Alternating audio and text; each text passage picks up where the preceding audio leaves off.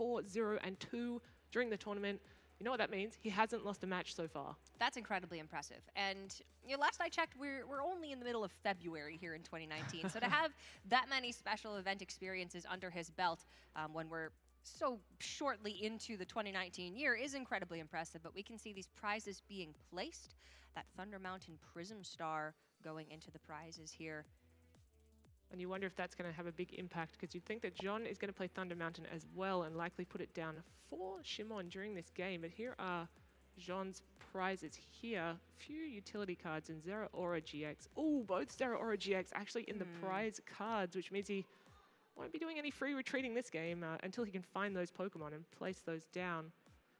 That is a bit unfortunate. It's a phenomenal utility Pokemon in these Pikachu and Zekrom decks, and one that Jean would really want to have access to here early on. But these are just, we were saying, going to be either very fast matches where Pikachu and Zekrom gets powered up incredibly quickly with Full Blitz and then can use Tag Bolt GX and take those knockouts really quickly, or they will be a little bit slower, a little bit more grindy as these players choose to take longer to set up and maybe try to play a bit more defensively. But I guess we're going to see what their play styles are individually here as we get game number 1 of the junior finals here at Oceania underway. It's going to be a Zeraora in the active for Shumon, and for Jean we have that Pikachu and Zekrom GX. And right off the bat, Shumon is going to use an Ultra Ball and search out a Pokemon from his deck. Yeah, as we were talking about, very interesting to see if they're going to go for that Pikachu and Zekrom tag team as the main attacker, or if they're going to play a little bit more slowly and use things like, that Zapdos that we've been seeing all weekend. Or in the case of Shimon, he actually has access to a Raikou, which is a card from Shining Legends that we haven't really been seen in the spotlight over the weekend. A lot of people choosing to cut that card from their lists. Shimon's decided, might be a good one to include. When you're in a field facing a lot of Zapdos, which happen to be weak to lightning, Raikou might be an excellent choice. A nice Lily there for like 5 or 6 cards, and now having to decide what he wants to take off of this Acrobike. Decides to discard the Zeraora GX. He already has one in play, and he'll be able to use that Thunderclap Zone ability to give free retreat to his Lightning Pokemon, but doesn't look like he plays too much else other than just that Pikachu and Zekrom onto the bench. Jean, for his turn, he actually plays Lycia, which will get him things like Thunder Mountain and, as we see, that Tapu Koko Prism Star. So he has the ability to full blitz with that Pikachu and Zekrom GX on the first turn. So pretty explosive, and that would put a lot of pressure down onto Shimon if Jean can find that combination. Well, we know that the Tapu Koko Prism's on the bench, and that the Thunder Mountain for Shumon is in the prizes, I believe. So Jean should still have access to his own, even though both of his Zeraora, I believe, are prized. Yeah, I mean, that will definitely restrict his ability to get a full blitz off. Not being able to free retreat is quite crippling. It's something that a lot of these Pikachu and Zekrom decks really rely on, as they rely on that Energy Switch engine as well, in combination with that Tapu Koko Prism Star. We're going to see another Tapu, and that's Tapu Lele GX come down as Jean searches for a Lily. Definitely the kind of supporter card you want to see in your hand on the first turn. Yeah, obviously diminishing returns the longer that the game goes on when it comes to the Lily supporter card. But if you can play it on turn 1, you draw to a full 8 cards in hand instead of just 2/6. So he is going to pick up a fresh hand here and hopefully find a little bit more to work with on turn 1 than on the opposing side from Shimon, where all he did was Ultra Ball for the Pikazek and then attach a Lightning Energy to the active Zeraora. Yeah, a little bit difficult to see what he's got in his hand at the moment. He does have 2 of his only 3 Energy Switch in hand. Going to play a Nest Ball to find a basic Pokemon. This is probably where he's going to find out that both Zeraora GX are prized. It's not something he's going to be happy about. It's going to have to target another Pokemon with that Nest Ball. And there we go, see a little pause at the end of the deck search. And he thinks, I might have a look again. I'll just double check if there's definitely a Zeraora in there. Another card that we've definitely seen all weekend is that Mars Shadow. It's popped up in a lot of decks, that Let Loose ability. Basically being like a draw supporter, but also disrupting your opponent and allowing you to play another supporter in that turn. And that is the face of a man who's disappointed not to see a Zeraora GX, I think. He's just gotten some bad news, and it's that he has both of his Zeraora prized. It does give him some definitive information about his prize cards, but until he's able to take a knockout and start picking from those prize cards, he's not going to have access to that free retreat. So just going to take that Rainbow Rare Pikachu and Zekrom GX off of the Nest Ball. Not ideal, but you know what? Maybe if he can start full blitzing, he can attach energy to that benched Pikachu and Zekrom instead of having to go all in on the active. And he is going to use Tapu Koko Prism's Dance of the Ancients here. Send it to the Lost Zone. Pull 2 energy from the discard and put 1 each on your benched, on 2 of your benched Pokemon. I mean, the important thing here, he has a lot of energy in play. I mean, that's what this deck wants. It wants to be able to play a lot of energy and then put energy, use Energy Switch to move that to the right Pokemon. Very difficult when you don't have a Zera Aura to be able to move different attackers into the active, but if he keeps those 2 Energy Switch in his hand, he'll be able to full blitz next turn. And we're going to see Shimon here. He's playing a Choice Band. One of those new art Choice Bands. You have to like that one. They are beautiful. And I think we saw those in Jean's deck as well. So both players getting some pimped out tool cards. Yeah, nice way to put some variety, not just all gold cards all the time. Absolutely. Yeah, I don't have anything against gold cards, but I do actually quite like the strategy that Jean's gone for, which is 1 each of the different rarities of Pikachu and Zekrom in the deck. It just makes it easier to pick out what cards are available to you when you're searching through your deck and trying to spot your prize cards. I mean, he did tell me that one of the main reasons that he played Pikachu and Zekrom was because he just liked Zekrom, so... It's just a cool Pokemon. As good a choice as any. So we're going to see a Cynthia down here from Shimon. He's actually able to get an Electro Power down as well, which means that if he is able to find, you know, Thunder Mountain and Energy Switch, move that Pikachu and Zekrom GX into the active position, he's going to be dealing 180 damage onto that active Pikachu and Zekrom GX of Jean, which that's quite a lot. That's a lot of pressure. Second Electro Power. Pikachu and Zekrom, of course, 240 HP, so 180 going to be a bit short. He's got a decision to make here, though. Second Electro Power plus the Choice Band. If he can find the Thunder Mountain, he might actually be able to get a knockout on this Pikachu and Zekrom. And that would be... an amazing turn 1. Yes, a very potent way to set the pace on this match. In game 1, taking 3 prizes before your opponent has taken any. I mean, talk about... asserting some confidence here on the desk. And you can see he's counting how many energy switch are in his deck. What are his outs? I mean, he's played a supporter, but he does have that Marshadow, which can let loose, can help him find an energy switch and possibly pull off this amazing combination.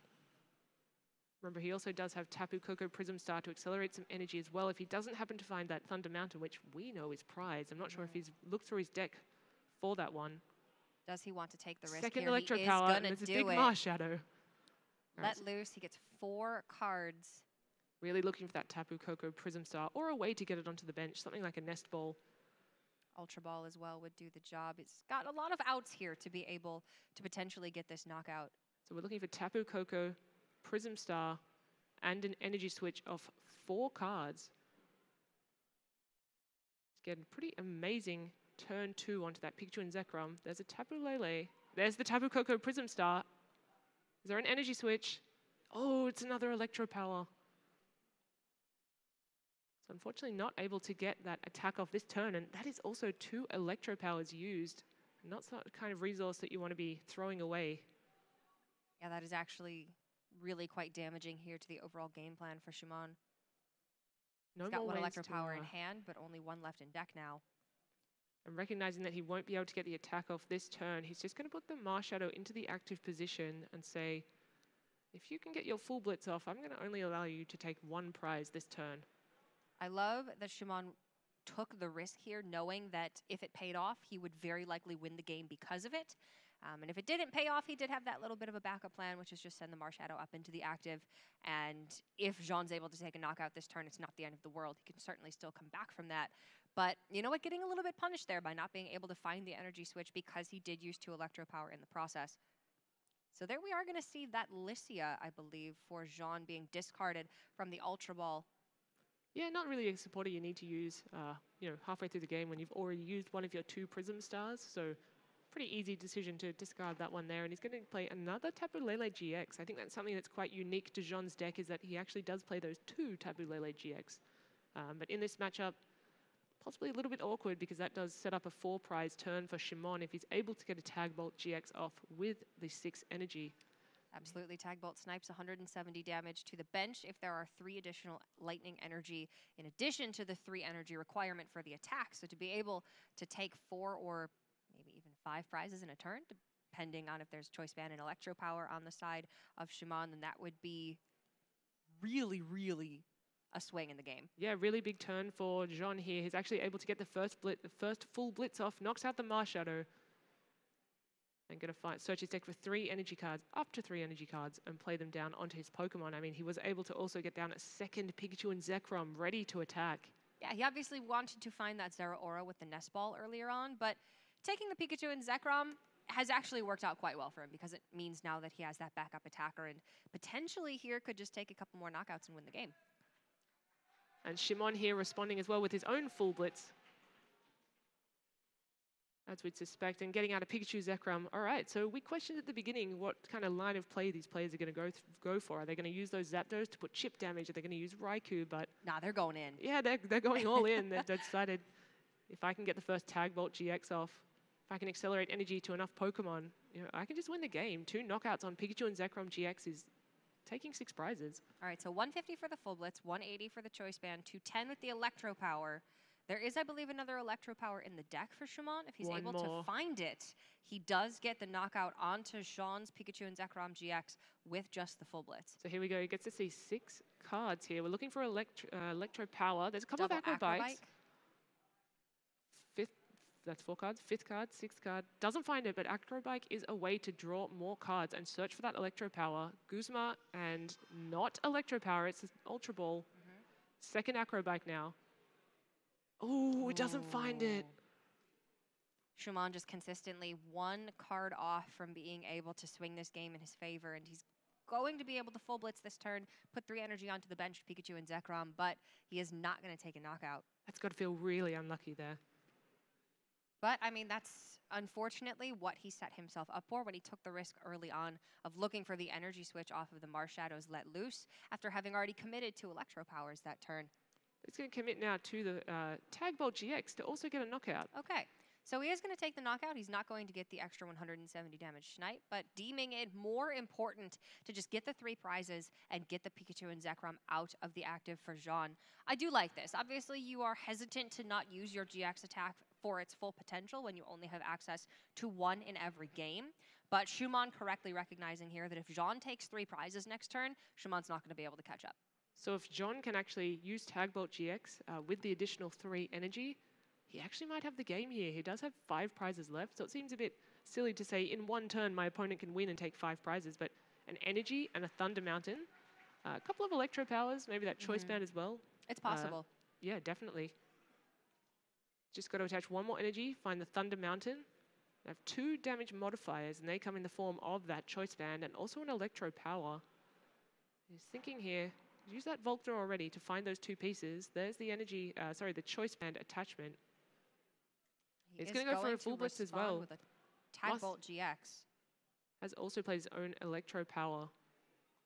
Takes 3 prizes, goes down to 2 prizes. I think that's a fairly good play not to attach more energy to that Pokemon, just in case he couldn't find those extra pieces to get that 5 prize turn. Well, that was Tag Bolt. Yes, sorry. Yes, he has used his GX move now. So here's a Nest Ball from Shimon. Looking a bit awkward for him. He's used his Tapu Koko Prism Star already to accelerate energy onto the board. He does only have 1 on there, but we always have to think about that card called Tapu Koko GX. Oh, yes. The ability Arrow Trail means that when you play Tapu Koko, you can send it up into the active, move lightning energy onto it, and then immediately Tapu Thunder. But Shimon, I think Shimon realizing he's used his GX move, can't Tapu Thunder GX. There's no way to get more energy onto the board this turn, and that Pikachu and Zekrom GX of Jean is just going to continue taking prizes. With only 2 left, it was only a matter of time. So intelligent thinking there to scoop up the first game and say, let's have a bit more time to play the next 2 games. Phenomenal sportsmanship from Shimon as well with the handshake there, recognizing that he'd lost game number 1. And it wasn't a debilitating loss for Shimon, I don't think. It was just that, unfortunately, he was 1 piece off from being able to take the lead there at several different turns of the game. Not having the energy switch after using Marshadow's Let Loose ability to draw 4 fresh cards to be able to take a knockout that turn really set him sort of on the back foot. And then, again, missing out just a couple turns later on that Electro Power to be able to knock out the Pikachu and Zekrom and take 3 prizes. That was quite unfortunate. So it is going to be Jean taking the first win here, and we are playing best of 3. So if Jean wins 1 more time, he will be your Juniors Division champion for the Oceania International Championships. But again, I think that game was closer than it looked, because had Shimon had that Electro Power, had he had that energy switch, he very easily could have won that game. Oh, and he had to go for it, right? I mean, it was just too appealing. He had 2 Electro Powers. He had just had to hit 1 more card, and he could have Yeah. taken 3 prizes and really cleared Jean's board of any options after that. It would have been, you know, too good a chance to really to miss there. And actually, talking to Jean before the game, I asked him if he had a game plan going into the final, and he said, no game plan at all. And then took a moment to think about it and said, oh, I guess I'll just attach energy and win. And I think that's kind of like what he did really there was pretty much go to that game plan. I mean, honestly, that's what our Masters players have been saying about this deck too. I'll just attach energy and I'll win. And he did exactly what he wanted to do there in game number 1. And you've got to give credit to these players as well, because this is a very new deck that's just come out with the Team Up expansion. So they probably haven't had too much time to practice it and too much time to find the optimal list or think about the optimal combinations that they want to be achieving. I think that absolutely speaks to experience. Shumon really showing that he's a master of risk assessment there in the first game and realizing he needs to get aggressive and take those risks when he can, even if, you know, potentially they could backfire on him a little bit. And just, you know, the ability to have those fundamentals down pat so that you can take a new deck and in just a couple of weeks learn it and get to the finals at an international championship. But we're seeing the prizes here being placed for Shumon. 1 Electro Power. Nothing too bad here, I would say. This is actually quite reasonable. Yeah, not having the Thunder Mountain Prism Star in the prizes is certainly going to help him this time. And here we have Jean placing down his prizes as well. Again, nothing too big so far. Just a few pieces that are definitely multiples of. But we see that Ace Roller, which some players have not been playing in their decks. Really interesting to see that he's opted to go for that. And Shimon leading with that Zera Aura GX. Actually helps him set up big plays for turn 2. You don't want to have the Pikachu and Zekrom GX typically in the active spot, because then you can't accelerate to it with that Tapu Koko Prism Stars Dance of the Ancient ability. So he's going to Ultra Ball away, really thinking about whether Tapu Lele is something he wants to keep in his hand, but He does already have the Lily for turn 1, so kind of assuming that that is going to be played. And it looked like he took Thunder Mountain off of the Acro Bike. Straight away throws down that Pikachu and Zekrom GX. Definitely going for the same line of play, I'd say, this game. Hopefully he can get an energy attachment down this turn as well. I think these Pikachu and Zekrom GX decks are all about having energy in play, so you can really utilize those energy switches and get big knockouts sort of out of nowhere. All right, we are gonna see a Lily here for what looks like 6 cards. Ooh, finds a Tapu Koko Prism as well. It's going to set him up for a really nice second turn when he's able to attack. Choice Band. Another Lily, Thunder Mountain, second Acro Bike. I mean, this is a lot of cards that Shumon has access to here on turn 1. Significantly better than he was looking at in the previous game, where he just played an Ultra Ball, attached an energy, and passed. And really cleverly, he's playing down a lot of his cards as well. He probably knows that his opponent also plays that Marshadow with the Let Loose ability, which can disrupt the opponent's hand. So he's making sure he gets down things like that Tapu Koko Prism Star and, say, a second Pikachu and Zekrom GX, just in case his opponent shovels his hand in and forces him to draw to 4. And here now Jean as well, playing a Nest Ball, just looking through his deck, just having a look, seeing what do I have access to this time? What crucial pieces? How many Electro Powers?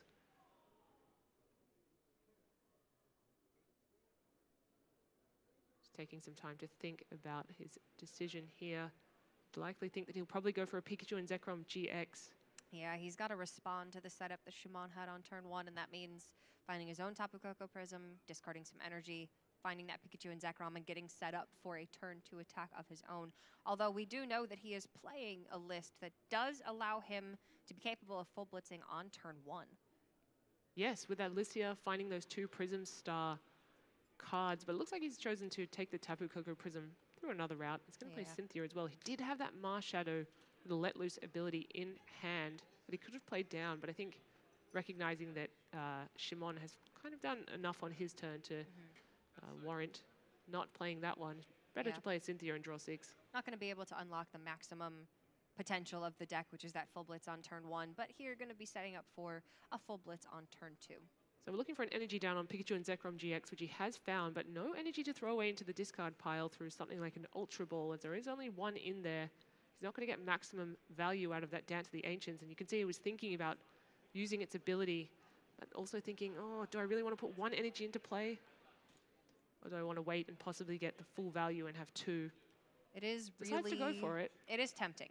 But I suppose Jean here thinking, what else does he really want to get that energy onto? I mean, he doesn't even have that energy available to him right now. So he's going to take a more aggressive approach here and really set up to get things going for him next turn, take his first prizes of the game. But Schumann potentially could get his first knockout here. Yeah, I mean, putting 2 energy on that Pikachu and Zekrom GX puts a lot of pressure on Schumann. It kind of forces him to, this turn, get some energy down, get some big plays going. And energy on the Zero Aura GX is a good start. And there's another energy onto the Pikachu and Zekrom GX. You know what? We could see a full Blitz turn 2 again. Once again, we're looking for that energy switch.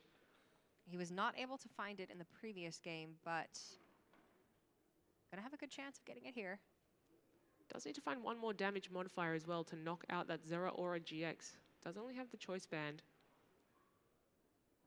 Looks like he Ultra Balled away a Prism Star card. You do have to discard 2 cards with that Ultra Ball. It looked like the Wondrous Labyrinth, I believe.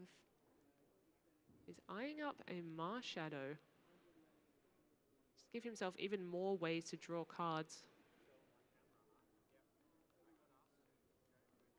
So I don't believe he decided to get any cards off that one though.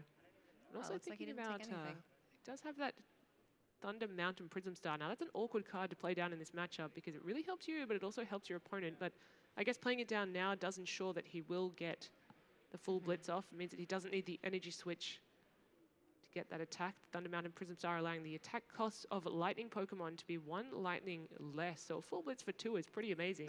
150, 180 damage. Yeah, I think as long as Schumann is the first one taking advantage of the Thunder Mountain being in play, that he's okay, that his opponent is going to be able to use it as well. And Ellis, that fist bump there, I think means you're pretty happy about what he got off of that Cynthia. Yeah, definitely found that Electro Power and throws it straight into the discard pile to be used with Pikachu and Zekrom GX. We'll get a full Blitz and we might get 3 energy to be put down onto that Pikachu and Zekrom GX Rainbow on the bench. And we see that Raikou coming into play here. That's the Shining Legends Raikou. 30 damage for 1 lightning energy, and then you can take an energy from the discard and put it onto, is it just your bench or to any of your Pokemon? Just your bench Pokemon, okay, yeah. Still pretty good. There we go. Here we see the full Blitz. It's actually a knockout on the Zero Aura GX. Takes 2 prizes and really sets himself up now. You know, that Pikachu and Zekrom GX on the bench there. Just ready to do Tag Bolt GX. It just needs a couple more energy, or 1 if the Thunder Mountain Prism Star stays in play, and that's really threatening to Jean here. Yeah, the tables have completely flipped from game 1 to game number 2, where now Schumann is in complete control. He has his backup Pikachu and Zekrom set up. He has the ability to retreat for free and attack for 1 energy less. Things are looking very good for him to bring this series to game 3. So Jean can definitely get a knockout here on this Pikachu and Zekrom GX. There are so many damage modifiers in this Pikachu and Zekrom deck. He will need a few of them to be able to hit the magic 240 damage to be placed on the opposing Pikachu and Zekrom GX. But it looks like he's going to search for some more Pokemon, play down another Pikachu and Zekrom GX, and go for that Marshadow.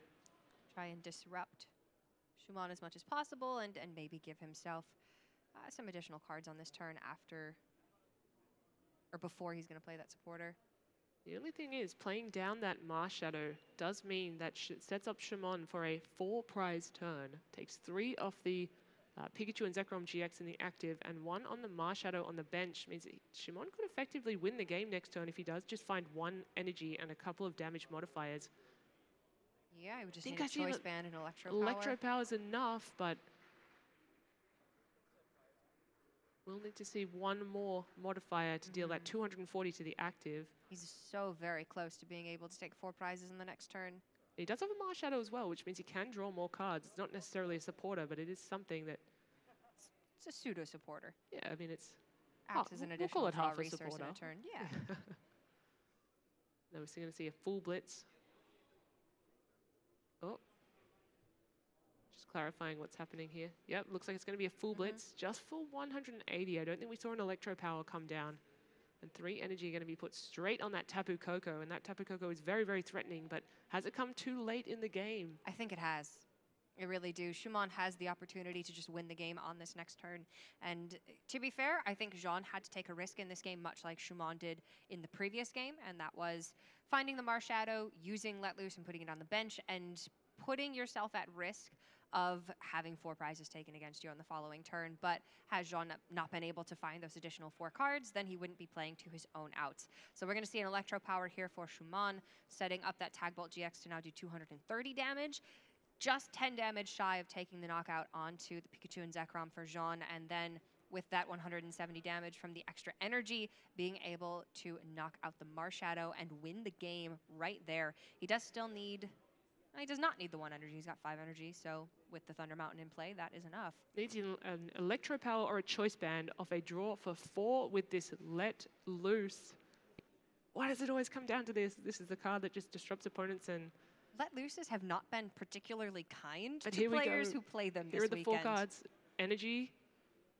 Lily is a supporter he can use this turn. Energy Switch. Ultra Ball. Okay. So he can lower his hand and draw quite a few cards with that Lily.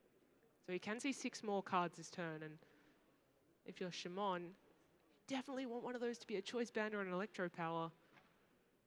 It's going to be a big Choice Band or Lily Electro Power, for him. he just wins the game. Big Lily for him here. 6 Cynthia, cards. Lily, Electro Power! He's got it, and he knows he's got it. Going to slam that one down, I'm sure.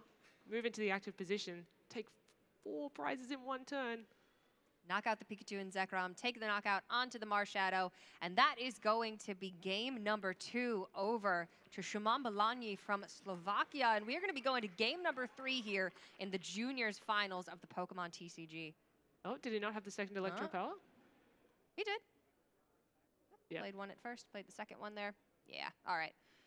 Just having to keep track there of a lot of actions happening in a single turn, so I don't blame Jean for getting a little confused there. But we are going to game number 3. What an excellent back and forth this has been already, and this is really what you want these final matches to be. Obviously, it's great when a player has a dominating performance, but when you get both players to show what they're made of, especially since we haven't been able to see these players yet in this tournament, it is just the cherry on top of an incredible weekend. And it kind of feels like whoever goes first in this matchup really has an edge because they have a turn to be able to set up some of their Pikachu and Zekrom GX, put a few energy on the board and apply pressure starting turn 2. Hopefully Shimon is able to find some kind of interesting combination and apply pressure back to Jean, or otherwise Jean might just run away with this if he can get more energy down more quickly. Yeah, Jean does get to choose whether or not he wants to go first or second, having lost game number 2. And very likely he is going to choose to go first just because you want to be that first player to get energy placed onto your Pokemon, especially since Jean told you his strategy for this matchup was, I'm going to play my energies and I'm going to win the game. So I also asked Shimon if he had a lot of experience with this matchup, and he said, oh, I played it a little bit overnight, but you know what? I'm sure he played a lot of it during the tournament as well. I think this is a very popular choice for some of the junior division players. There was another one in the top 8 of the series. It looks like John's just having a little discussion with some of the judges just to really clarify a few points about how the stream runs and how this all works. And some of these players maybe not used to some of the protocols that go on, putting down these different prizes at different times. We'll have to see if he goes for the same route now. It's worked for him before. Just go for Pikachu and Zekrom GX and put down loads of energy. Apply that pressure as quickly as possible. Players cutting the deck, and now we are going to see them draw their opening hands. And looks like for Jean, it's going to be that Tapu Lele is the only basic he's found. Definitely not something you want to start with in this matchup. If you're going to play Tapu Lele, you want to get full value out of it and be able to get a supporter card. Having it as the active, not something you want. And there goes the Licia into the discard. Into the prizes.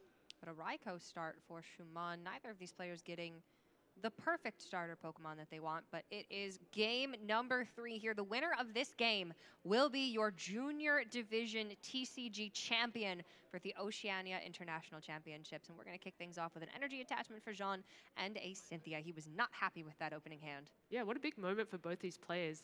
We're going to have to see whether Brazil comes out on top or it's Slovakia here. So that would be a pretty big statement from Slovakia to take down a player from Brazil when Brazil is quite a dominant force in the Pokemon TCG. Ooh, not a fantastic hand there from Jean. It looks like a whole lot of cards that don't really search him for more cards, and it's just a pass. And this really opens the door for Shimon to put down a lot of damage. And You know, we have seen it before with these lightning type decks. Sometimes they can just one-hit knock out a Tapu Lele out of nowhere, especially with those electro powers and choice bands. I don't want to think about that, Ellis. Gotta have some big combinations though. Ugh. Big combinations. So there's an energy onto the Raikou. That will allow it to free retreat if Shimon can find the Zeraora GX with its Thunderclap Zone ability. It goes for the Pikachu Zekrom GX. Maybe recognizing that Jean doesn't have too much going on in his hand and is able to Shimon is able to take a slower pace to this game and load up some energy onto Pikachu and Zekrom using Raikou's Booming Thunder. That's going to be a Cynthia for Shimon as well. Shuffle the deck, or shuffle his hand into his deck and draw fresh 6 cards. Probably wants to find maybe the Tapu Koko Prism Star, a way to get some more energy into the discard pile. Gets a Nest Ball, which can fetch the Tapu Koko Prism. Oh, I'm blinded by all that gold.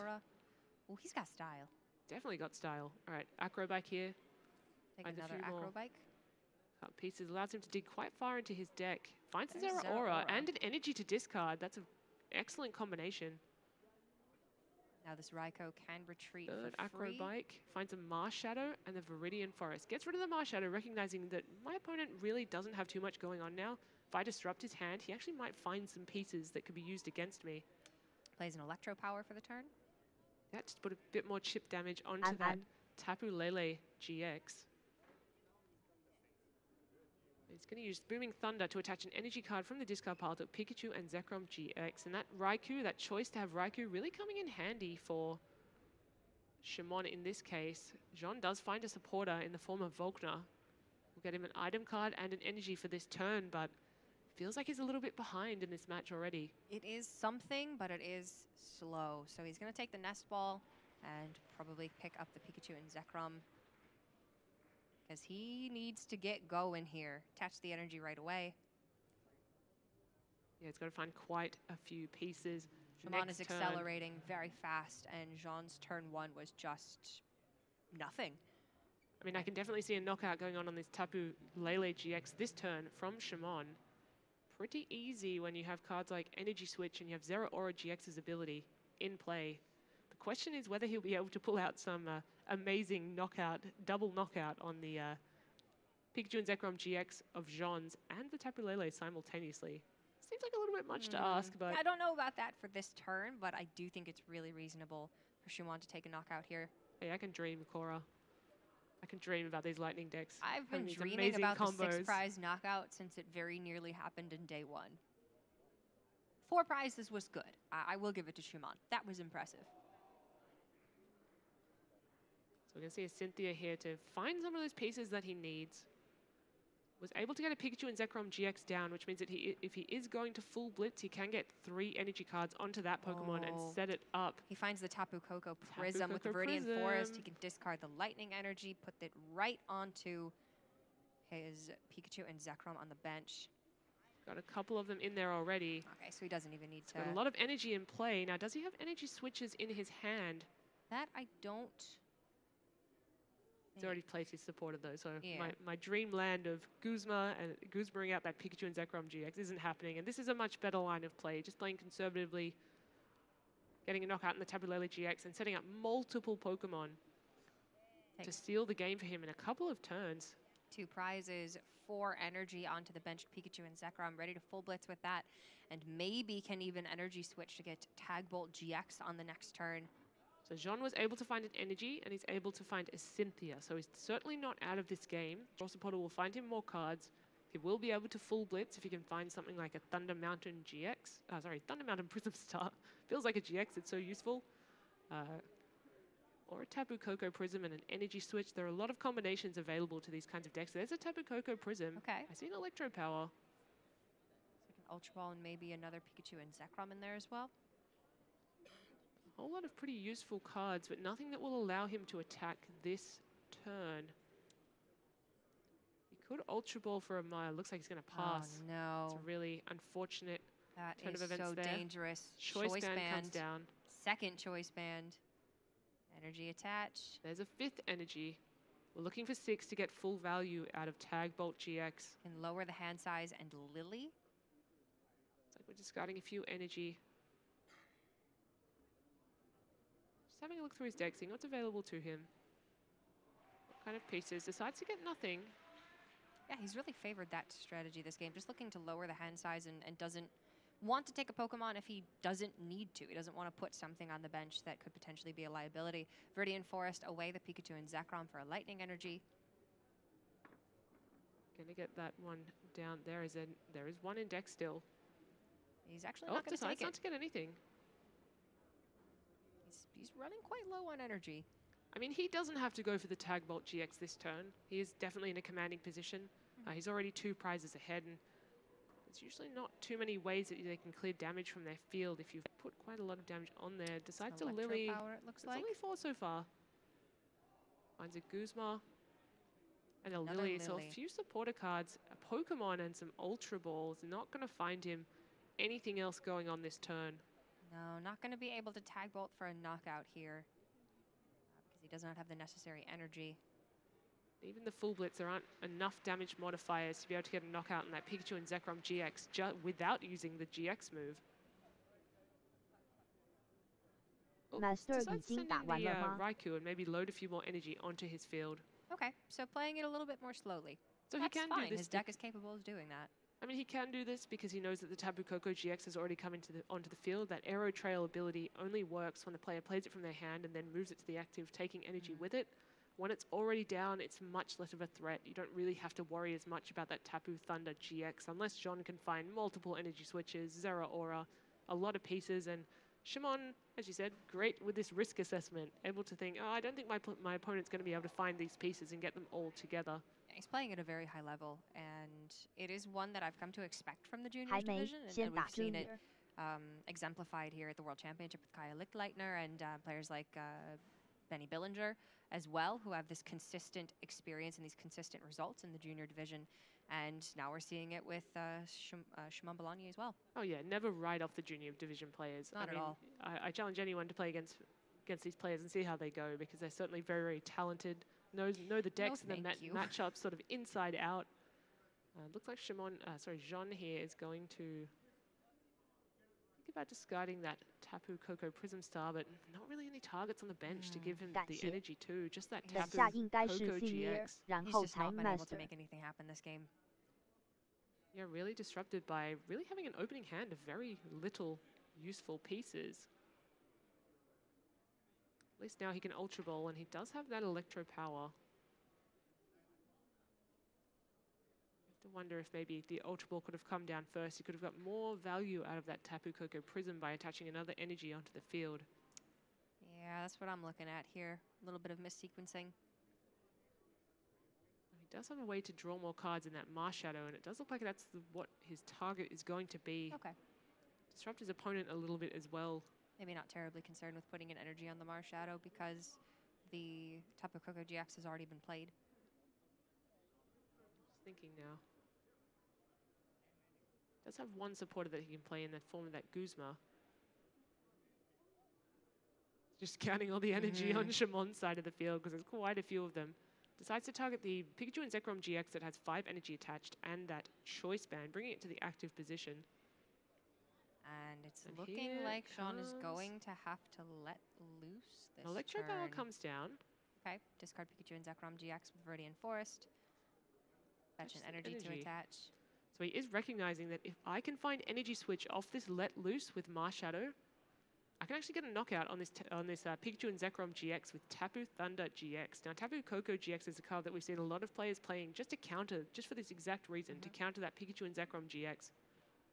GX move doing 50 damage times the amount of energy attached to all the opponent's Pokemon. So right now, that's quite a lot of damage. We're going to have to see, did he find the energy switch?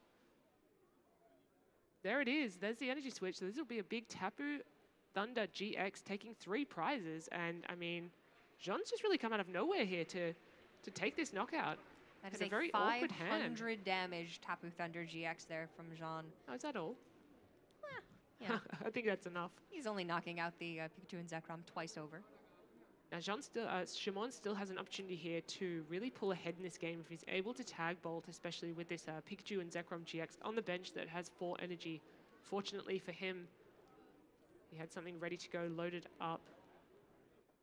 Attach an energy to that one, so it looks like he will be trying to go for that 6 energy tag bolt GX attack. You can find an energy switch or Thunder Mountain. He will have it.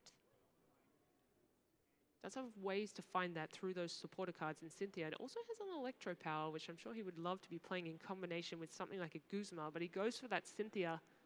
Going to draw 6 cards, and we are definitely looking for that energy switch. And this seems to be what the game's always coming down to. Shuffle, draw. Manipulate the energy. Find that as energy best switch. You can manipulate the damage with Electro Powers. There's and the energy bands. switch. He's got it. He'll be able to retreat that Raikou. And then he'll go down to those 2 prize cards, unless he decides to take out the Marshadow on the bench as well. And okay, so he is just going to full blitz and knock out the Tapu Koko GX. yeah, recognizing that clearing the energy off of Jean's board leaves him with very few options, especially when Tapu Koko Prism Star has been used already. Yeah, I don't think there's any opportunity here for Jean to be able to, well, can he hit 240 damage this turn? That's the question. If he can win the game here, but he also needs another energy or Thunder Mountain Prism. I feel like it's a pretty tall order at this point. Yes, Getting I would 4 say more so. energies down. Well, no, I mean, if he can full blitz and have a combination of Electro Powers and Choice Bands that allows him to hit 240, it's not easy. Oh, it's not out of the realm of There's possibility. Choice Band and Electro I think Power. it's 2 Electro Powers. But is it enough? No, he doesn't actually have an energy yet. I don't believe he's used that Viridian Forest, though, to be able to find that third energy. He did attach this turn, I believe. With 2 Electro Powers and a Choice Band, that is 240 off of the original 150 from Full Blitz. Wow, yeah. Those damage modifiers racking up. But he needs would the have Thunder needed Mountain. a way yeah, he would have needed Thunder Mountain. So this is the Oh, story no, it's of an this, Acerola. It's not second Electro Power. the Shucks. story of this tournament so far, I think, or this match rather, missing by 1 card each time. Just consistently so close here. And this is the opportunity for both of Shimon these here just to players. win the game. If you can find a Guzma or a way to get 6 energy onto that Pikachu Zekrom using Tag Bolt to target down the Tabu He's Lele on the got bench. it. And that is Shimon Bilanyi from Slovakia, has just taken out the Junior Division Championships. Congratulations to him. What excellent play there from Shimon Bilanyi. In game number 1, getting a little bit punished by the risk that he took to play 2 Electro Powers and let loose to try and find that energy switch. He did not find it, and it cost him game 1, but he was able to come back with some really phenomenal risk assessment, fantastic patience in games 2 and 3. And we got to see that Raikou shine a little bit there, which is a tech that he chose to include in his list that Jean did not. Congratulations to Jean Cardoso, a really incredible performance here this weekend. But your juniors division champion is Shimon Bilanyi from Slovakia. What an incredible first match of the day to kick things off with our junior division. Very impressive stuff. And he was 8th seed. I mean, what does this mean for the Masters division? Does it mean that Stefan Ivanov is going to win as well because he's going in as the 8th seed? I'm not going to say. You're not going to But give a prediction. We have our we have our predictions here, we'll say. I do think that there are certain advantages that Stefan has over Isaiah Williams in the Masters division just based on deck choice alone. And 8th seed probably does not have anything to do with it, but it would be a pretty sweet coincidence, I will say. But the man of the hour right now is Shimon Bilanyi from Slovakia, taking the juniors division championship title with a 2-1 victory over Jean. Jean played very well also, but that game number 3, he was left quite stranded, honestly. His opening hand was so bad, and he was able to draw himself out of it, but it just took a little bit too long. Yeah, a bit disappointing for him there. I'm sure his decks proved to be quite consistent across the course of the tournament, but unfortunately just then drew 6 cards that, you know, they're great when played in combination, but he didn't have the pieces to be able to play those in the first place and get full value out of them. So still full credit to him, and I'm sure that's a player we'll see more of in the future and at future international championships and world championships. I do think it is nice to see a Pikachu and Zekrom GX tag team take at least, one championship at this tournament, because it's certainly been a very popular deck and one that was very hyped coming into this tournament. I think that's phenomenal. I mean, we've got a deck that primarily utilizes cards from a brand new set that was just released a couple weeks ago, and where this is the first real example of widespread play with these cards that we're getting to see. And already we've got Pikachu and Zekrom taking down the Juniors Division Championship title. That's really, I think, boding well for what the next several months are going to be, when we really have full time to explore for this new team-up meta that we're living in. And we can see, okay, now Pikachu and Zekrom, very powerful, very championship-worthy. How do we counter this? What other team-up Pokemon can we start to use? What tag team GXs maybe? Will we start to see Venusaur and Celebi? Will we see fighting types come back into prominence because we want to try and counter that Pikachu and Zekrom?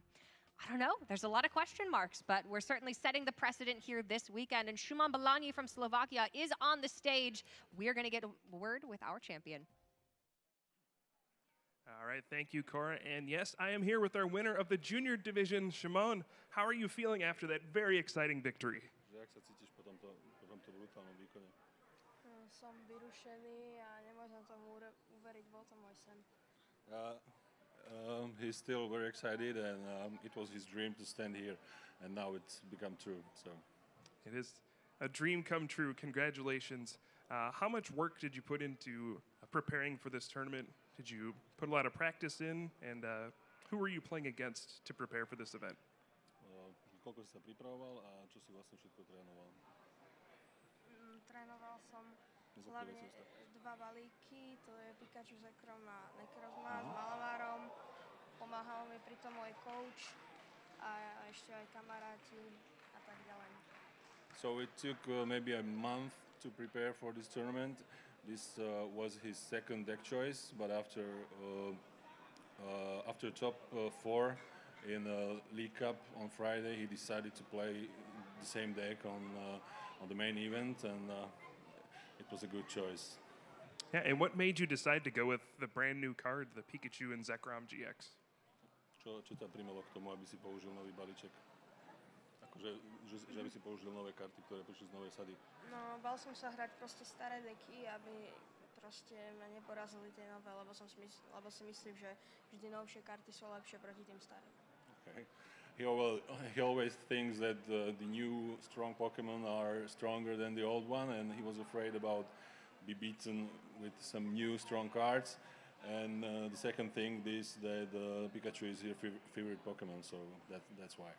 Very cool. Thank you very much for your time. Congratulations. Hope you can go celebrate with your family at this point. Thanks for watching, folks. Please stay tuned. We will be back with the Senior Division Finals shortly. And once again, congratulations, Shimon, our Junior Division champion here at the Oceania International Championships.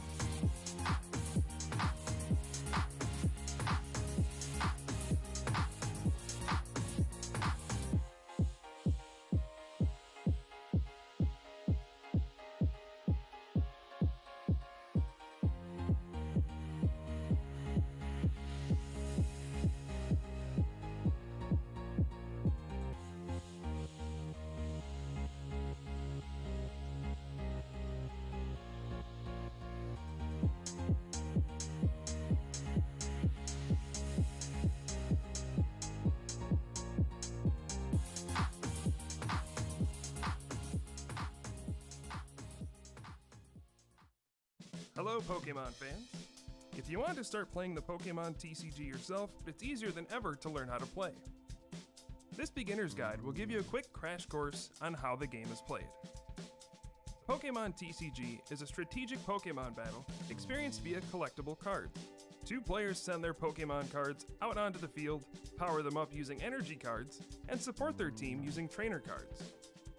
Pokemon are represented by cards in this game. Each player can have up to 6 Pokemon in play at a time. Only the active Pokemon can attack, and the others waited out on the bench. Pokemon cards that are labeled as basic Pokemon can be put onto the field immediately. Evolution cards can be played on top of basic Pokemon to give them access to stronger attacks. Attacks are fueled by energy cards. In order to use an attack, a Pokemon must have the required amount and type of energy attached to it. Players can attach only 1 energy card per turn.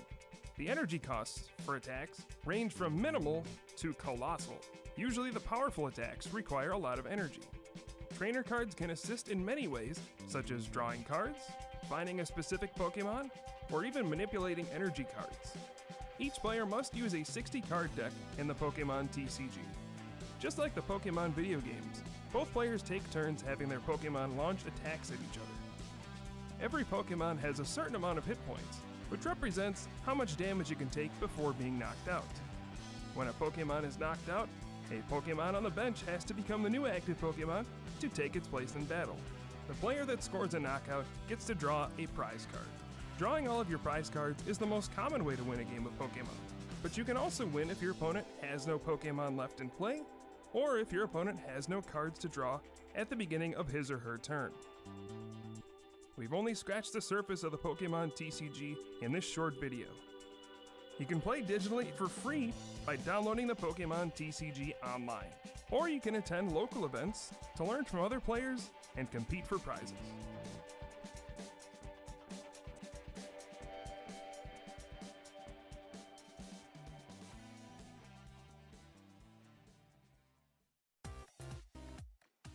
Hello everybody and welcome back to the final day of the 2019 Pokemon Oceania International Championships. We have crowned our champion in the juniors division and it is Shuman Belangi from Slovakia.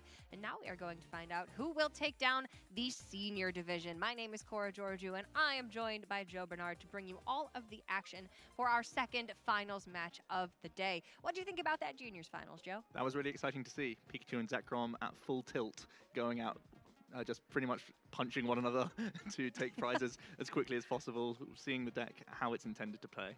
Yeah, it was absolutely, we'd seen a lot more of Pikachu and Zekrom this weekend, but it was honestly Zapdos and Pikachu and Zekrom was like there in the hand sometimes waving and cheering on the Zapdos. But this was just full tilt Pikachu and Zekrom tag team action, and Shuman did emerge victorious over Jean Cardoso.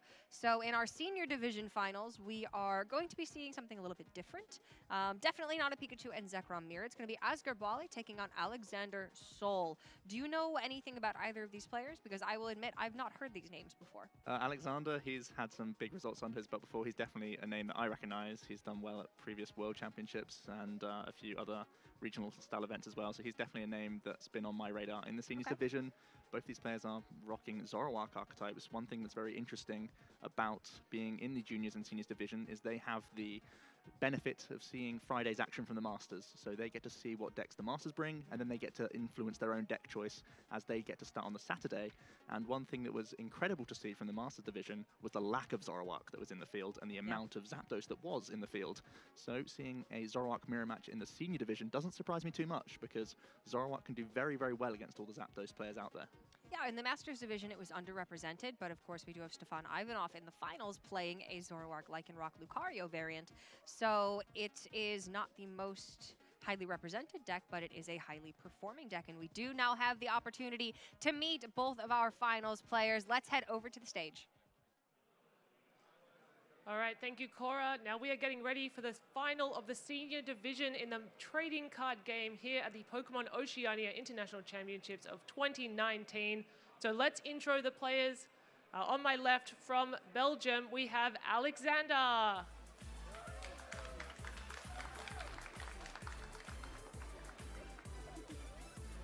And facing him at the final table will be a player from Australia, Asghar.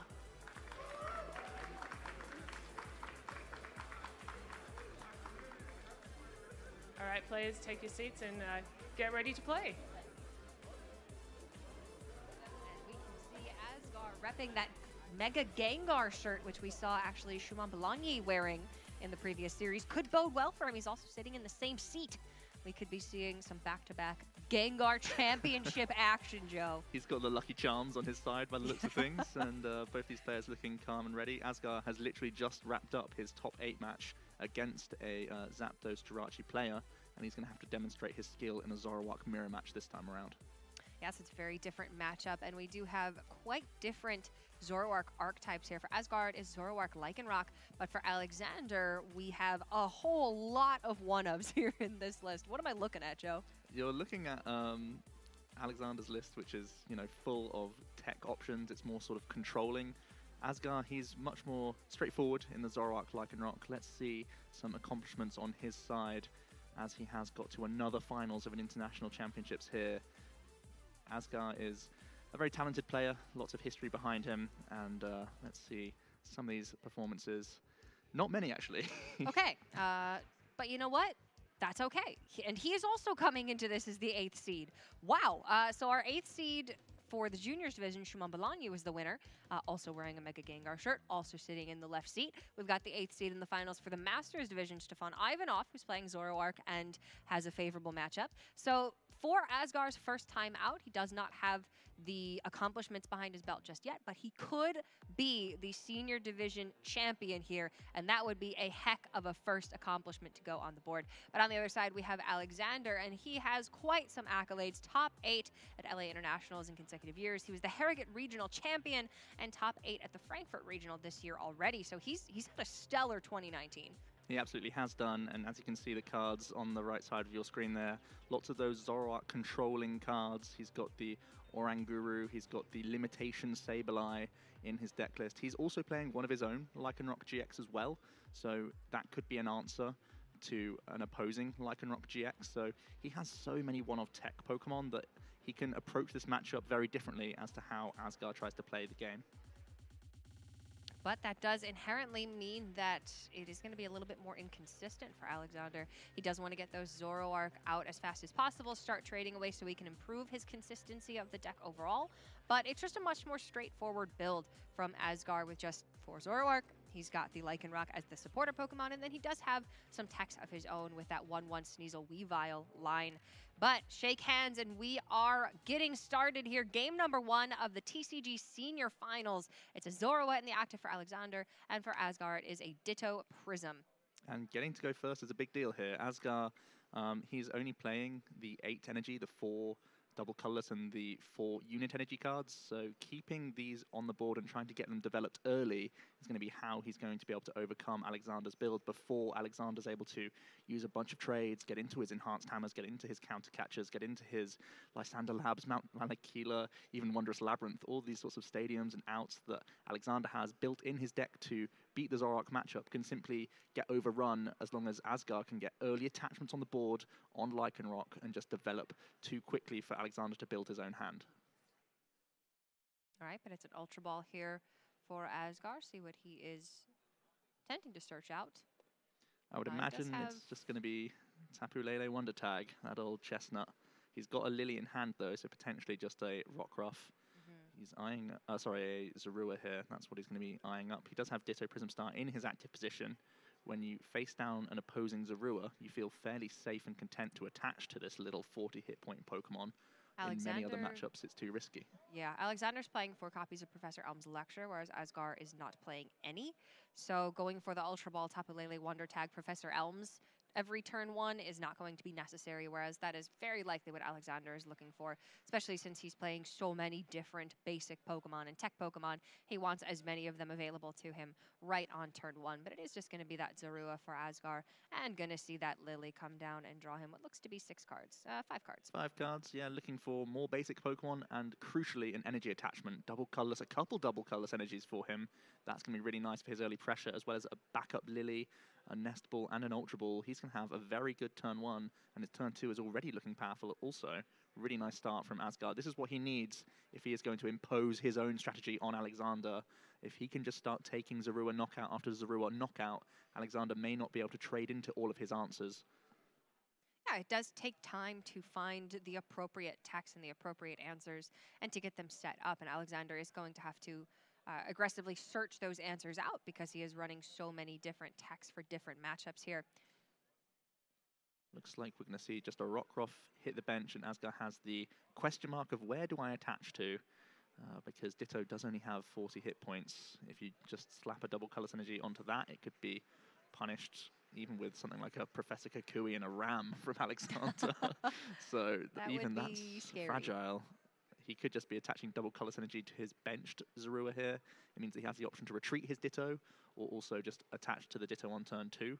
Looks like he's eyeing up the Rockruff attachment. He already has the Lycanroc in hand for turn 2, and he does have Zoroark double colorless anyway, so he's looking to eye up that Ditto, turning into a Zoroark, guaranteed on turn 2, as we pass over for Alexander's first turn.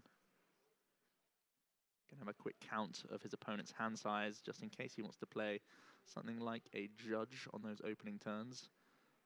You can see Plumeria at the top of Alexander's deck. We have to stress that he does play the Zoroark Lycanroc, but he also has all of these controlling cards in here as well. So he's going to try and limit the amount of energy cards Asgar gets on the board. And you can see he's counting some outs here. Counter Catchers, Plumerias, Team Skull Grunts, Enhanced Hammers. These are all the pieces that he's going to need if he's going to slow down Asgar's aggression. And Asgar has gotten off to a very fast start. So Alexander here certainly feeling the pressure, as Asgar is going to be able to evolve into at least one Zoroark next turn. And a Lycanroc, if he wants it, he can even start attacking with that. Really does depend on how nice his opening hand is. Usually when you're an Elm base build, this is all you go for. Just grab Elm, give me my Zoruas, and possibly Ditto Prism Star as well, and just get me ready for turn 2. Looks like there's not much else going on in his hand. There is the double Colorless Energy, but he can't move into his Tapu Lele for an energy drive by the looks of things. Just the Elm to hand, bench them all, send it back over to Asgar. He's going to grab 2 Zorua and that Ditto Prism, as well as equipping the double colorless energy onto the Tapu Lele, getting ready for an he energy actually drive has Switch in hand. Oh, he does. That's pretty big. I believe he only plays 1 copy as well. Wow, what a hit then. Okay, so we can energy drive and knock out the Ditto this turn. We said it was fragile, and this is pretty awkward. Alexander is promoting a GX Pokemon, though, for Asgar to possibly even go for a Dangerous Rogue GX attack on turn 2 to take 2 early prizes. So it's good early pressure from Alexander, but it could get punished by Asgar, especially when there's no hammers coming down from Alexander on this turn. Pokemon Communications send back the Zoroark. It looks like he is eyeing up that Marshadow to let loose. Yeah, trying to limit Asgar's outs into getting into that Lycanroc GX attack next turn with Clearly only 1 he potential saw that trade. Asgar was setting up for that, so this is a really nice counterplay. Yeah, it seems powerful, getting early pressure, early prize, and hoping that Asgar, with only 1 Zorua developed on the board, Alexander's side of the field looks a lot safer. Asgar is going to need a lot in order to get a GX attack off next turn. There could also be always the option of Bloodthirsty Eyes and simply picking off one of the lower hit point Pokemon on Alexander's side here. But it all depends on how this let loose goes for Asgar here, as Alexander's already guaranteed himself a prize. 4 cards to each player. It's like nothing too impactful in Alexander's hand, so he's really hopeful that this prize helps him out a little bit. Even his Gladion wouldn't help him out too much. No, it looks like he does have a Pokemon Communication, though, so he could trade in the Zorua in hand and find a Asgar Zoroark has a next huge turn, hand. potentially. It's not trades, it's not a supporter, Oh my gosh, but it is unit the energy. Dangerous Rogue GX to take 2 prizes, exactly what Alexander was trying to deny him. Asgar able to take a big couple prizes there as well. He took a Zoroark GX as well as a Lily there. Pretty much the ideal 2 that he could be picking up there. And he has the double colorless to start Riotous Beating on the following turn if he wants to, or he can just keep it up with a Claw Slash as well. This is a really phenomenal turn 2 from Asgar, and one that Alexander was desperately trying to prevent. We're going to see Pokemon Communication shuffling the Oran Guru with Resource Management back into the deck, and very likely going to be seeing that Zoroark here. I think Alexander has a pretty big hand. He has 1 Pokemon Communication. He's eyeing up what looks to be the Twilight Eyes Lycanroc, which is his one-off tech card that he can just remove an energy from your opponent's active with its ability. He's also eyeing up Tapu Lele GX. He's got Magcargo already in his hand that he could evolve the Ditto into to guarantee himself a card alongside trade. But it looks like he's eyeing up just Wonder Tag. He could also use a Lily potentially if he does play any copies, but because he is such a heavy Elms list, it's just Cynthia's in his list. And he can go ahead and just evolve the Ditto into that Magcargo right away. And now with the Cynthia, there is a fair chance that he finds a Zoroark outright or a way to get that Zoroark, and then he can start to smooth over and trade into the ideal cards that he needs. And this is really the consistency that he has to unlock with this version of the deck, because there are just so many outliers. There's so many individual one-of Pokemon that he needs to be able to get through to maximize the consistency and the power level of the deck. Alexander really hoping to find Zoroark so he can smooth over and start finding some enhanced hammers. He's definitely going to be looking for those this turn. Otherwise, this Lycanroc GX can just completely run through everything on Alex's side of the field thanks to this awkward dark typing. Looks like there is one Zoroark at least. I don't think there's the combination of 2 enhanced hammers, but he could at least try and combine it with a Riotous Beating and try and pressurize a 2-hit KO as well on this Lycanroc GX. His alternative is to just evolve in the bench, just leave the Zorua active, and just go for smooth over trade and enhanced hammer once. Hope that Asgar has to find another Bloodthirsty Eyes Lycanroc. This seems to be the way that you sacrifice the least amount of prize cards after dropping too early. Smooth over now. I have to feel it's going for an enhanced hammer or another Zoroark here. Looks like he's favoring the enhanced hammer. You gotta get that double colorless off. Especially because with Asgar only having 3 cards in hand, Alexander can reasonably assume that there might not be another double colorless energy for Asgar to attach on the next turn. We can see obviously that there is, but this is the line that is necessary for Alexander to take here. Ooh, picking up a second Zoroark gives him some hope as well. He could get a second enhanced hammer with his second trade. He has another Zorua on the bench for him. He's just saying that he's smooth over and traded away the Girafarig.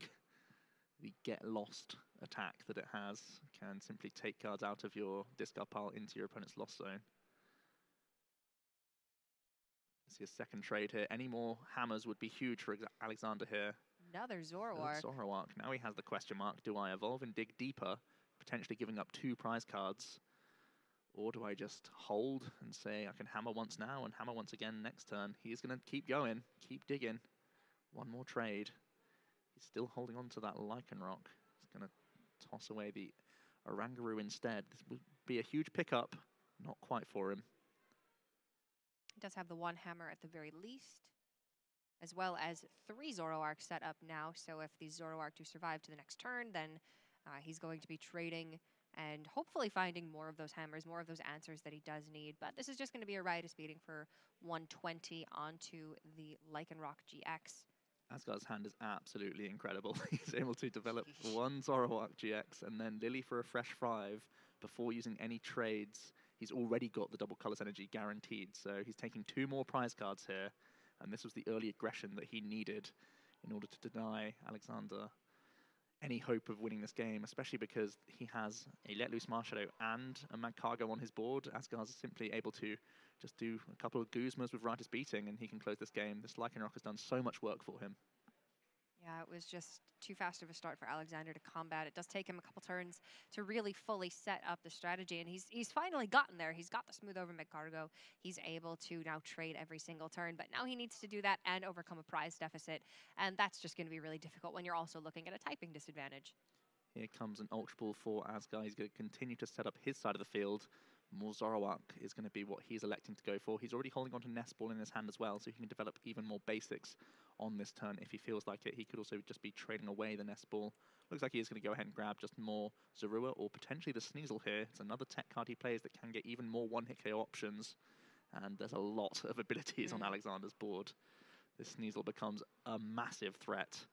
Asgar really putting the squeeze on Alexander now. A threat in the active and a threat on the bench is exactly where he wants to be. Just shaping up to be able to end this game very, very quickly. Been in full control the entire time, which is, you know, not what Alexander wants. Alexander does not want to be on the back foot. He's playing the control archetype of the Zoroark deck, so he wants to be the one forcing Asgar to have the continuous pressure, and Alexander wants to be answering that pressure. And then, you know, he, in theory, should have all of the answers in his deck because he's running so many one-of, so many tech cards. But it, again, just has been a little bit too slow. So Asgar is going to take that knockout onto the Zoroark, go down to 2 prize cards, and suddenly Alexander's at a 3-card prize deficit. And I just don't think that he is going to be able to come back from this one. He is just too far behind. It's Zoroark out of control at the moment, as it seems. Alexander needs to take a knockout on the active and also maybe combine it with something like a Team Skullgrunt to hope that Asgard can't trade into any energies. If there are any in his hand, he doesn't have an option to let loose anymore. He needs to potentially gust up the Sneasel whilst also doing 2 hammer-style effects. But he's already gone through 1 of his 2 copies of Enhanced Hammer, so that doesn't seem all that likely. I think Asgard's got this in really good shape. He's prepared this really nicely. I think Alexander's early Tapu Lele knockout seems to be a little too aggressive and let Asgard into the game a little too much, as the let loose was very kind for him. Alexander kicking things off with a Cynthia here. That means he's not able to use a Guzma or a Plumeria. Both of these would be really important if he was going to try and clear up some of this board state this turn. Interesting that he's gone for this before using any trades or smooth overs, but he just needs to freshen his hand up by the looks of things. Drawing into 6 new cards here, and they have got to get a lot of work done. He finds the Alolan Muck, can't play that right now. Wondrous Labyrinth, though, will make it more expensive for all non-fairy Pokemon to attack. He can't use Errata's Beating in the same turn, though, so he would have to combine Wondrous Labyrinth with an Enhanced Hammer and simply not attack this Lycanroc, but that feels very awkward when Asgard hasn't played too many stadiums himself either. Yeah, he's got 3 Devoured Field in the deck. 3 copies is a big number to play around for Alexander when there are trades available. Yeah, I'm going to see the smooth over now. Grabbing his own double colorless energy, so he'll probably forego the Wondrous Labyrinth and just say, well, if you've got Weavile Unit Energy, well played. You can only play around so much here. Yeah, it's just not possible for Alexander to play around all of the outs that Asgar has, and Asgar has set this up beautifully. Gonna see the trade. That's the card on top of his deck, thanks to Smooth Over. So he's going to get that double colorless. Picks up an Acerola as well, but that's not going to be useful. Asgar is just going to take necessary 1-hit knockout. Yeah. So Alexander feels like he needs to take this knockout here. He's not going to play the Wondrous Labyrinth. Instead, just going to Riotous Beating and take 2 prize cards. He's now only at a 1 prize deficit, but things are still looking quite grim. So Asgard does not play Mallow, so he can't guarantee this hand with the Tapu Lele as well as the Pokemon Communication. Interestingly, brings up the Zoroark, so he's not hopeful that he's going to get into the Weavile here. So his other potential route is simply trying to use Guzma a couple times alongside double colorless energy, but I'm surprised he didn't promote the Weavile in this case. Especially since he did just have the way to find it in hand. 50 damage for each of your opponent's Pokemon that has an ability. Well, turns out that's a whole lot of them. Yeah, that's 5 in play for Alexander, 250 damage. He's going to trade away a stadium. There's double colorless energy, though. It means he can guarantee 1 prize on the Magcargo this turn with the Guzma in hand. He's actually tossed away... Oh, he has Rescue Stretcher, so it's still guaranteed. I was going to say tossing away the Devoured Field doesn't give him the correct math. He's going to throw away a Palpad. Counter gain, not all that useful. Nest Ball's not bad, though. Just load up the bench as much as you can, make that Riotous Beating, deal maximum damage. Sure. This just gives you more Zeruas as well. Drawing more cards is always not bad. Offering up more potential Lycanrocs is also an option for more Bloodthirsty Eyes. I suppose going for the second Rockruff here. He's already got 2 Zoroark in play, but wanting there to definitively be a Rockruff on the board next turn for that Lycanroc to come down.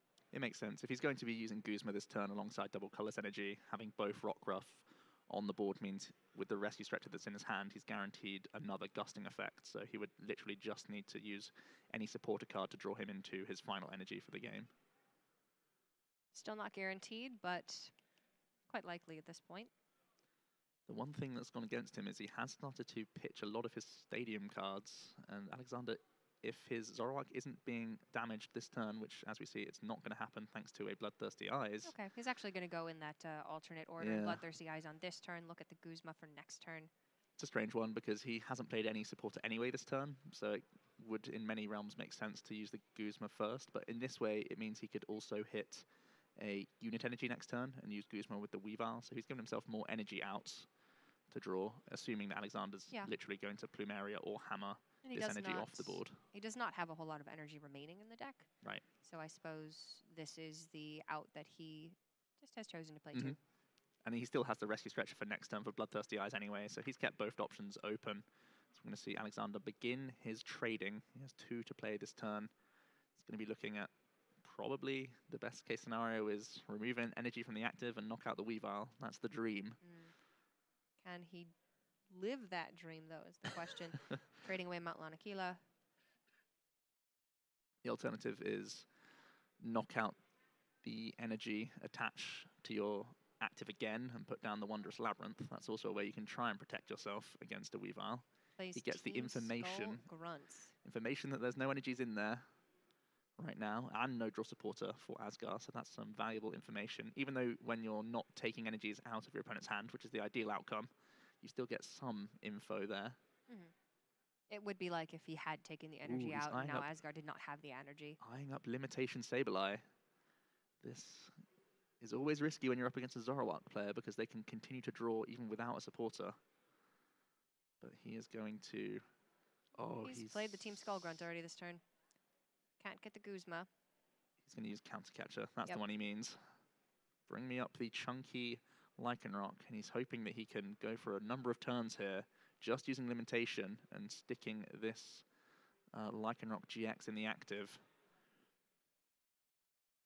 No supporters able to be played from Asgar here. But again, with 2 trades on the board, he is not going to be limited from drawing cards this turn. He's still going to be able to do that. He just cannot play a supporter. Double Colorless Energy is still game for Asgar here. He can just simply pay retreat out of his Lycanroc GX. That's all we're after. Counter gain's going to get gone with a first trade. Muck is also pretty useless. Probably going to see him trade that away. Or Ultra Ball even more Pokemon out that are useless too. There's the double colorless, and that's going to be game number 1. Asgar is going to be the first player on the board here. One more game, and he will be the senior division champion at the Oceania International Championships. Just too much pressure early on for Alexander to be able to respond properly. He did eventually find sort of that sweet spot where he's trading every single turn. He's limiting what Asgar can do, but at that point, Asgar, was down to just 2 prizes, and it was very likely that he was going to be able to pick up those prizes with a combination of trades and cards that he had available to him. So Alexander going to be looking to get off to a faster start here and be the one controlling the pace of the game. He does not want to be backed into a corner like he was in game number 1. Absolutely. He'll be able to be the one trading first, maybe picking off Rockruff here and there, maybe Sneasel here and there. I think that's what really did tip the matchup in Asgar's favor, just because having that Weavile in there, in addition to the threats of Lycanroc, just for 1 energy attachment, it means that, bursts of damage is so much easier to come by, even when Alexander is trying to use hammers turn by turn. 1 attachment is still so much pressure, and it's a huge tech card for Zoroark mirror matches. And it does appear that we are going to be doing a very brief mid-round deck check, just ensuring that everything is as it should be here as we go into game number 2 of the Senior Division Finals. But Asgar currently up 1-0 and representing the Oceania region. So for Oceania to have a champion here in the Senior Division on their home turf, that would be something special. It would be something special. And again, the Mega Gengar t-shirt is carrying. I wonder if Stefan or Isaiah is going to be looking to pick one of those up in the venue at some point. Correlation does not mean causation. I will say that. But 8th seeds, left seat, Mega Gengar t-shirt. Both players are going to be running for that left seat. If Stefan is playing in the left chair and wearing a Mega Gengar t-shirt today, I will think that they have planned it. I will think that there's some shenanigans afoot. Shenanigans afoot, for sure. Let's see. I wonder if it's the same t-shirt. That would be the real dream. It's a very nice t-shirt. And not taking away from Alexander's t-shirt, it's very nice as well. He's wearing it well, very stylish. I'm just saying that, Asgar and Shumon, they shop at the same, well, probably PokemonCenter.com. Yeah, looking at Alexander, how he's going to be able to accomplish the victory here. It's really difficult for him to limit his own abilities in this matchup. Potentially just having 1 Zoroark GX and 1 Macago on his board, just guaranteeing a smooth over trade combination means he could stay a little bit out of range of the Weavile. and still has to try and find enhanced hammers early, Plumeria. He just wasn't quite getting into those pieces early enough. Sometimes your opening hands have these cards, and it just gives you a nice bit of respite under the early pressure from Asgar, but in that case, in Game 1, it didn't happen. Hopefully it can happen for him in Game 2. I mean, there's quite a bit of energy control in the deck for Alexander and very little energy available to Asgar. So if we're able to see Enhanced Hammer, if we're able to see Plumeria early on and prevent Asgar from taking those early knockouts, then things could very easily be a little bit slower and a little bit more in control for Alexander, which is what he really wants here out of game number 2 and game number 3. But we are taking a moment to, I believe, re-sleeve one of the decks just to, again, ensure integrity at this level of play. We want this to be a fair fight, and we want it to be the best games of the Pokemon trading card game that we possibly can have here in the Senior Division Finals of the Oceania International Championship. So give the players a chance to catch their breath, drink some water, re-sleeve a deck, and then we are going to get game number 2 underway here very quickly. But I do want to just take another moment to talk about this Zoroark control variant that we're seeing from Alexander, because I would say all of the Zoroark decks in the Masters Division, at least all of the ones that we have seen, were Zoroark Lycanroc, primarily. And that is going to be the more common, more straightforward version of the deck, whereas Zoroark Control was sort of coming into popularity and being quite favorable, played by players like Tord Reklev at the end of last year, where it was Quad Zoroark, Resource Management, Oranguru, and then just all of that disruption. So do you think that this is still a good choice for Alexander, even though it has fallen out of favor with most of the other players? I think the main reason it's fallen out of favor is the Pikachu and Zekrom Tag Team GX decks are so threatening. I think one interesting thing about Alexander's list is that he still plays 3 copies of Rainbow Energy and that new Twilight Eyes Lycanroc. That's the way he's trying to swing his own Pikachu and Zekrom matchup. Many people have just said, yeah, Zoroark Control can't beat Pikachu and Zekrom, let's put it to the side. It's not going to be all that great. Also, the fact that Zoroark players are adding in more fighting support or the Weavile, as we've seen from Stefan. These are extra issues for a Zoroark Control player, just because weakness alone is such a big deal right now. So Alexander's tried to find a way to make it difficult for them with the Wondrous Labyrinth. The Twilight Eyes Lycanroc again comes to mind as a big tech card in Zoroark mirror matches. But it does feel like it's a lot of work to make it successful in the new meta. That's why not many people just chose to play it, but he has stuck to Zoroark Control and found a way to make it viable in this tournament. Yeah, I mean, and he, I don't believe, even lost a single game going into this. He was something like 4-0 and 3, 5-0 and 2. I forget exactly off the top of my head. We'll be able to take another look at the exact record when we go into game number 2. But, I mean, very impressive performance with a deck that other people have not been favoring for several months now. And Asgar, of course, just a much more straightforward variant. And the Lycanrocs in particular looking very strong in this matchup because of that type weakness that Zoroark has to fighting. So when you have type advantage against Zoroark, you have type advantage against Pikachu and Zekrom.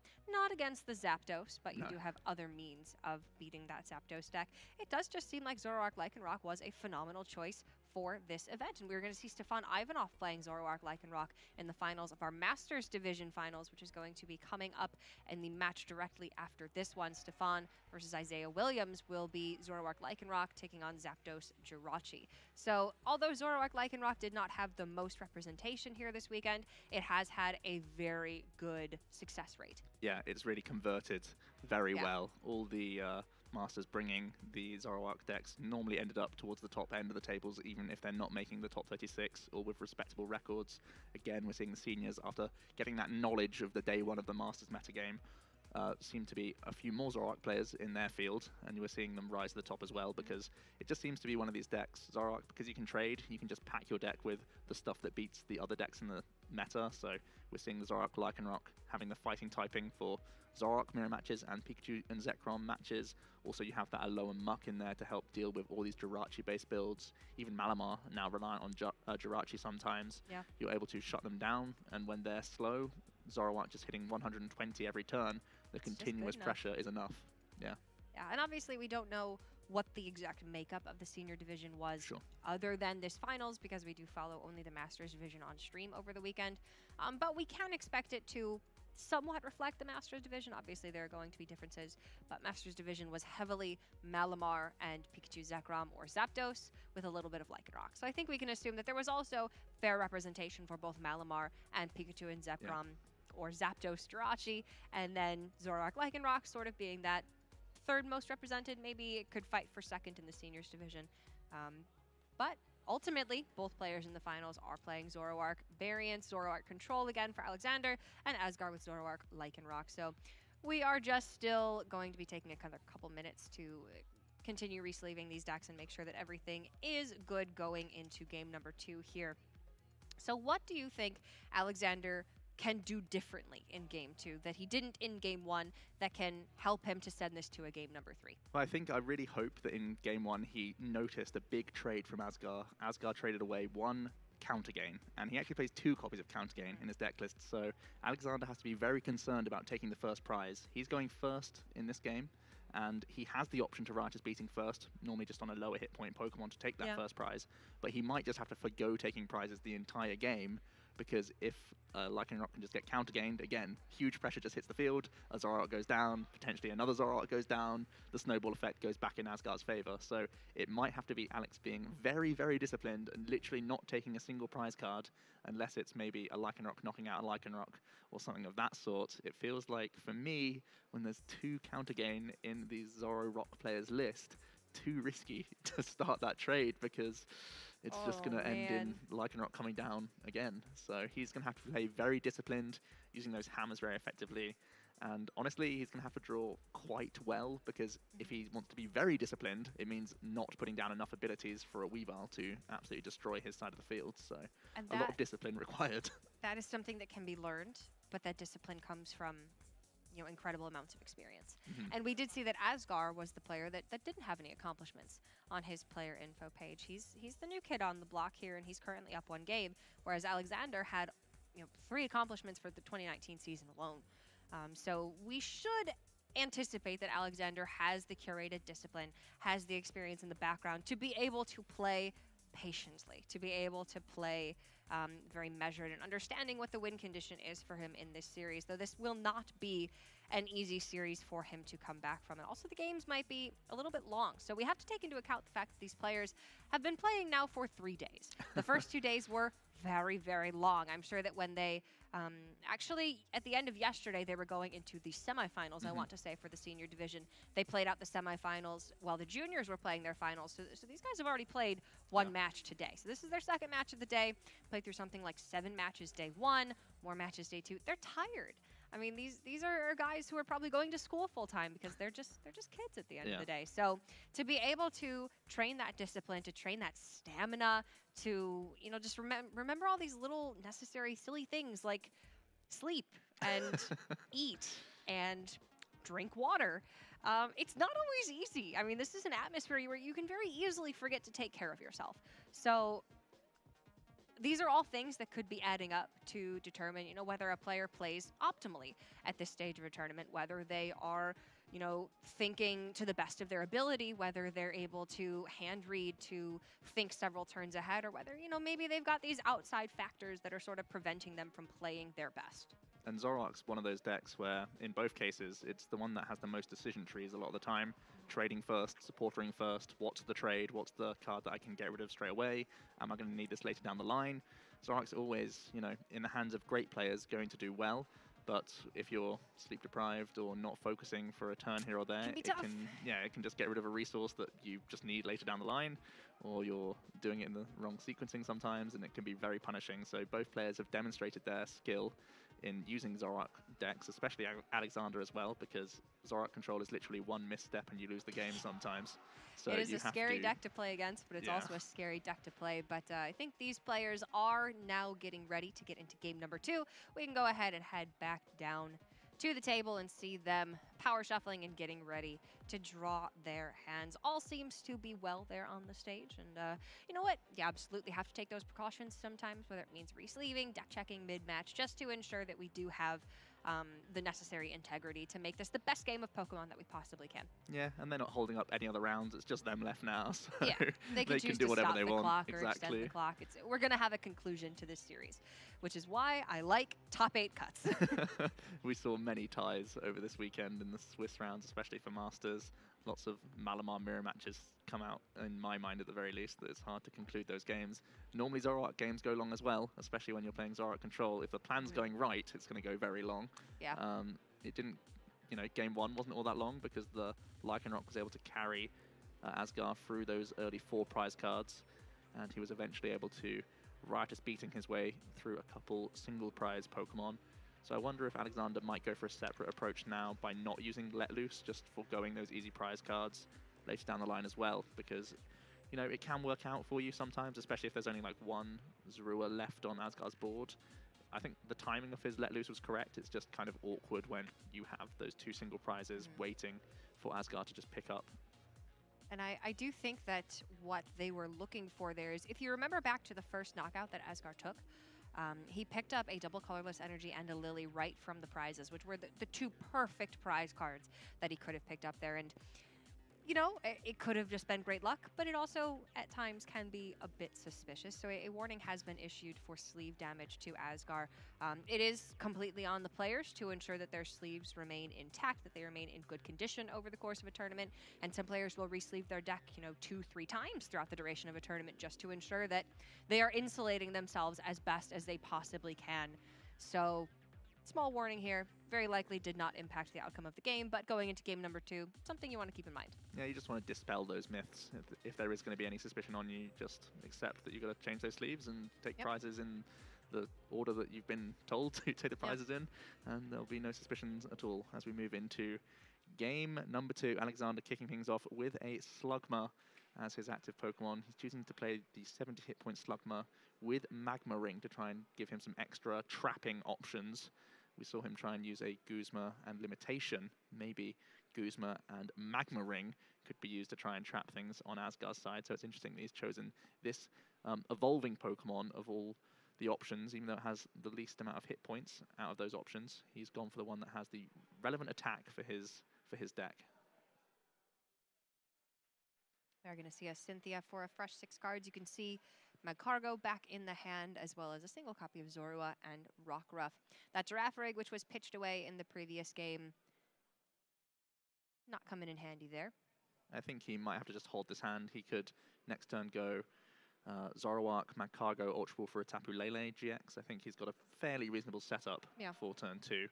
Asgard as well, looking pretty reasonable. He's got himself a Lily turn 1, and he's just planning out how many cards he can play down before drawing up to 8 cards on your first turn. Lily's such a strong supporter.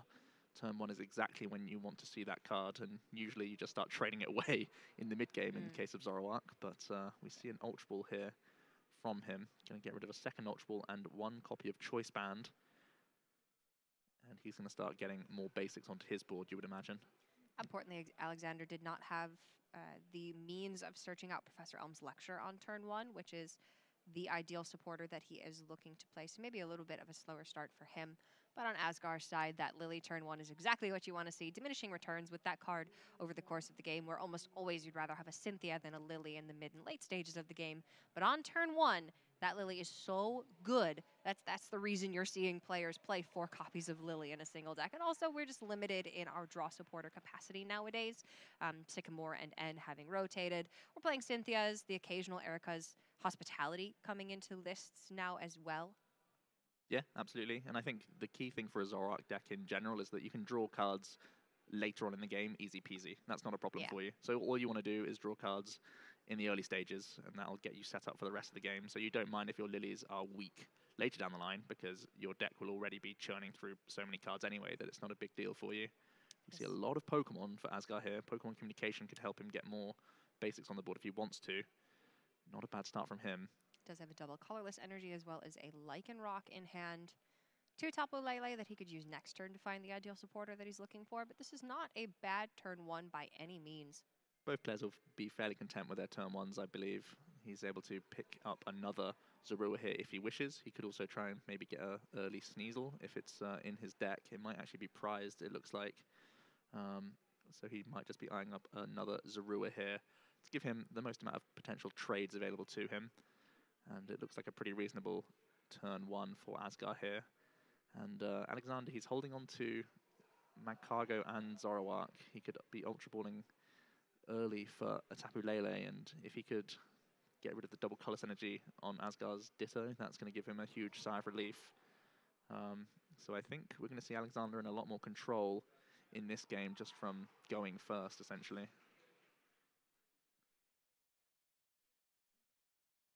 There's a Gladion for him, so he could use Smooth Over simply to check what's prized and what's not. And that could give him the information whether or not he wants to use Gladion at all. Yeah, whether he wants to go for maybe a more significant draw supporter on this turn, but he does have, at the very least, one Zoroark that he can play down. It's these moments where you need to be a cultured player and start looking for your prize cards furiously in this small amount of time that you have to see, do I need to smooth over maybe a Tapu Lele to the top here and trade into it? Do I need to smooth over a Enhanced Hammer to the top and then trade into it and then Ultra Ball away the rest of my hand and just have Gladion in my discard pile for the rest of the game? Is there any piece that I need from my prize cards here? Or can I be using a different supporter turn 1? Looks like he's smoothing over a Cynthia to the top. That would mean that he would be trading into Cynthia and another card, Ultra Balling most likely for a basic Pokemon after the trade, and then just Lilying up to 6. This way he doesn't guarantee himself an Enhanced Hammer, which is a little bit scary, but it does draw him, 8 cards, and that seems to make a reasonable amount of sense as well. Yep, and he very much wants to have more Zorua on the bench to be able to get more Zoroark to trade more consistently every single turn. It's just about maximizing the amount of resources that you have access to on every turn, because he's playing so many different resources that he needs to be able to search them out quite thoroughly. And it is looking like it's going to be an Ultra Ball, getting rid of the Professor Elm's Lecture and the Gladion. Yeah, it seems pretty reasonable. He can get another Zorua here or a Ditto Prism Star if he wants to, and then just fire off a Lily for a fresh 6 cards, hoping that he can draw into an Enhanced Hammer. Instead, he's picking up his Twilight Eyes, Lycanroc GX. You can remove an energy from your opponent's active Pokemon. Very important. You evolve. I believe it's active. Potentially it's the bench. Yeah, this is a big misstep. It is just the active Pokemon. He does have to take a second to read. And that will still allow him to draw fresh 6 with the Lily, but he would have much rather held on to that Lycanroc. He hit an Enhanced Hammer anyway. Never punished. Well, That's I mean, pretty rough from him, though. It that is could have quite been, a self-punish, I would say. It could have been an extra Zorua on his board. Yeah, he could have had the Lycanroc to be able to knock off a unit energy or a double colorless later on. So that hurts. And that's something that you would hope that after playing over the course of the entire weekend, that Alexander would know what his own cards do in and out. So a little bit of oversight there. But again, that's sort of what I'm talking about when it comes to that mental stamina. You can just get a little bit sloppy. Yep, and that was certainly a little sloppy from him. He is going to use a double color energy attachment so that he can open up the Accelerock attack for his Lycanroc GX down some future turns to knock out Zoroarks or potentially even the Sneasel that we're seeing now from Asgar. And also a really good option in this deck because 120 times 2 does get the one-hit knockout onto Pikachu and Zekrom GX. So it does provide good coverage across the board. We are going to see Asgar gets another basic Pokemon down. He's also able to Wonder Tag into a Cynthia. He's going to be looking for all those Zoroark pieces. He's probably going to have to move this Rockruff out of the way somehow, so potentially he may not be attacking again this turn. But he just needs to get into a fresh hand. He's again putting those multiple threats onto the board. Rockruff, Ditto, Sneasel, all sat there. And if Alexander ever takes one prize, his counter games do become live. So he's relatively okay at just chilling right now. It's not a big deal for him. He's just going to... The Cynthia should be in his hand, right? Yeah, there we go. Double Color Energy Make sure back the onto cards the Ditto. go where they're supposed to go. He's being very proactive with his attachments, which is very interesting against a Zoroark control player. Bloodthirsty Eyes with the Lycanroc GX. Pretty much just evolving to protect the energy attachment, it looks like, and firing off a Cynthia here again, making Alexander have an Enhanced Hammer. But when there's a Magcargo and a Zoroark on the board, you know he's going to have one. So the attachment feels strange from me. Yeah, I mean, he's Alexander's only playing, what, 2 of them? 2 copies of Enhanced Hammer and Plumeria, but when you have Smooth Over Trade, it's guaranteed. Yeah, there is 1 Enhanced Hammer in the discard pile already. Potential that 1 could be prized, but I don't think you're going to see 2 Plumeria and an Enhanced Hammer prized.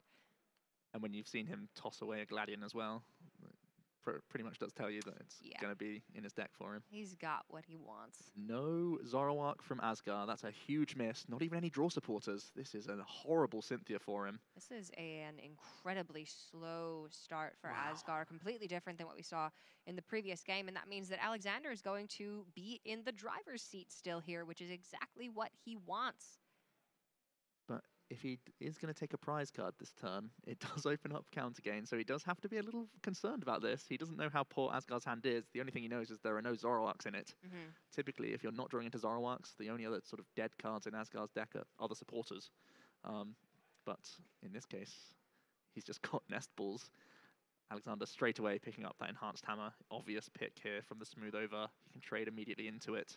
I think Alexander, if he's going to do anything else this turn, he would love to use an Elm to get more Zorua on his board. Yeah, does not want to open up that Lycanroc GX to take a knockout by leaving it with a double colorless energy attached. Going to see the Enhanced Hammer getting rid of double colorless energy. Number 2 for Asgar. Alexander also looking to get maybe something like Orangaroo developed early so he can start getting back these Enhanced Hammers. It's a big deal for him. He's going to Rainbow Energy his Magcargo. This opens up Acerola plays or even double colorless energy to retreat as well. Because the big 3 retreat cost of his Magcargo. It's difficult to get that out of the active spot, which is precisely why Asgard chose not to actually use the Bloodthirsty Eyes ability when he evolved into the Lycanroc GX, because trapping that Magcargo in the active is ideal. Oh, huge sigh of relief for Asgard. He's picked up Ultra Ball for his draw for turn. This is going to be the trade train starting. It's a huge pickup from him. 2 potential trades this turn. If he's able to Zoroark into Zoroark or Supporter, he's got to be looking for one of those things. But again, it might be another turn of him not attacking. We've seen him be very proactive at attaching energy cards. And I wonder if he'll be attaching one again this turn, opening up Plumeria plays, which is always concerning. He's going to trade away Rockruff to kick things off. Just energy and more basic Pokemon for him. He still does have a double colorless and a couple of unit energy in hand, but only so many of those double colorless energy available to him, 2 already having been enhanced hammered away, and that means that he needs to be really stingy with how he plays these energy cards. He does not want to put himself in a position to run out. Absolutely. Again, a smooth over trade available, but when Alexander's only able to trade once, it's a pretty painful Plumeria if he is going to go for that this turn. He's out of Enhanced Hammers. He may be in an awkward spot here. His hand would basically go to 0 cards, or 1 or 2 cards at most. And that's concerning, only playing 2 Enhanced Hammers. Yeah, he's been struggling to develop those basic Pokemon. And you have to wonder if he'd taken a Zorua instead of the Rockruff, and then held on to the Lycanroc instead of, you know, falling into that little trap he did with Twilight Eyes, not actually being able to take off an energy. Yeah, then he would have been able to play another Zoroark this turn. He would definitely have been in much stronger shape. Regardless, here we are now. He's going to smooth over the Plumeria to the top, and then actually put it on top of his deck before trading away Professor Elm. Gets himself Ultra Ball. That's just going to be tossed with Plumeria, I would imagine, alongside, looks like the Mount Lanakila is going to be thrown away to get rid of the unit energy from the Lycanroc GX. He has 1 more attachment available to him if he wants to. He could even start attacking into a Rockruff with his Magcargo if he really wishes, getting 50 damage on the board. I mean, No, it's not the play. It's bad, but it's available. He has that option. Asgard gets into a Cynthia. Runner top decks to help him out. He's got the trade first. Finds his 4th double colorless energy. Remember, 2 already in the discard pile. I think he needs to be patient. I think he doesn't attach this turn and just Cynthia. I think now there's Plumeria and 2 Enhanced Hammers gone. It may feel like your opponent's running out and it's time to keep attaching, but you only want to attach if you're getting value. And there's currently 3 abilities on Alexander's board. The Weavile's not taking a 1-hit knockout. I like this approach from him, not attaching any energy this turn. Just Cynthia feels pretty safe from me. Take it slow. He's got the time. Try and keep your attachments for when you can actually get value out of them. Even knocking out the Magcargo would be huge when Alexander only has 1 Zoroark. So you want to try and get value out of these energies after losing 2 double colorless energy early. It's even more vital. Picks up another Zoroark, picks up the Weavile as well. That's some pretty nice. That's a nice Cynthia. Weak to a Team Skullgrunt though. That's one thing you have to be afraid of, is building the hand too high, because it just gives Alexander an easy choice of going, I guess I'll just Skullgrunt this massive hand. You're holding a bunch of energy, then suddenly you could lose it, and maybe that would be motivation for Asgard to want to equip one of these energies this turn. I think when you have 2 of the same energy, it's never a bad thing to put 1 on in this case. Interestingly enough, 1 on the Sneasel would maybe make Alexander go for a Guzma play, taking that prize and then open up the door for counter gain. Instead, he's going to commit the energy to the Lycanroc. He's been going for that the entire time. Both trades have been done this turn, so it looks like it's just going to be another pass. Alexander in slightly more control this game. His hand size is very low, though. I mean, it makes sense. The Lycanroc was so effective for Asgar in the last game that he would want to try and recreate that. So Alexander's smoothing over here. He didn't use the Power Pad first, so he can't... Oh, he actually has 2 copies of Plumeria in his deck. Wow, he's going to continue the Plumeria chain. Another energy gone. Alexander still with only 1 trade, though, so he's just doing nothing but removing energy a turn. There will be a time where this is going to be too painful for him. He won't have a physical enough amount of cards in hand to Plumeria cycle for a small amount of time, so he's going to trade into that Plumeria. Gets himself a Tapu Lele, though. That's going to really help him out. Oh, he's actually going to discard it. And the Zoroark as well. He does still have the Pal Pad, so he can put some of those supporters back in the deck. We're going to see back over to Asgar. No energy again on his field. Going to see the trade away of the Alolan Grimer. Looking at even more energy cards. It's been so awkward that he's literally just led a Rockruff this game. It's been such a headache for him. Yeah, and it just has not moved, has not been attacked. Both players just really taking it very slowly this time around. And that's because Alexander wants the game to look like this. He wants to be just disrupting every single turn. And Asgar did not have the tools to be very aggressive this game. I wouldn't mind seeing attachment to active this turn of a Yoon Energy. I think that might be the most aggressive thing Asgar could go for, seeing as though he's still missing on Guzma's, but he does have Pokemon Communication available to him. But we're going to see Pokecom be used straight away now. And he's actually just going to take nothing. He's put an extra dead card into his deck. And doesn't feel too good. That really does not feel too good. If you're going to do anything, you should pull out the Alolan Muck just to have more trades. But not going for that. To be there. Lowering the hand for Lily, it looks like, just for 2 cards. Finds Acerola and the Tapu Lele GX. Just a pass. Chooses not to attach at all. This could be a smooth over for Team Skullgrunt. It would be absolutely devastating. Oh my goodness, Alexander spots it. This is huge. This could just be the tipping point of the game. Alexander in control now for sure. He's going to get 2 big hits off this trade. I mean, what has Asgar been waiting for? Just trying to play it patient until Alexander chooses to take a prize and then counter game becomes effective? It's got to be the 2 units, I think. 2 unit energies gone. If you get rid of the 2 other unit energies, you're never going to get destroyed by just double colorless alone. Now the Weavar's no longer a threat. Now Lycanroc's no longer a threat. Asgar simply cannot Right as Beating enough times to take 6 prize cards. It's all 6 that he still has to take. And Alexander with so many Acerola, even using like a Rangaroo to recover. Enhanced Hammers will be game for him. So Alexander's in complete control of this, and Asgar has got to feel like he's very behind at this point. Never been able to move his own Rockruff has been very awkward.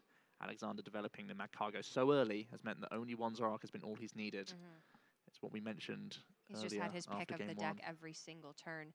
And basically this means that if Alexander is able to pick up the resource management or Oranguru, put those enhanced hammers back in the deck, then he will have definitively a way to get rid of the remaining 2 double colorless energies, and there just is no method for Asgar to be able to put those energies back into the deck. So he will not be able to attack, he will not be able to take the prize cards, and then Alexander with resource management will not deck out. So Alexander is going to win this game.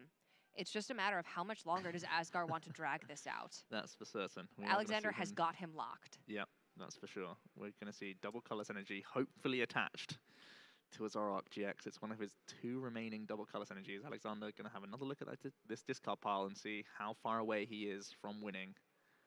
Oh, it's 1 if he has 3 double colorless energy remaining by the looks of that discard pile. But it's kind of a moot point. It's still so far for Asgar. I mean, and this has really been a beautiful game for Alexander. He was so far behind in game number 1. It did not look like he had a chance at all to be able to come back from this one. But game number 2, just a completely different story. He's been in control the entire time. He's identified his win condition as removing my opponent's chance to win. and that's exactly what he's been able to do. Of course, he had to get fortunate with a really well-timed Team Skullgrunt, but he also waited until the perfect time and knew that this would be his best chance of hitting multiple energy by playing Team Skullgrunt then. So it's been really patient, very well paced, and you can certainly see why he's chosen to bring this archetype of Zoroark control. He seems very practiced with it. Absolutely, and using that smooth over trade combination has just helped him, keep every option available to him and use them at the right times. Hammer into Plumeria was enough simply to, as Asgar was committing the energies pretty early. It's how he won game 1, but he was way less developed in this game 2 to go for that approach. It felt too easy for Alexander to respond with the trade plus smooth over always available to him. I think that's the biggest concern, as we are going to see Alexander now use his smooth over after a very nice Cynthia that he was able to draw into. His deck still has the Oranguru in there, eyeing up Rainbow Energy as well as a potential attachment for turn. He's never moved his own Magcargo out of the active this entire game. No attacks declared from either player here, yet we're already saying the game could be over in favor of one player. Well, as the great Kyle Pukasukovic once said, the most common way to win a game of Pokemon is by drawing all 6 of your prize cards, but that's not the only way to do it. It's absolutely not the only way to do it, and we are going to see Alexander now choose to get a Limitation Sableye, it looks like, to the top of his deck with Smooth Over. Just make Asgar pay retreat out of his Rockruff and just spend another double colorless energy to move Rockruff.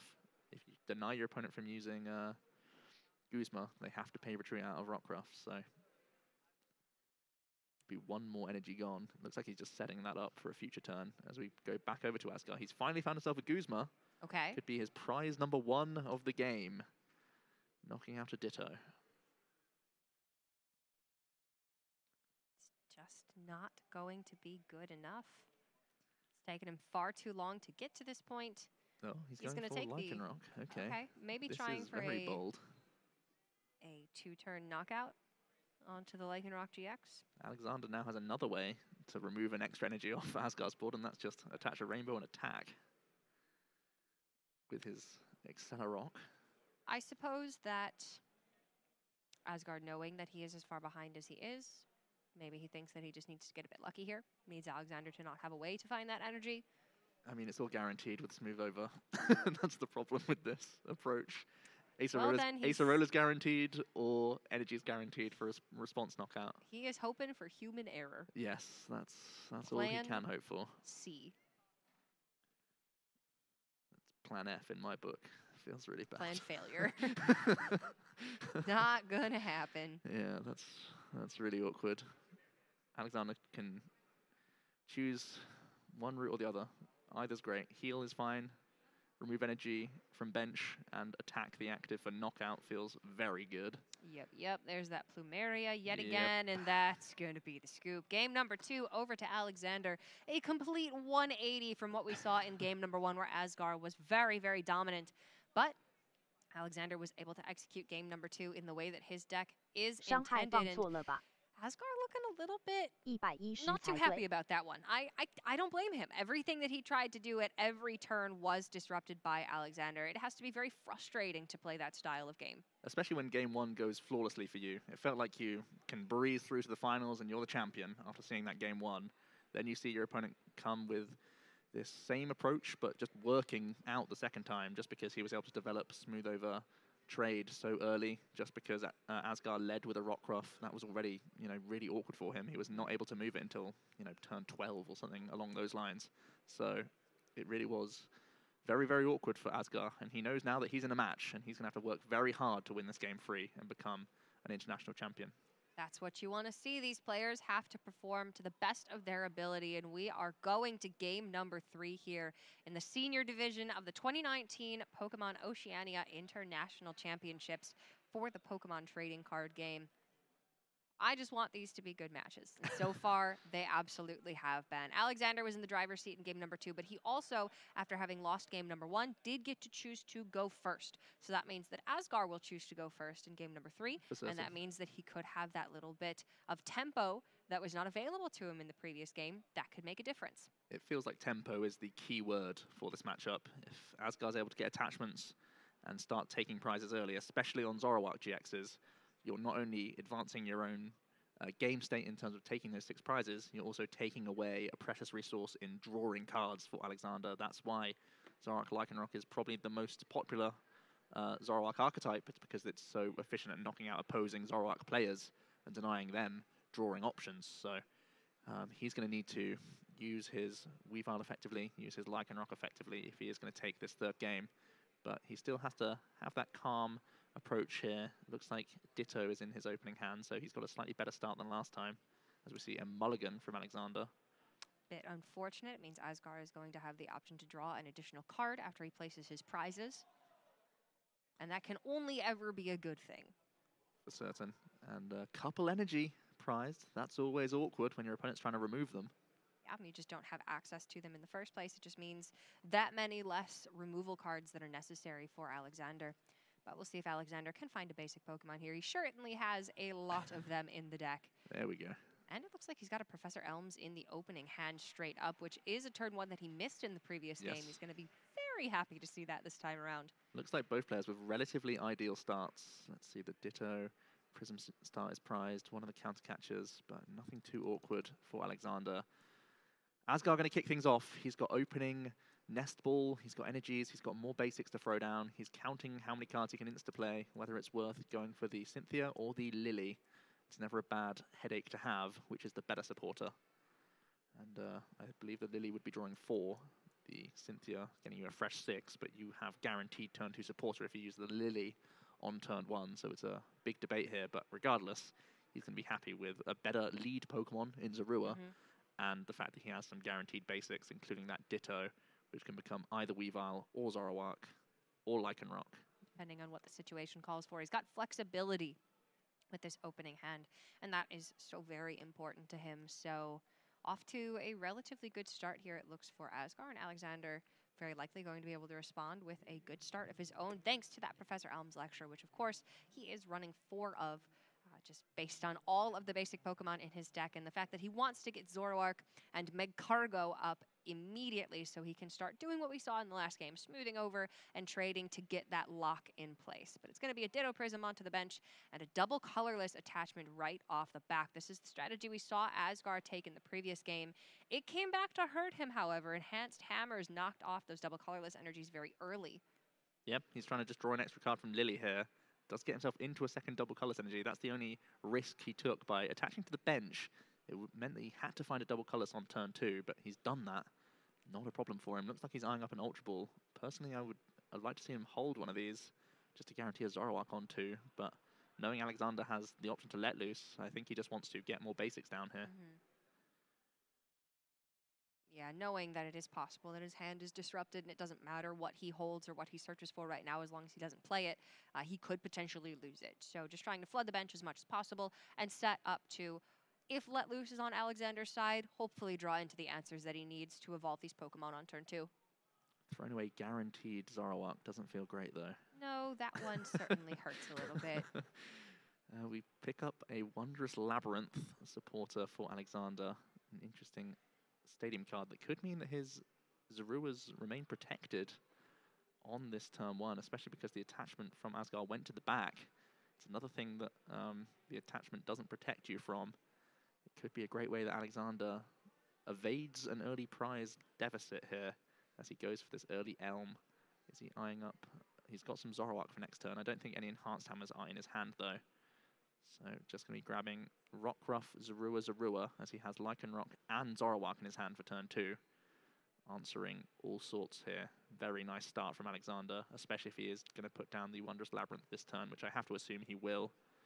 It feels like a really good start from him. This is ideal. Absolutely. And having seen one double colorless energy, Alexander can maybe start to assume that Asgar has access to more energy in hand, and he wants to prevent that attack on turn 2. That's where the Wondrous Labyrinth comes in handy. Especially since Alexander's not looking to attack just yet. He just wants to disrupt, but okay. Wow. That I'm is surprised a little I didn't bit, see that come down this turn. a little bit unusual. Makes life pretty easy for Asgar. If he had held Ultra Ball, he'd have guaranteed right beating. Now he's just trying to hit one off a Cynthia. I wonder why. The Lycanroc GX pulling up Alexander's Rockruff, trying to deny Alexander the Twilight Eyes ability, trying to protect his double colors energy in this regard, which is a nice cute play. It does give Alexander the option to get lots of trading going, but he's worried about the amount of energy that he could miss out on. Let's see if Cynthia brings him Zoroark. Ooh, one big card. Oh, it does it's a not. huge miss. This is why you shouldn't run the risk. Yeah, he did not have to discard Ultra Ball with his Ultra Ball in the previous turn. And obviously, he was worried about perhaps a Marshadow being on the side of Alexander, but yeah, this definitely hurts for Asgar, especially since Alexander could have insulated himself from this possibility altogether. Wondrous Labyrinth makes it so that non-fairy Pokemon need to take 1 more energy to attack. So there could not have physically been a Riotous beating this turn if he just played it down. And Alexander's not looking to attack himself. We saw in game number 2, I don't think he ever even declared an attack. He doesn't need to win the game. So it seems to me that not playing down that Wondrous Labyrinth was an oversight, but ultimately he's not going to get punished for it because Asgar discarded Ultra Ball with his Ultra Ball on the previous turn. It's a very sad ram from Asgar. We're going to see Twilight Eyes now being able to pick off an energy from your opponent's active Pokemon.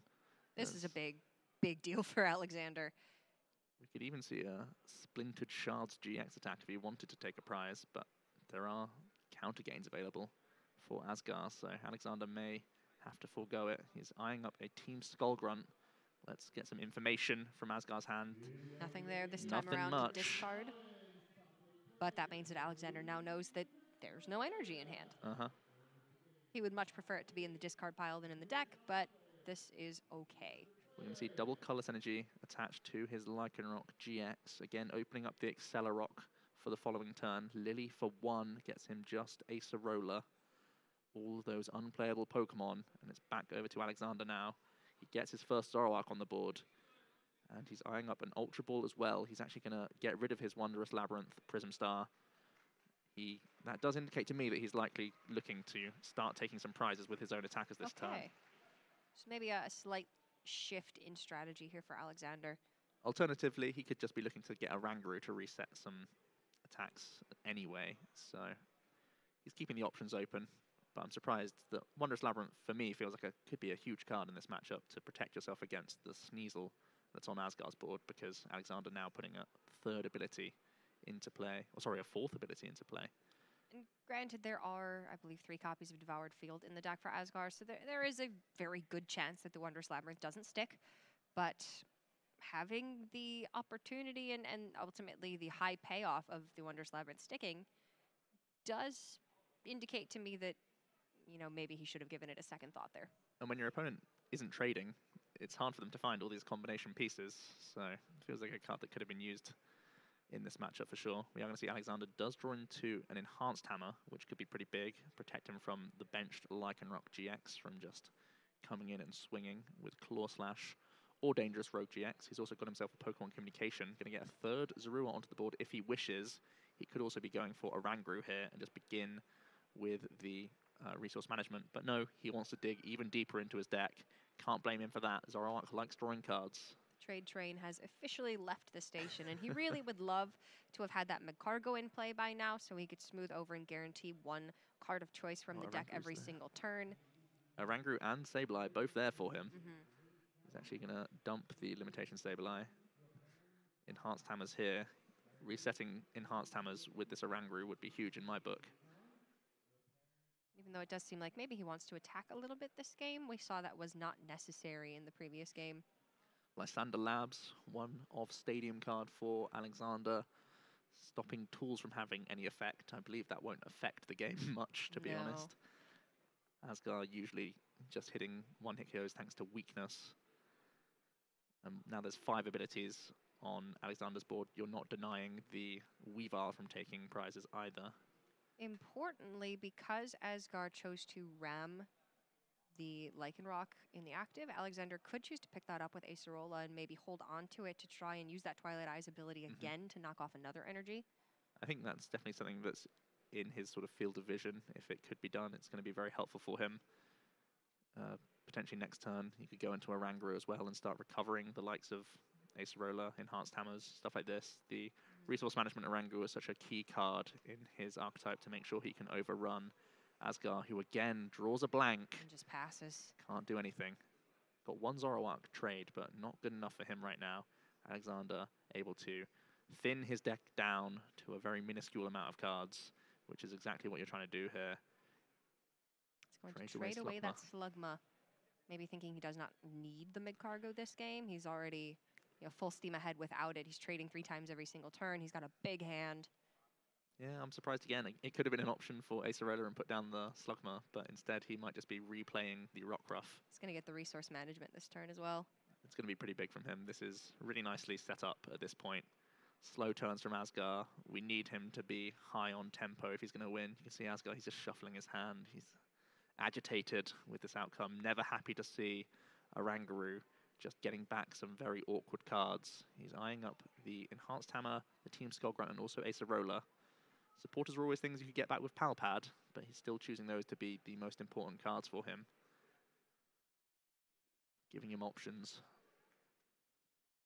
Going to see the first and only trade so far for Asgar. He has drawn into Pokemon Communication, so he can trade again and start getting out of this rut.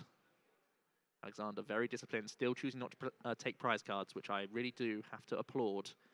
With 2 counter gains in Asgar's deck list, any prize that Alexander could have taken would have been heavily punished.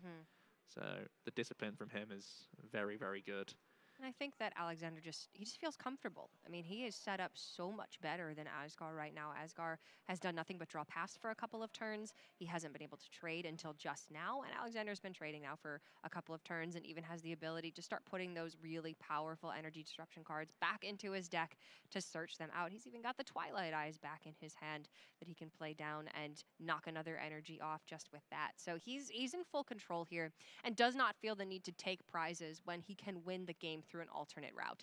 Asgar seems to be 1 card away from using a Guzma unit energy plus a Weavile. So it's not too bad to hold on to this hand. He's eyeing up Lycanroc GX, maybe trying to force Alexander to get rid of an energy card or use a Guzma or something of the sort. Alexander does find a Guzma. He could try and target down that Sneasel potentially this turn and prevent the Weavile from ever entering play. But that has not been his strategy up until now. Alexander very quickly goes for a Pokemon Communication, and he's just going to get rid of 1 Pokemon, grab a Zorua. That's not going to do too much this turn. He could have simply traded away the Pokemon Communication instead, but he's going to start trading now. Finds an Enhanced Hammer and a Gladion. I think the card that he's definitely going to be looking for this turn is Team Skullgrunt. If I'm sat here, that's the only thing. When your opponent has no energy on the field, you just want to get information from your opponent and use Team Skullgrunt if you can. Yep, and we saw he highlighted it when he was searching through the deck with Pokemon Communication, maybe just to make sure, give himself a little reassurance that it is actually there. So I believe that's all 3 trades. Potentially just 2 of them, though. He is eyeing up Gladion as well. That gives him the option to access his 6 prize cards. He gets to transfer Gladion for any one of the 6 prize cards that he has, and then you shuffle them all back up. Looks like he's got Counter Gain and Counter Catcher and Switch as options. It's just Switch the one is always of a nice Switch, I believe. Yeah. And Ditto Prism is in the prizes as well. He's going to offer Asgar a cut of your prize cards. I believe Alexander won't be touching these prize cards again, though, this game. No. Just needing full access to all the cards in your deck, and you don't want any of them to be locked into the prizes where you can't touch them. And getting Switch is actually kind of big because you can recycle your Oranguru and resource management in the same turn if you have Switch in your deck. Yeah. So it's a nice card to pick up from the Gladion. We're going to see him start looking through his discard pile again and see what cards to resource management back. This time he's going to grab Limitation Sableye, a Rainbow Energy, and a Cynthia to the bottom of his deck in any order that he likes. It's going to be a trade now to kick off the turn for Asgar. He's ferociously looking for a Weavile here. He needs to pick up the tempo. Alexander's too comfortable with this situation right now.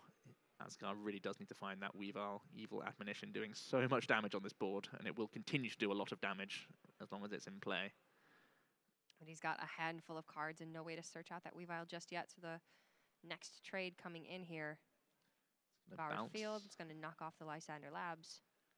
1 more trade available by the looks of things. Could be the Alolan Grimer that goes. It's not too powerful at this point.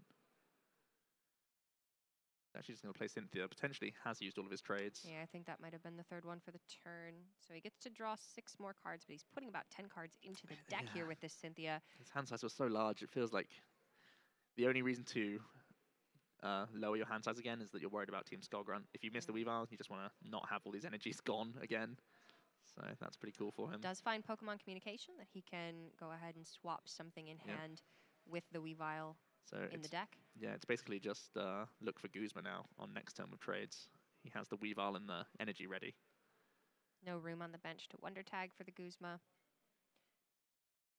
Just consistently slow for Asgar, whereas Alexander now has 3 more trades. He can resource management again. He can continuously knock off all of that energy. He's still not missed a beat. Missing double colorless energy is really awkward as well. You'd like to just deal with Sarangaroo, stop Alexander from cycling through the deck and recycling the best cards. He just traded rapidly 3 times in a row. He does find Team Skullgrunts. Alexander has Team Skullgrunt and also Acerola. He could just be picking up his Tapu Lele to have a better Pokemon to put on his board. Yeah. And that's what we're going to see here. It's the reason why he attached the Rainbow Energy to the Tapu Lele. He wanted to Wonder Tag, but he didn't want it to fill the bench. You get the Rainbow Energy back. Could even evolve into the Lycanroc for no effect and just start attaching to that and start, you know, pushing Asgar, put the clock on him by attaching and starting to just use Accelerock. That seems to be what he's threatening at this point. And it is very threatening, the fact that Alexander is playing a deck that is much less aggressive, but that he may be the first player to even take a prize here is really scary for Asgar. So he's going to shuffle back in Marshadow, Acerola, and Lysander Labs, be able to have something in the deck to potentially get rid of that devoured field. For me, I think he just shouldn't be resource managing at this point. These are cards that I don't think he even wants to see. I think very good. He wants to have a thin deck. That's how, when you don't have Magcargo on your board, that's how you guarantee the best cards. He's padding out his deck again with these cards that he probably doesn't really need at this point. The Lysander Lab's definitely not helpful. Like Acerola of those 3 cards is the only one that's good. Yeah, I mean, he's going to be trading 3 times every turn and drawing naturally. So eventually he will run quite low on cards, but at that point he can shuffle 3 in and he doesn't have to trade. Yes, exactly. If your deck size is thin, just stop trading. Nobody's forcing him to do it. Just trade as much as you want. Yeah. And ensure that you don't deck yourself out. All right, Pokemon Communication, put that Tapu Lele GX back into the deck, and that is going to be the Weavile for Asgar. Yep, here we go. Get that Weavile going. Try and get some prizes taken. Asgar may still just look for a double colorless energy this turn and still just go for Rider's Beating. If you sort of bait Alexander into using Accelerock, then you go down in prizes, then your counter gain comes live. He's actually just going to pitch one. Oh, I think that might be both gone now. Having that, he could have laid that small trap. The Weavile's so threatening that you do have to, Alexander has to deal with it. Yeah. And with only 1 energy, you probably have to knock it out. That's your way of dealing with it. But he finally has this combo. He's gonna make use of it. Energy, Weavile. Evil Admonition taking a big 2-prize knockout, picking up the Lycanroc GX. Finally, the first prizes of the game have been taken. And importantly, they were taken by Asgar, who needs to sort of keep that momentum and keep that pace up now. And he's picked 1 energy and 1 counter gain. Again, pretty smart prizes to pick. That's pretty big from him. This again, so he traded away the counter gain and then gets 1 back. Pretty sweet. We're That is going to be Team Skullgrunts. Team Skullgrunts, a big pickup. Just 1 energy discarded this time, but better than nothing. Alexander doing all these actions pre-trade, it looks like. Just making sure he's got those answers established. The Devoured Field gives him the guaranteed knockout already. Rescue Stretcher can maybe get back these Lycanroc pieces. Also, the Slugma might be one to put back. Surprised he didn't resource management those earlier, to be honest. He can Pokemon Communication and Absol in now and get that Rockruff back if he wants to. Or the Slugma, both are good options for him. Yeah, he's going to favor the Rockruff here. Get that Lycanroc rolling again. A guaranteed extra energy removal is always nice because you can do the burst discard of Enhanced Hammer or Plumeria plus the Lycanroc on the same turn. Just completely remove all of your opponent's options. And he's just going to announce Rider's Beating for the knockout. Back over to Asgar. Picks up a double colorless energy. There are a couple non-GX things on the board. There's Bloodthirsty Eyes available to him. He could knock out the Rockruff again. He could try and bench more Pokemon and go for an Oranguru to take a 3rd prize here. Yeah, maybe try and get that resource management out of there, but he's seen Alexander already use it quite successfully. Palpad is going to put in a Guzma as well as a Cynthia by the looks of things. Doesn't want to run out of means of retreating or moving his own active Pokemon because Alexander does have Magma Ring. He has limitation. He has so many ways he can try and trap Asgard later on in the game. Yeah, and Asgard's not playing Switch, not playing Escape Rope. This isn't like those Zapdos decks that you've been seeing, just the traditional Guzma. So, Bloodthirsty Eyes Rider's beating. Prize number 3 for Asgard. He's starting to knock on the door. Suddenly things are ramping up quite significantly, and Alexander needs a way to start getting rid of these energy. Enhanced Hammer's going to clear off 1. Yep, it still feels like it's Alexander who's in control here, even though there's going to be some prizes coming Asgard's way. It's these last few that get pretty awkward. And He's going to ride his beating, start putting some of his own pressure on. Of course, both players running copies of Acerola. Sure. So they do have ways to pick up these Zoroark before they get knocked out, prevent those prizes from being taken. Asgard debating on what to trade away. Going to throw away Tapu Lele GX. Picks up another Guzma. I think he's lacking energy in his hand currently. Oh, there's double colorless energy in there. Can't really see it, slightly off screen. I'm trying my best to pick it out. Yeah, that one's, it's tough. But He's okay, got it. so he does have it. And that means that he's going to get the knockout onto the Ditto with Riotous Beating and take his 4th prize. Just 2 prizes remaining, 1 Zoroark knockout, and Asgard will be the Senior Division TCG champion for the Oceania International Championships. But can Alexander continue to deny him the energy to do so? Alexander's playing very fast here. He's really going rapid. He's traded a couple times. He's put down more non-evolving, low hit point Pokemon. So Asgard, with enough gusting effects, in theory, could win.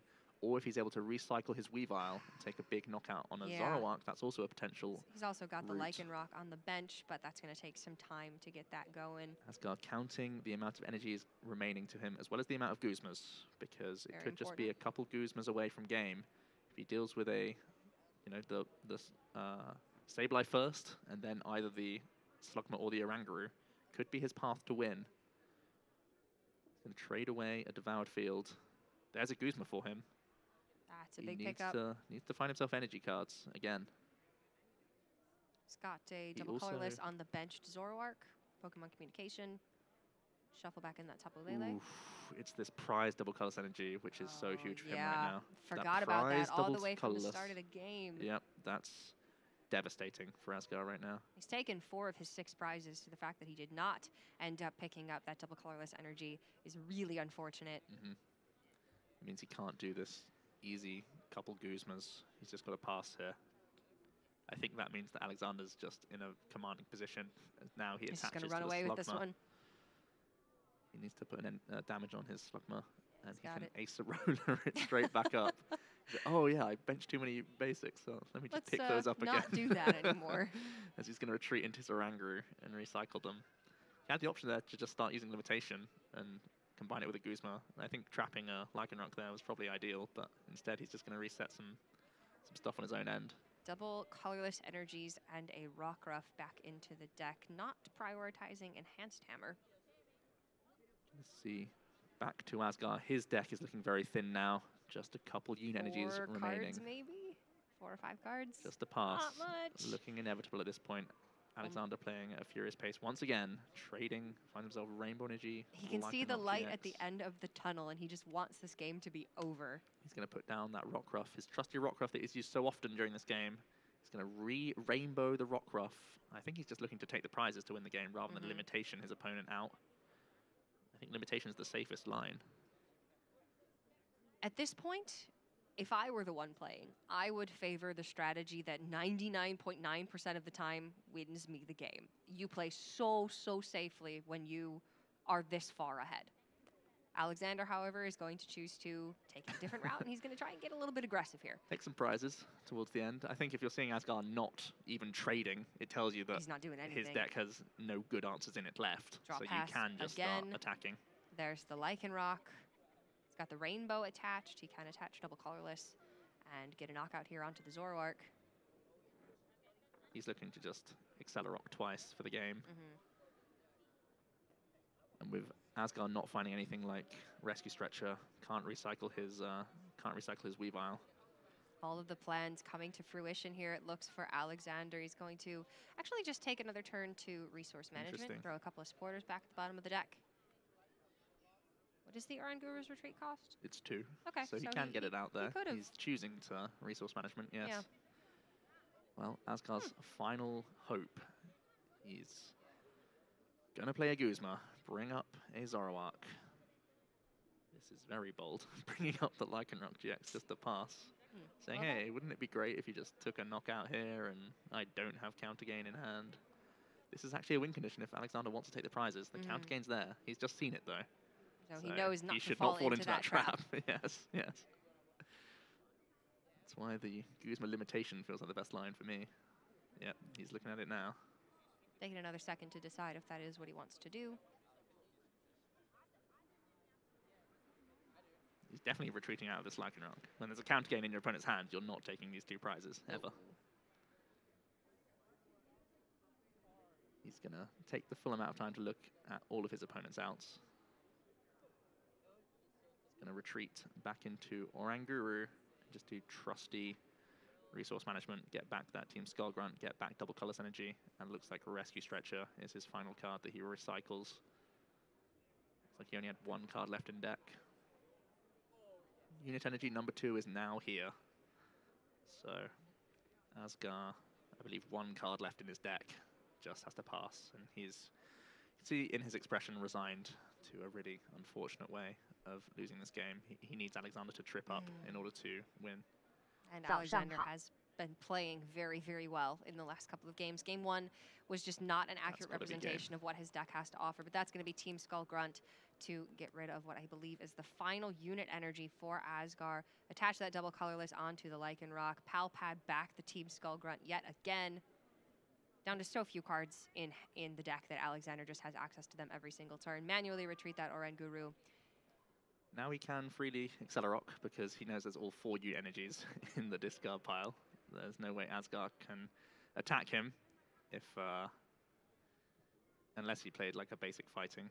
But yeah, that's game. That's going to be game, and the match over to Alexander. He is your senior division TCG champion for the 2019 Oceania International Championships. Zoroark Control, kind of a dark horse in this tournament, but looking very strong and very well piloted here by Alexander from Belgium. So congratulations to him. He is going to be taking the title of Oceania International Champion. And that is a big deal. He's had a great year already. He's already really doing well over this 6-month period, and he's going to continue to do well all the way up to Worlds. He'll definitely be attending the European International event as well, so he's got plenty more competitions for the rest of this season to try and improve on that even further.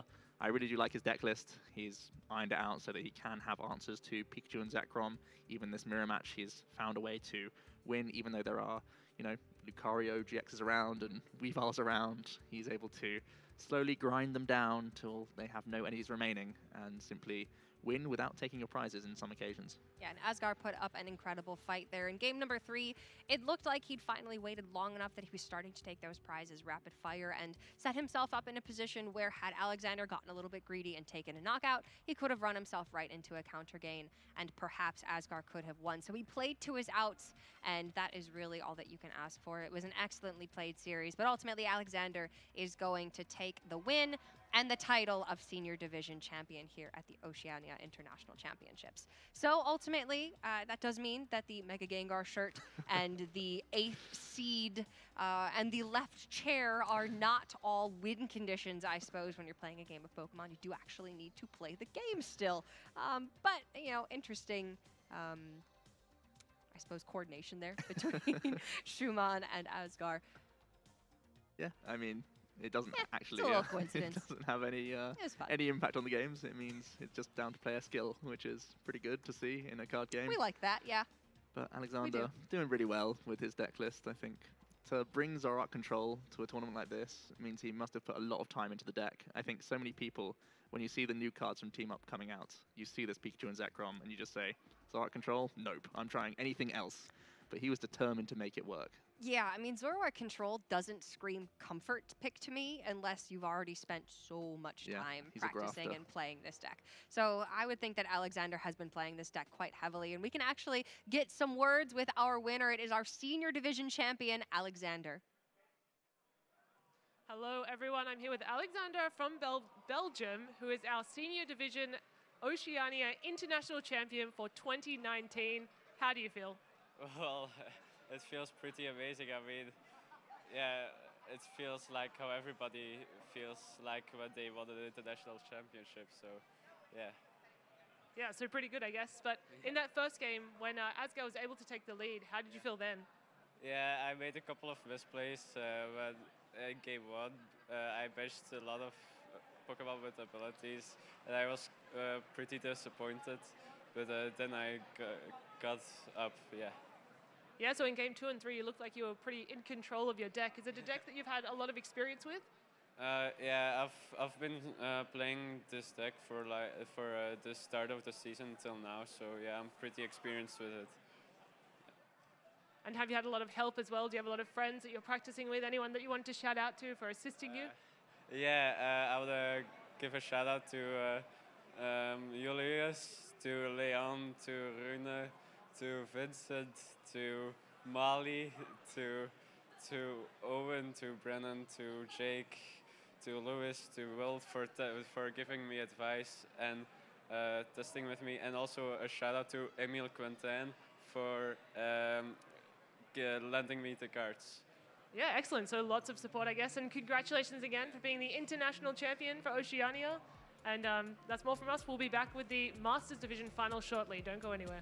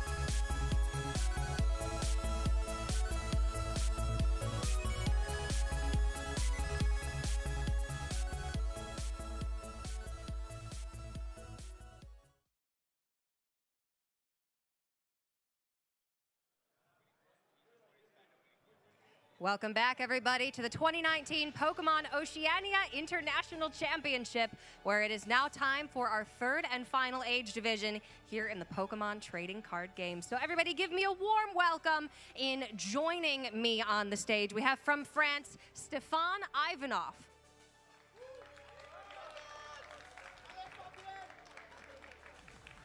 And join me in giving a warm welcome to his opponent from the United States. We have Isaiah Williams. Gentlemen, you may take your seats. Have a phenomenal finals, and let's get right into it. Casters, take it away. All right, thank you very much, Cora.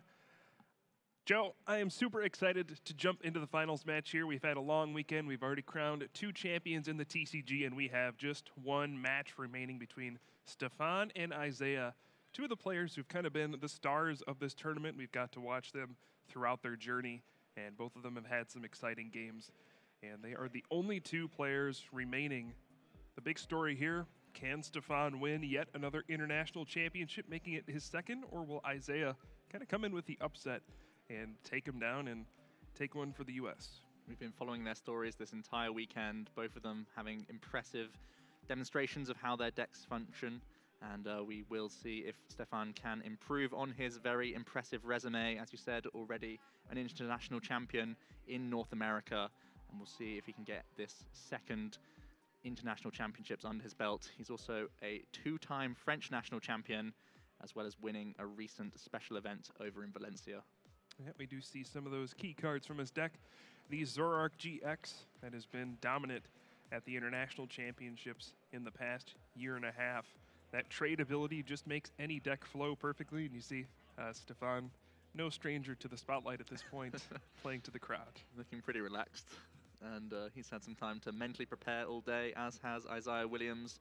As we've already mentioned, top 4 at US Nationals in that lower age division, as well as more recently coming back into the game, Dallas regional finalist and a top 8 important regionals. Normally, he's the one playing the Zoroark deck, but here he is repping the Zapdos Jirachi. Both players playing to the crowd, both relaxed and very fun guys to be around. So it's going to be a nice, well-mannered finals. Yeah, and I actually realized I got it wrong. That top 4 was actually in the Masters division at the US Nationals. I got him confused with another player, Jeremiah Williams, who won the senior division. But yeah, Isaiah does have a top 4 finish in the Masters division at the US National Championships. So just wanted to clarify that because I messed that up over the course of the weekend.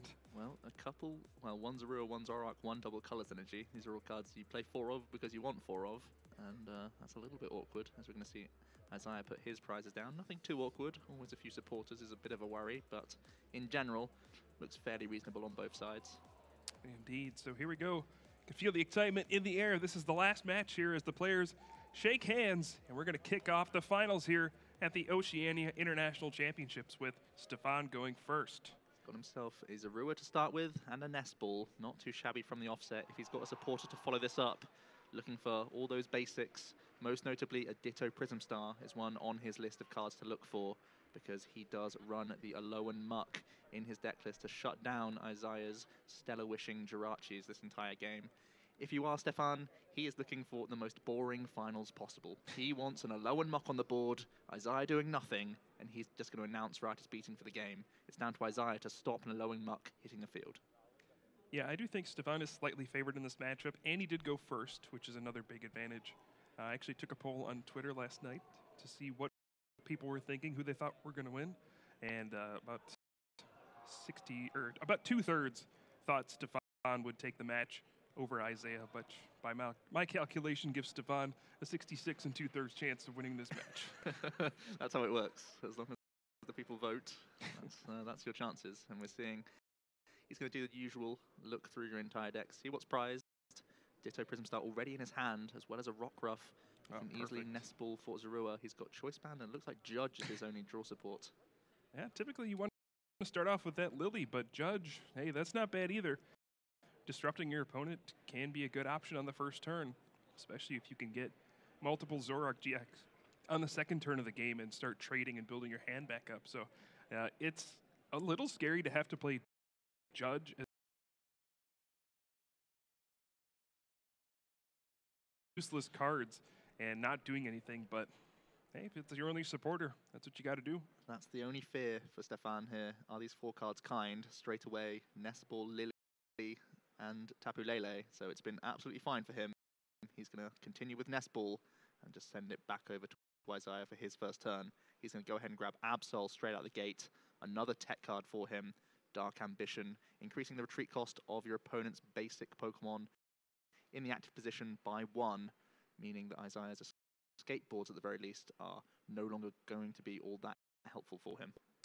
Yeah, and Stefan's build of this Zoroark Lycanroc deck is heavily teched to beat this Jirachi we see from Isaiah.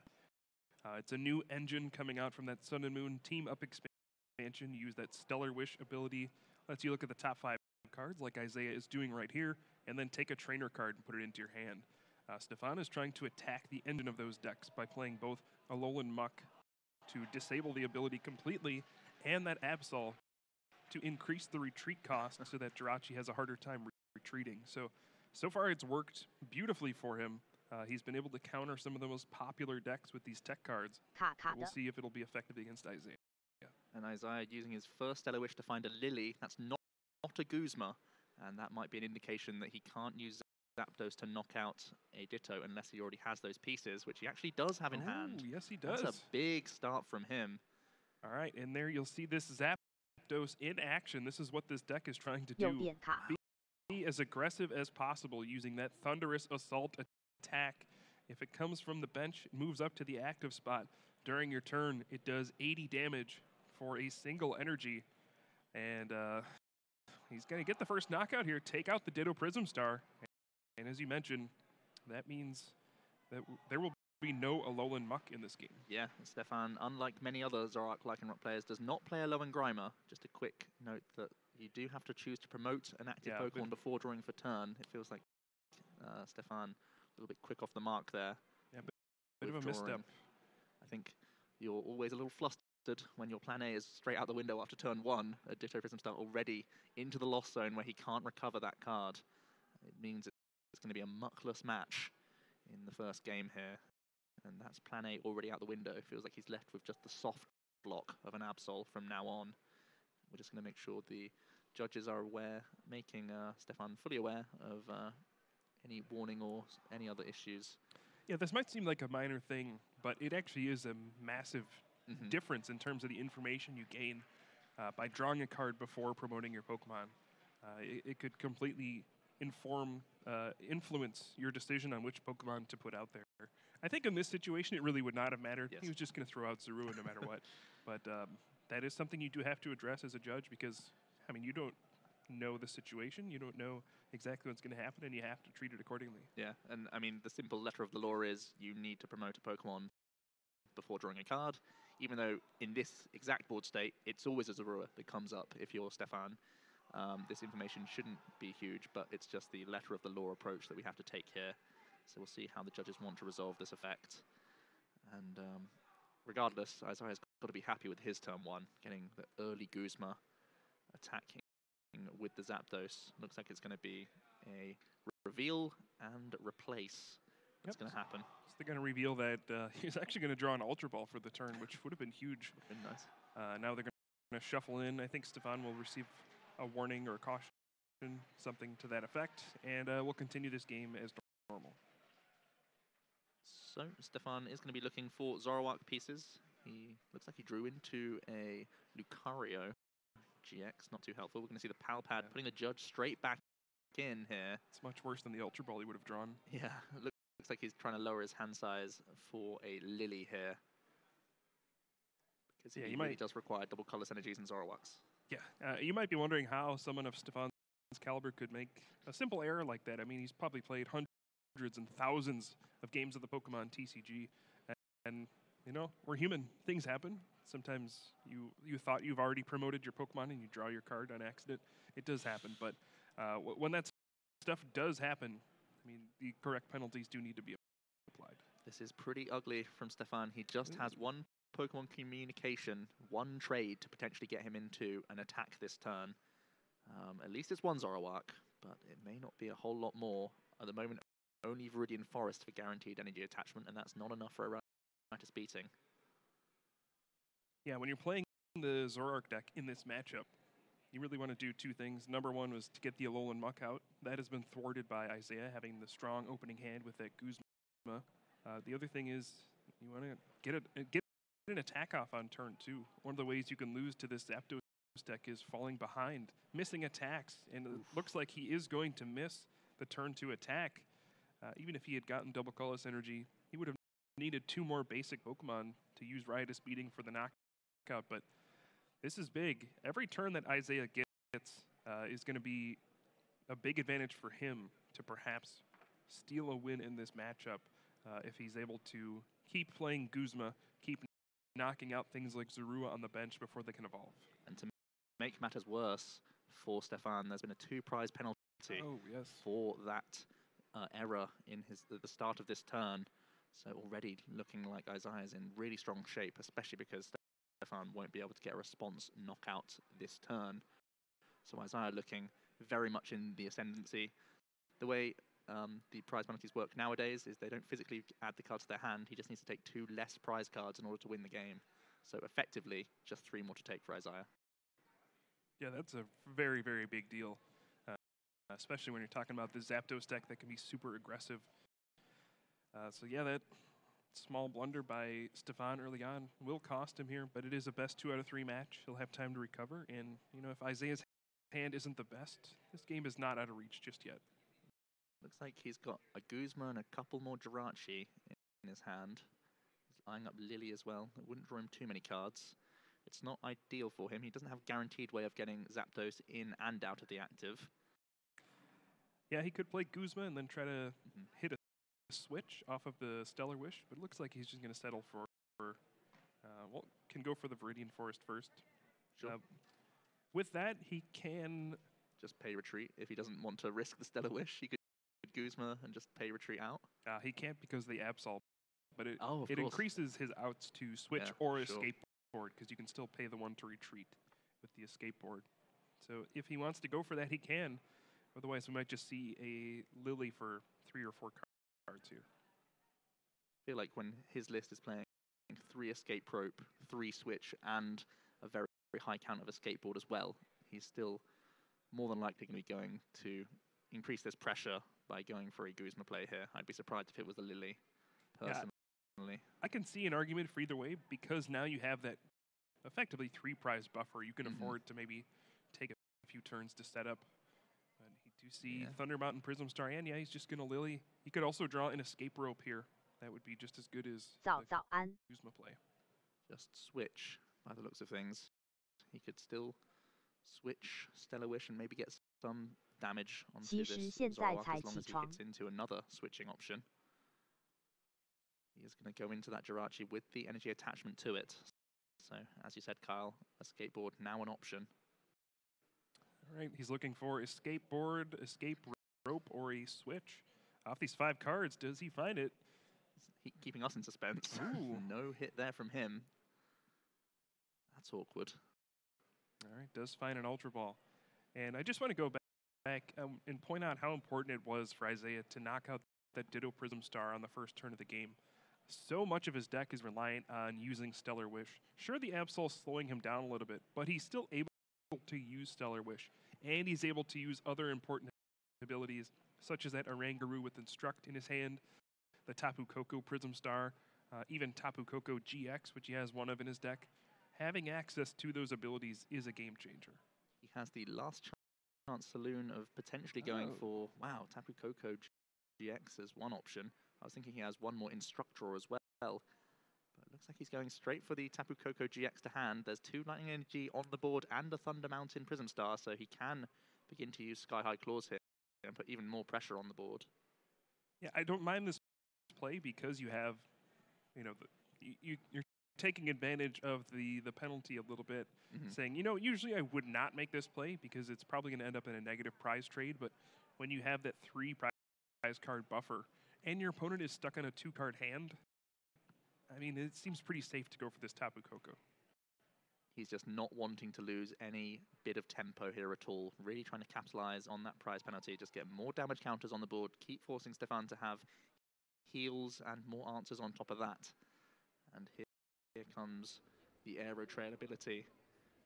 jumping into the active position, stealing all those energies, and we'll see potentially an Instruct. The only issue with putting an extra bench Pokemon down, well, there's already a choice to spend on the Rockruff, so there's not much reason to not put it down. Yeah, if there wasn't a choice band there, you would not want to bench the 4th Pokemon, but since it's already there, might as well Instruct for a card. And thanks to the Thunder Mountain Prism Star, we will see the Sky High Claws for 130 damage, putting the pressure on Stefan. Now this is a little risky. If Stefan is able to trade into the absolute perfect cards, he can go Acerola, Lycanroc GX, Energy, and Dangerous Rogue GX for the knockout, but that is very, very unlikely given that he only has 2 cards to start the turn. Yep, 1 trade available, and he's going to choose to put the Viridian Forest into play to bounce the Thunder Mountain Prism Star, and he has the option to just immediately Lily or trade 1 away. He's holding on to 2. I think I would trade first. Unfortunate in finding 2 unplayable cards, so it's up to either Judge or Lily for 4 cards. He's holding on to Ultra Ball if he plays the Lily and could get towards an attack off of some sort, but not going to be picking up his Zoroark. And yeah, it's not looking great for him. Yeah, and the reason I would trade first is you could draw into like another Zoroark GX plus Lycanroc GX, and it would keep that play open. But here he's just going to Lily for 4 cards. And this is a big swing in the game for Isaiah. Stefan, unable to find his Acerola, has to play his supporter card for the turn. That means this Zoroark GX can get knocked out on the following turn, and Isaiah effectively will be at 1 prize card. And it looks like he'll be in a good position to take the first game in the series. Nicely calculated risk from Isaiah with just such a low hand size from Stefan and only 1 Zoroark in play, thinking that he's unlikely to get punished by putting this GX on the board this turn. And it's really paid dividends. He's got the full value. He'll be taking, you know, there's always the Absol, which is just a Guzma plus 1 Electro Power away from game for him now. Yeah, and you just got to praise the play from Isaiah here. I mean, in situations like this, you have to readjust. Sometimes you can come into a game with a game plan and think, no, I'm never supposed to put down this Pokemon in this matchup. But in a weird situation like this, you might go, oh, okay, the entire landscape of the game has changed. Now I'm allowed to do this. And Isaiah completely recognizing that and just trying to take advantage of the kind of the gift he's been given here. Speaking of weird situations, it might be down to Stefan to use a Bloodthirsty Eyes just to try and stall something like an Oranguru this turn. He doesn't have... Oh, he does have a double Colorless Energy, so he does have a means of attacking if he wishes. But yeah, it looks like Oranguru's got to be the pick here, just to try and slow down Isaiah. Yeah, and it looks like he is going to go for Riotous Beating. Isaiah's hand was pretty small. It's not a bad plan. So that means that with the Viridian Forest in play, Isaiah does have guaranteed response knockout. And that's going to be relevant here, because he can finish off the Zoroark, and there's always going to be some lower hit point Pokemon for him to finish off, as the Absol simply can't evolve. Yeah, and here's some risk management from Isaiah. If he were able to... if he had a switch in hand, he would have easily promoted Jirachi, used a Stellar Wish, then he could switch into Zapdos and Thunderous Assault for a knockout. He doesn't want to risk it here. He knows if he gets this knockout, he is so likely to win this game, as he does miss the Energy Lotto. Could have simply just Viridian Forest and guaranteed. Yeah. But yeah, taking the knockout here puts him so far ahead that there's no point in sending out Jirachi, potentially missing, and giving your opponent a chance to Acerola up the Zoroark. We do know there was 1 Acerola prized for Stefan, so perhaps he just didn't have access to it at all. But yeah, just keep putting the pedal to the metal here if you're Isaiah. Try to charge full speed ahead and get this knockout. There's already 1 Lightning Energy in hand, so he can simply attach to the active. Just find Professor Kukui, and he draws the switch. So he could switch into Zapdos here. That would be really nice, protecting his 2 prized Pokemon, keeping it as an option for even a Tapu Thunder GX if Stefan needs to commit any more energies onto his board. Isaiah going to continue to try and thin his deck here, get rid of a Lightning Energy, find another one as he continues on his rampage here. Really so far ahead thanks to the awkward prize penalty. Indeed. It looks like Isaiah's just going to settle for using the Sky High Claws for the knockout here. I can see the merits of both. If you switch into Zapdos and give the knockout, It leaves you with a 130 damage attack that you can finish off that Absol with for your last prize card. On the other hand, keeping the switch in your hand lets you pull off plays next turn where you go send out Jirachi, switch into the other one, escape rope to send out your Zapdos. So it gives you more flexibility on the following turn. We've already seen Stefan, he's pal-padded in a Judge already, so Isaiah's playing around it all over again, even though it's been played once this game. Yeah, that's fair as well. So we do see the Sky High Claws. Isaiah has 3 physical prize cards remaining, but thanks to the prize penalty, he just has to take 1 more prize card to take the first game in this match. Stefan's not going to make it easy for him, though. If he can evolve all of his Pokemon, the Absol with 100 HP will be the smallest thing on his board, and he'll force Isaiah to have some combination of Guzma and Electro Power to take the last knockout. He's doing that classic question. How many cards do you have in your hand, Isaiah? Do I play a Judge here, or do I play a Lily? He needs to find himself any energy card for Dangerous Rogue to take a knockout. It's already guaranteed thanks to the Viridian Forest, so I'd be surprised if there was no Judge being played. I'm just going to take a look at what resources Isaiah's used up to this point. Potentially thinking that Isaiah, if he had had any of these Guzmas or switches, may have wanted to do it the previous turn. So it's a bit of a fake out. Isaiah not playing too many cards last turn, maybe making his hand representative of being a weak one, and that might be the thing throwing Stefan off. Yeah, He's he gonna trades away the Judge. Trades away Judge. So the option here now is if he finds double colorless energy, he could put in his Wondrous Labyrinth and take a Dangerous Rogue knockout and try and force Isaiah to have an extra counter stadium on top of all the other things he needs. All right, what will be the decision here? He has 1 trade remaining. He can draw 2 additional cards, but he also has that Lily in hand. He also has Diancie Prism Star, which can be pretty important in this matchup. It will allow Lycanroc GX to Claw Slash and knock out Zapdos through the resistance. And if he's playing down the Wondrous Labyrinth, you've got to think he's going to play down the Diancie as well. Lily for 6 with 1 more trade on top. He's got to find double colorless. It's double colorless or bust here for Stefan. And I think I see it. There it is. Yeah, still 1 more trade. He probably wants to evolve up his Riolu as well. Absolutely. That's got to be another big thing for him to do this turn. Just take away the easy Guzma target. And there it is. So a perfect turn for Stefan here. Able to get the Dangerous Rogue GX knockout, able to evolve up all of his Pokemon, making life difficult for Isaiah. And the question is he able to find Energy, Stadium, Guzma, and Electro Power? That's a lot to have.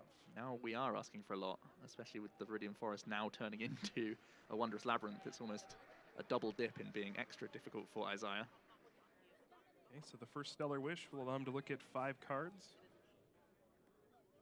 Like nothing too great. There's a Rescue Stretcher, a Nest Ball, Escape Board, which isn't doing very much in the face of that Absol. I can see Nest Ball with the amount of switching cards he has. He's more than likely going to use a lot of Jirachi this turn. Yeah, he could get the 3rd Jirachi here. I believe he has Switch and Escape Rope in hand, so that's representing 3 different Stellar Wish abilities this turn. Yep, and that's, oh, he's already got the Shrine of Punishment in hand as well. Oh yeah, it looks like the only thing he's missing is an Energy card and an Electro Power, but he has already used his Energy Lotto, and the Thunder Mountain Prism Star is gone, so there's no trainer card he can hit with the Jirachi that gives him an Energy. He does still have his Tapu Koko Prism Star as an out as well, so that might be another Nest Ball target for him. Escape Rope is a little interesting here.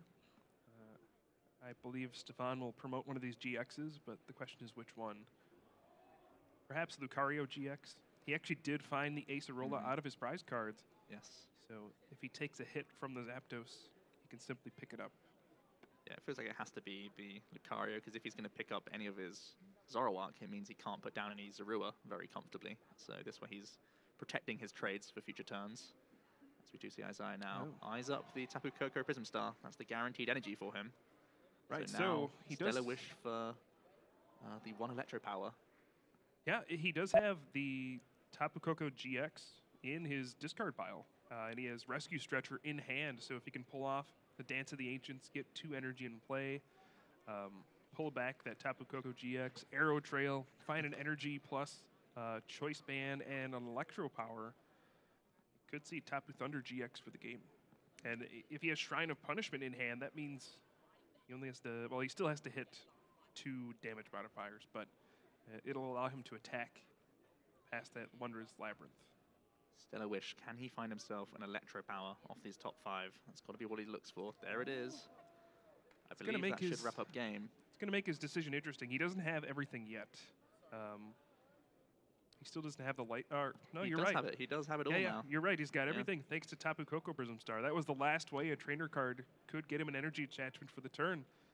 So Isaiah recognizes it. Going to see Guzma going after that Absol. 1 Electro Power will be it, and Isaiah Williams takes the first game over Stefan Ivanov. Yeah, very impressive stuff there. Isaiah finding through his Jirachis a means of even finding energy cards. This deck can grab anything through the use of its items. Very impressive stuff from Isaiah. Obviously helped out by the awkward prize penalty from a moment of madness from Stefan, but he's really capitalized on it this game. Yeah, if you're Stefan, you got to be a little upset, but you got to forget about it right away. The game's over. You've lost. No use dwelling on it. If you're Isaiah, hey, you got to take the game even when you went second. That's got to feel good, and you got to be thinking to yourself, boy, if I can just steal 1 more game, that's it. I'm going to be the international champion and prevent Stefan from becoming a 2-time international champion. And it is interesting from Stefan, he's only playing the 1 Ditto Prism Star. So often you see it combined with an Alolan Grimer, this soft lock from the Absol, really not doing much when Isaiah plays so many switching cards. That's one big bonus of this deck list that so many of him and his teammates have brought to this tournament. They have so many physical switch and escape rope that they aren't too phased by the Absol as much as it would be in other deck lists that we've seen from Zapdos Jirachi throughout the weekend. So now, Joe, we have Isaiah up 1 game. What do you think? Can Stefan pull this back and win the next 2? It's going to be really tricky for him. If Isaiah starts off with that fateful Jirachi and can get himself a guaranteed Guzma on turn 2 for the Ditto again, you've got to feel like he's favored. It feels like Stefan needs a Alolan Muck in order to win this next 2 games. It feels too simple for Isaiah to draw into all those pieces to take 1-hit knockouts. Stefan does still have the Wondrous Labyrinth, the Absol, but these are both, as we say, soft answers that Isaiah can still dig towards to get around them. Yeah, at the same time, I mean, that was one of the worst situations Stefan could have. I mean, his opponent went turn 1 Guzma, knock out the Ditto Prism Star. Stefan missed a turn 2 attack. He got a 2 prize card penalty, and the game was not out of reach by any means. Isaiah still needed to find a multiple card combo to finish off the game. So you got to think Stefan is still slightly favored in general, but can he win 2 games in a row? We'll see some awkward prize cards for Stefan, a bunch of supporters, nothing too awkward for Isaiah. Some damage buffing cards is a little awkward if he has to get through some GX Pokemon. There we do see the Jirachi opener from Isaiah, the perfect starter. And Stefan once again will begin with Zorua and a Nest Ball. So it looks like he's going to be off to a pretty strong start as well. Already holding on to a Pokemon communication as well, so he's going to be getting a lot of basics down in his early turns. The Ditto Prism Star and the Alolan Muck both in deck, thankfully for him. And these are always the things you have to go for. There's no other line for him. I believe there's also an Absol in his hand, so he's going to get his ideal turn 1 in this scenario. Yep, just taking a quick look through his deck, see if any crucial cards are in his prize cards. As you said, Ditto and Alolan Muck got to be the first things he's looking for, and they are both there, so probably feeling pretty good about that.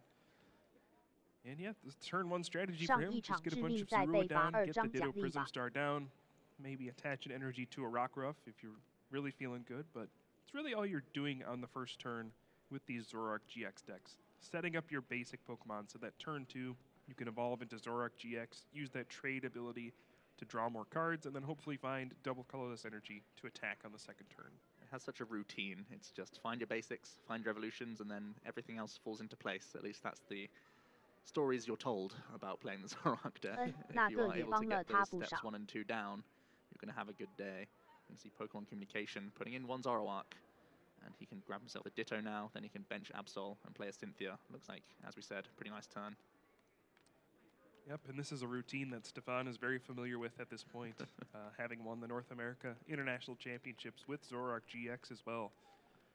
And yeah, gonna top this all off with the Cynthia, shuffling his hand into his deck and drawing 6 cards. And we'll see what he can find from there. And then the pressure is going to be on Isaiah on his first turn. That Ditto Prism Star represents the all-important Alolan Muck on the second turn of the game.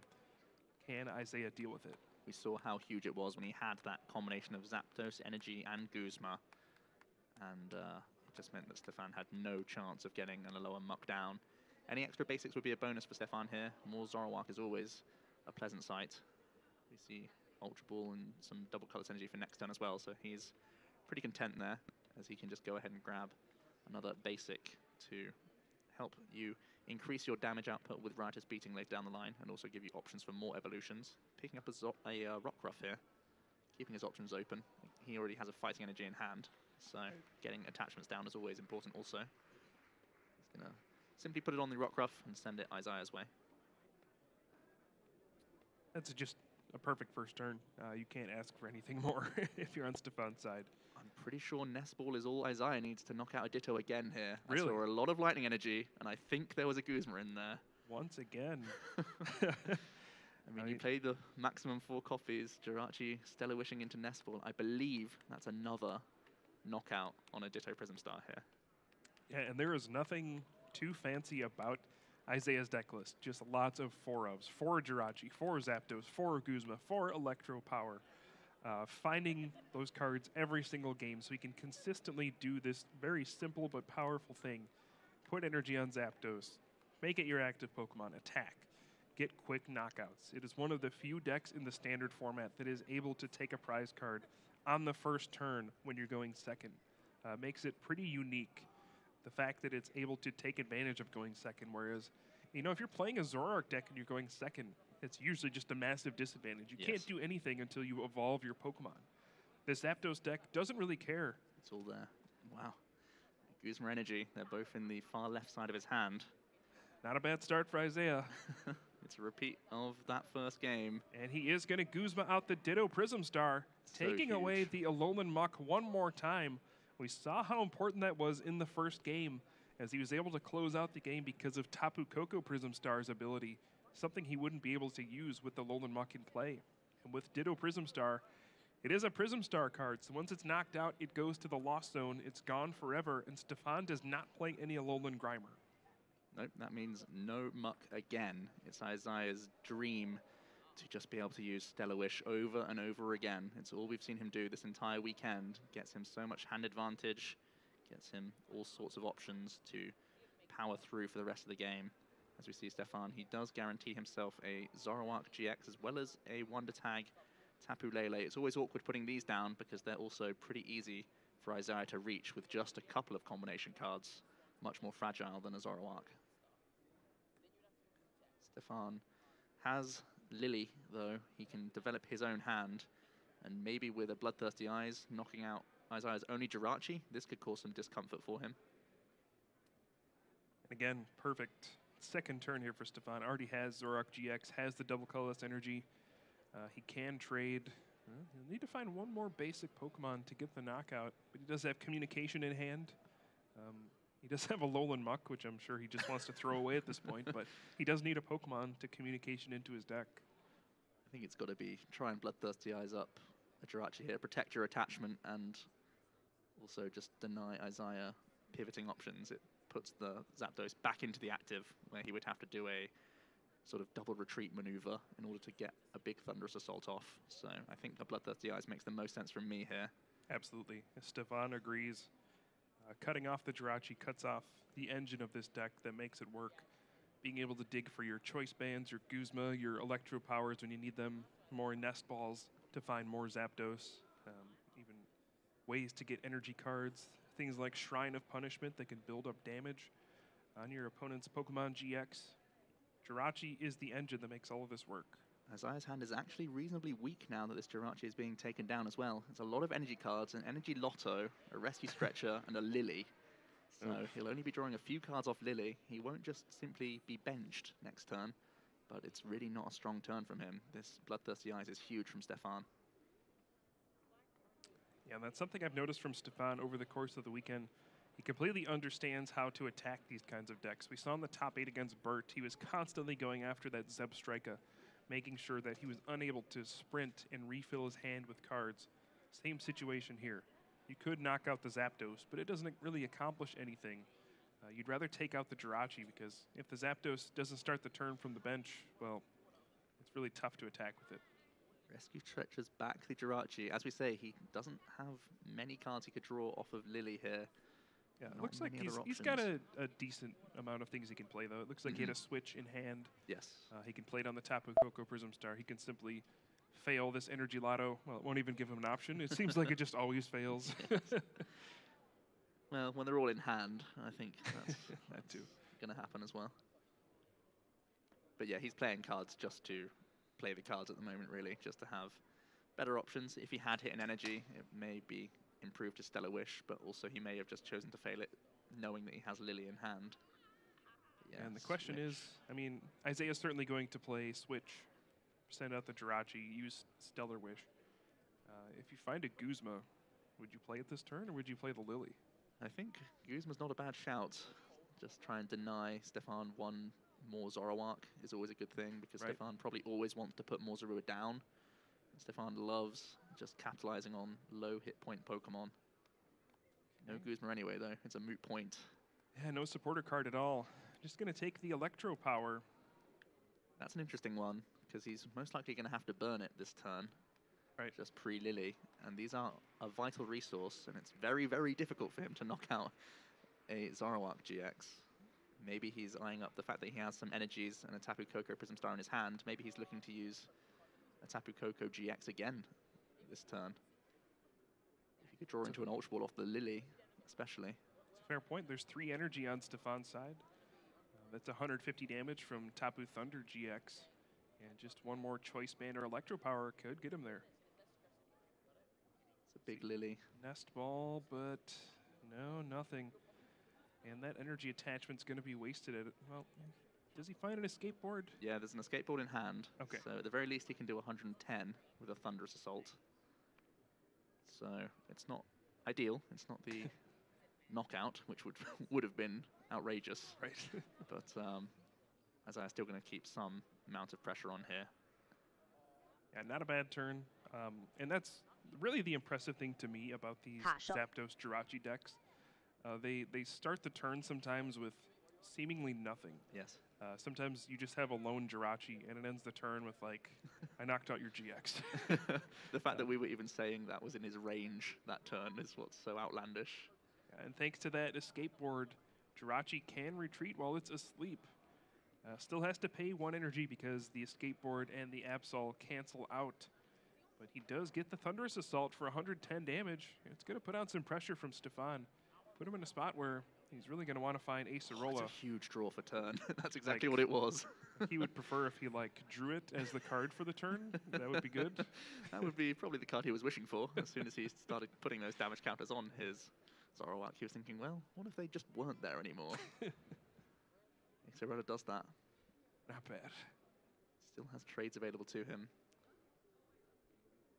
as well.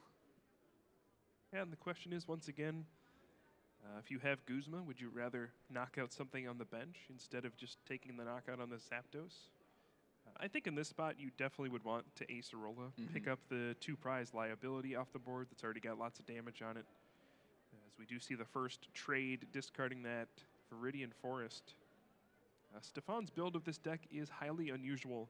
We saw in the Senior Division Finals a Zoroark Lycanroc deck playing all unit energy instead of basic fighting energy, but Stefan opting for a bit more of consistency, using that Stadium card to allow him to search out those basic energy. I think it's all down to the amount of Pikachu and Zekrom he expected. You're put on a clock sometimes so early in the game that you want to maximize your outs into finding literally just basic energy in Pokemon, that his build is so heavily tailored to Pikachu and Zekrom. It's one of the reasons why he's here in the finals today.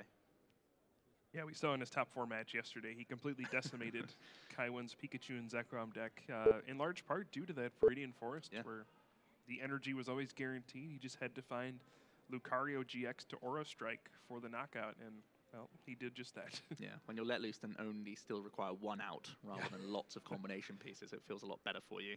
We are going to see him nest ball out that Riolu on this occasion as well. Surprising he's not going for more Zoruas. He always seems to have a board of just 1 or 2 Zoroarks as he plays this, but keeping that option open for Aura Strikes is always something to bear in mind. Maybe he's also trying to play around some escape ropes as well, to a certain extent later down the line. He's actually going for the Guzma. Yeah, I was wondering if going after Tapu Koko Prism Star would be a strong play here. It takes away the option of the Tapu Koko GX coming out at some point. Yes. And that Tapu Koko does need to go to the Lost Zone. It is a Prism Star card. Everyone forgets. Get that sorted. Yep. Everybody remembers when they use the ability, but yes. not when these things get knocked out. So yeah, it's a strong play, but it does leave Stefan vulnerable to that Guzma play now. And look what's top deck this time. Yeah, that card. we just need to keep calling out cards, and then they just draw them immediately. Oh, please, no. Does find Choice Band. That lets him get to 110 damage and knock out the Zoroark GX on the bench. It's all worked out for Isaiah here. He's Stellar Wished into the perfect card after top decking the other perfect card to take 2 more prizes this turn.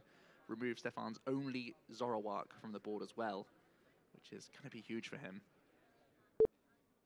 Yeah, and it's entertaining to me to look at these 2 decks we have in the finals. A lot of them at first glance don't look very powerful. Zoroark GX, when you look at it for the first time, it has an ability that looks good, but not the best. I mean, surprise, it is maybe one of the best abilities ever. Its attack looks decent, but it's not eye-popping damage that gets one-hit knockouts.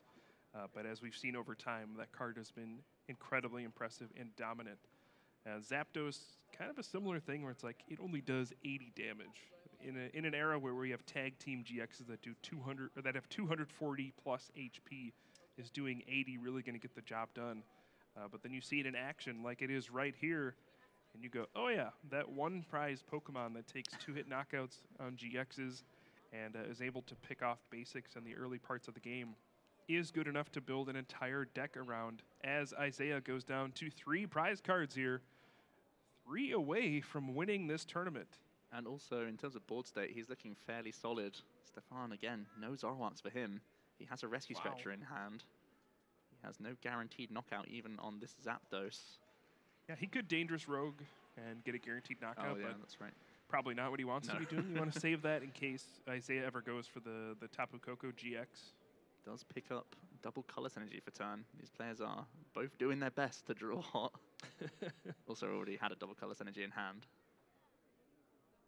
So this is going to be a tight finish. Isaiah still hasn't found that crucial Shrine of Punishment, that stadium card that allows you to slowly add damage onto your opponent's Pokemon GX. It makes it easier to pull off big Electro Power turns in the later stages of the game. If he can, I mean, the game is almost too far done at this point for Shrine of Punishment to matter. And you got to assume at this point, Stefan will be able to take a knockout on these one-prize Pokemon every single turn, whether it's with Zoroark GX or Lycanroc GX. So as the game progresses, Isaiah's going to have to find creative ways to pick up prizes. Huge trade for Stefan. He only had 1 available. He got himself a bench Pokemon to take a knockout on the active, and also it's a Zorua, which is the ideal basic to put down. He actually valued a Guzma less than the Viridian Forest, so he's still keeping an eye out for Shrine of Punishment later down the line. Absolutely, and this is a huge turn for Isaiah. I think he needs to find a Guzma this turn and try to knock out a Zorua on the bench and just take a knockout here. Otherwise, the Acerola is going to be backbreaking from Stefan. It's a miss by the looks of things. Professor Kukui, Electro Power, Nest Ball. Not ideal for him. He doesn't have any other... Oh, he has 1 switch in hand, so he could potentially have a second chance with another Stellar Wish. Sure could. It would put him down to needing to find Guzma or another switching card, though, with no other one guaranteed in his hand, and none from this Stellar Wish either. He's going to favor the Electro Power instead. Might just be building towards another turn at this point. Maybe accepting a 2-hit KO. There's still only 1 Zoroark on the field for Stefan, so Isaiah may be thinking an Acerola's not guaranteed, but the hand size has started to get pretty sufficient for Stefan as well now. Yeah, and at this point, with the Tapu Koko Prism Star in the Lost Zone, Stefan's going to always need to keep 1 extra Lightning Energy in play just to threaten the Tapu Koko GX from coming in at some point. With Thunder Mountain Prism Star, you can attack for 2 energy, and you know this doesn't happen very often, but Stefan does have 5 energy in play. Tapu Thunder GX can take a 2-prize knockout at some point if Isaiah is able to pull it off. Here comes the Electro Power, and we are going to see him play a switch by the looks of things here. Just going to would say 140 is enough, unless he is able to Lily into, as you say, the combination for the Tapu Koko GX. Okay, and he does find Shrine of Punishment for the first time. He might be thinking that a 2-hit knockout is still possible here, hoping that his opponent doesn't have any Acerola or healing cards in hand. That's one of the ways that these Zoroark decks can battle against these Zapdos decks. When you just go head-to-head, it's a 1-hit knockout for Zoroark, 2-hit knockout for Zapdos when you have the choice bands and those kinds of things. And you end up trading 2 prize cards for 2 prize cards because of the nature of Pokemon GX. But when you have things like Acerola or Max Potion and you can heal the damage after you take the first hit, it denies a knockout completely and completely swings the prize trade back into your favor. Yeah, Zoroark always feels fairly slow. As we say, it's usually going for 2-hit knockouts for the majority of the game. Sometimes a Dangerous Rogue takes a big 1-hit KO. But it's the Acerola that really does help the deck catch up. You undo an entire turn of damage, and that's where you start to be in the ascendancy from there. So Acerola, such a huge card for Zoroark players. As we see Isaiah not able to play around it on this turn, even though we see one more Instruct here. At the very least, he's able to continue with manual attachments, so there's always that threat of a Tapu Koko GX later down the line. Yeah, so he does play Electro Power and a Choice Band, so he hits for 140 damage. The Shrine of Punishment ticks up 1 damage counter on all those Pokemon GX. You can see time is winding out on Isaiah Williams here. Stefan's going to take a knockout every single turn, and that just means 3 more turns is all Isaiah will have. Well, basically 2 more turns to win the game. He's going to need to take a knockout the next turn and then knock out a GX on the final turn to have a shot at winning here, because Stefan does have that game-changing Acerola in his hand, picking up the 150 damage off of that GX and denying Isaiah those 2 prizes. Gives him the option to trade again this turn as well. And he's just thinking whether or not he wants to go into his Lycanroc GX and attack with that, or just bring up the Faithful Zorua that can re-evolve and go for a Riotous Beating this turn as well. That's got to be gut-wrenching for Isaiah. He was so close to winning this game, but it just got snatched away from him with that Acerola. Let's see another trade potentially on the table for Stefan. He's eyeing up Ultra Ball, eyeing up Fighting Energy. He does hold on to the Viridian Forest right now. I have to imagine that's going to be put down this turn. Yeah. You always want to trade first, though, get the most information out of your hand as possible, so you can make these optimal decisions. Toss away a Lycanroc GX. Does have the Wondrous Labyrinth in his hand, but not a card he wants to play here. That will prevent him from attacking. He's thinking of not putting down the stadium. Here it comes. Yeah, I think you have to get rid of that. Yeah. The Shrine of Punishment damage is just so important. And Stefan does go down to 2 prize cards here. And it is back to Isaiah. Stefan almost instinctively put damage counters on his Pokemon for Shrine of Punishment. He's like, oh wait, I got rid of that. Yeah, thank goodness for that. Isaiah going to go into his Escape-boarded Jirachi. And he gets to draw for turn. Maybe he needs something. He can't use the Tapu Koko GX this turn. It's too unsafe. It's just a Dangerous Rogue away from losing. So he has to use a Guzma this turn to take a single prize knockout, and hope that Stefan doesn't maybe Acerola up his 1 damage countered Lycanroc, and so that he can use a Tapu Thumb GX to close the game. It's true, yeah. This has to be Guzma this turn for Isaiah. He has drawn 2 Professor Kukui, which are not very helpful in this matchup. Actually throws one away to the Viridian Forest. And yeah, if Isaiah can knock out one of those small basic Pokemon on Stefan's bench, he'll give himself an opportunity to at least win this game if he can draw into that Thunder Mountain Prism Star later on. Guzma's in hand, so it is about building towards that Ultra Ball and the Thunder Mountain. That's 1 card. That's one of the cards he needs. He almost snap-picked it. He thought, may as well look at the 5th. But that's got to be a huge one on his consideration here. And we've seen Isaiah throughout the weekend on stream. He's played basically flawlessly throughout the entire tournament. Even throughout all these complicated decisions where you're looking at the top 5 cards, there's so many options, so many choices, so many ways to play the game out. He has pretty much always made the correct decision, and he has already identified how he's going to win this game. And that might be why Stefan was actually hesitating on playing the Viridian Forest. Sure. It guarantees his opponent energy attachments every single turn. And sets him up for that Tapu Koko play later. At this point, Stefan has to know that he's not safe. Like you said, he could find Acerola and pick up that Lycanroc GX just so he can remove 3 energy from his board. But it's going to be rough.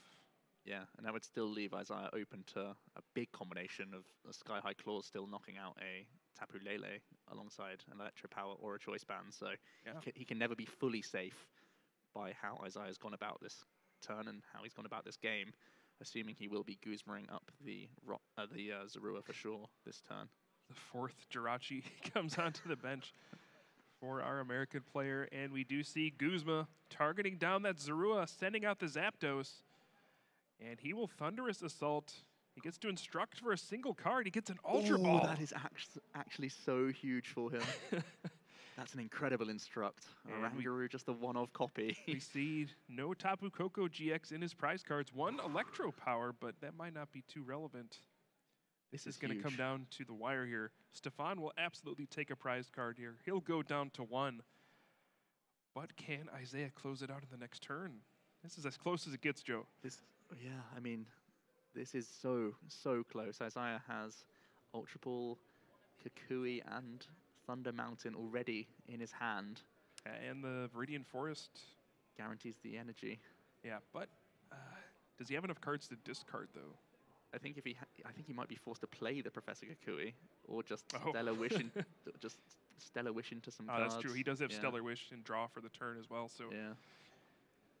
Boy, we'll see. And there's not really a non-GX Pokemon in Stefan's deck to attack with. No. In this kind of a situation, you would love to drop something down here that only gives up 1 prize card, so you don't have to worry about it. Something he could do is retreat his Zoroark GX this turn, take away 2 energy in play, and attack with Lycanroc GX. That would force Isaiah to have additional cards. And it's not just a straight Tapu Thunder GX for the game. He's eyeing up Wonder Tag for Judge. He does have that Acerola option in hand. This Judge would be huge. He's already seen that Isaiah's picked out the Thunder Mountain. So he's saying, no, don't have that combination. Does have Wondrous Labyrinth as well. This could be the play. He might just attach again to his Zoroark, Wondrous Labyrinth, and hit that Judge. Oh boy, here we go. We've seen N to 1 plenty of times, but how about a Judge to 4? He's thinking this is the stronger way to protect himself from Isaiah. And Isaiah's like, well played.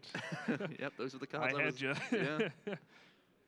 All right. Incredible call from Stefan. Obviously, the Stellar Wish does reveal cards, so it does give your opponent that information that you're building towards something. And Stefan says that something will lose me the game. Let's get those gone. This is going to be probably the 4 most important cards Isaiah Williams will ever draw in his life.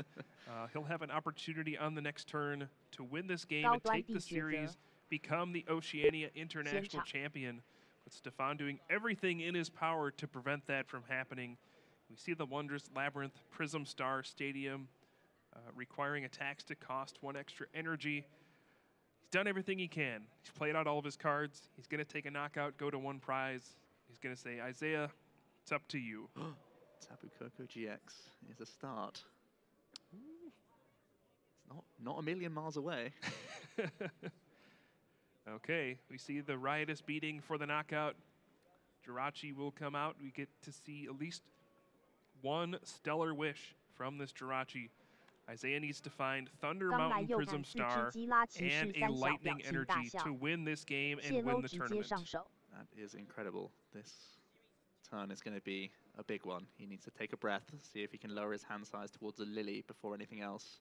If he wants to Stellar Wish first or after is also a big question for him. He's going to run the numbers in his head. What gives me the best chance? Yeah, this might be an awkward spot where he actually plays Rescue Stretcher and shuffles cards into his deck. It's an ugly choice. Just so he can draw an extra card off of Lily. And that's when you think you've got to Stellar Wish first, then the Rescue Stretcher, then the Lily, and hope to get some...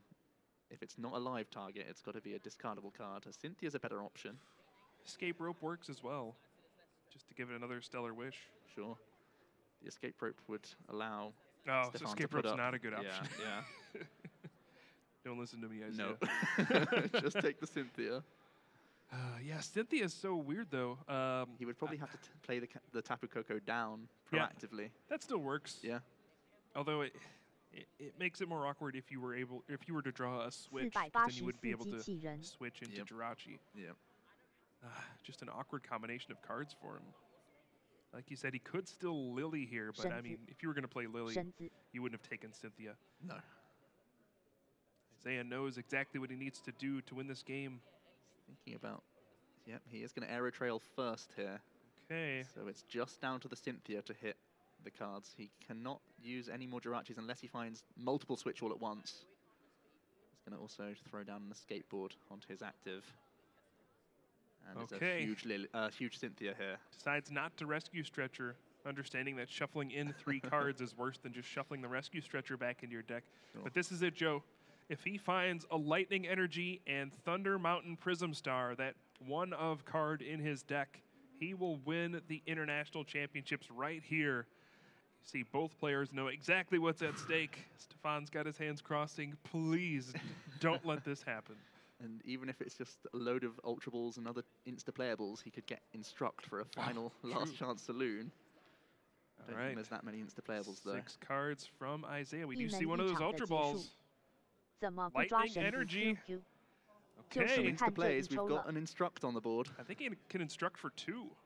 This could be huge. He can play down, you know, he can dump 2 supporter cards with Oh Ultra boy. Ball. He can attach an escape board, and We're it is gonna- an Instruct for 2. We're going to stretch this out as long as we can. We I see love the Thunder suspense. Mountain. It was at the bottom. You got to shuffle that. Thunder Mountain Prism Star is in his deck. He'll have 2 cards off of Orangaru's Instruct. It's looking 太凶。 around, you know, 15 or 20 or so cards. It's not 拿 high, 绳子 high 可能 odds 放 just 小 from 怪。 eyeballing it here. But you've gotta got to go take your for shot. it. Yep. No other option at this point. And Isaiah says, I will fail to find a Pokemon. Good choice. He has Lightning Energy in hand and a skateboard. He can throw onto one of his Pokemon just so he can draw 2 cards. This is down to the wire. Will Isaiah find Thunder Mountain Prism Star, announce Tapu Thunder GX, and become the champion? Stefan cuts and then thinks, no, I want to shuffle this as well. Please. This is a somewhat important moment. Yes. And then the cut afterwards. Isaiah Right. Giving himself a 也是 cut. 很 Yeah. 拼。 Two. 哈， Fine, I'll cut. Don't want any of the... Ooh, here we go. Skateboard, This is it. attach, instruct. You got to attach, instruct for 2 cards. Does he find it? Oh, finds the Electro Power. Not quite the lightning card he wanted. So now he's going to just throw down the escape rope. Stefan can immediately breathe a sigh of relief. It would have been slammed on him if he was to just lose the game. And I think that's just got to wrap it up, right? I believe so. Any, you know, option to move this Riolu should be game. Isaiah can't take the knockout. Obviously, it just loses himself the game, so it'll just 没 be, 电场。 What a disappointing moment for Isaiah, but Stefan So keeps his close. hopes alive. Stefan used that judge brilliantly. Yeah, no kidding. This- We see a Stellar Wish. Find a switch in Stellar Wish again. Stellar Wish all 4 times this turn. But I don't think it gets him anywhere. It ultimately does yeah, not does get not him. change what he loses to. Yeah, it will not get him to 2 prize cards. You see the Shrine of Punishment? That doesn't really do anything either at this point. So Isaiah's just going to take the Cynthia here and say, I was so close to winning this match. It was a really excellent judge from Stefan last Yes. turn. It really was. Especially when the Ace of Roller line was there for him. He Yeah. could have just picked up, you know, 150 很 damage 像 worth 拼哈哈。 of attachments on his Lycanroc, but he wanted to make sure he had this backup Lycanroc to take a knockout on whatever Isaiah had on his field. So it's just Yep. a pass. Going to pass the turn, and There it Stefan is. shows the double colorless energy. He's going to retreat into Zoroark GX, and we are going to head into a final and 果 deciding 然 Game 很喜 3 欢用竹篮。 here at the Oceania International Championships. What excellent play from both sides. That was so exciting. Both sides knew exactly what the other was trying to do and counterplayed each turn brilliantly. And yeah, it all came down to that judge 浪 from 费了 Stefan. 就是差一 And 张。 remarkably, I think he only plays the 1, and it's Yep. just, Used it twice. yeah. The early pal A pad. pal pad, yeah. He used it as if it was just for a lily to get one more card, but it seemed to be a huge decision in being an influential factor at keeping him around long enough just to take one more prize to win the game. 那个裁判 And 贼 you 牛 see, 逼， Isaiah's had such a 第一 great 场是 attitude 不 all 是一 weekend. 样被罚？ Pretty much every game we've seen him play has been close, except the ones against Jose, where Jose just drew nothing but energy switches. Sure.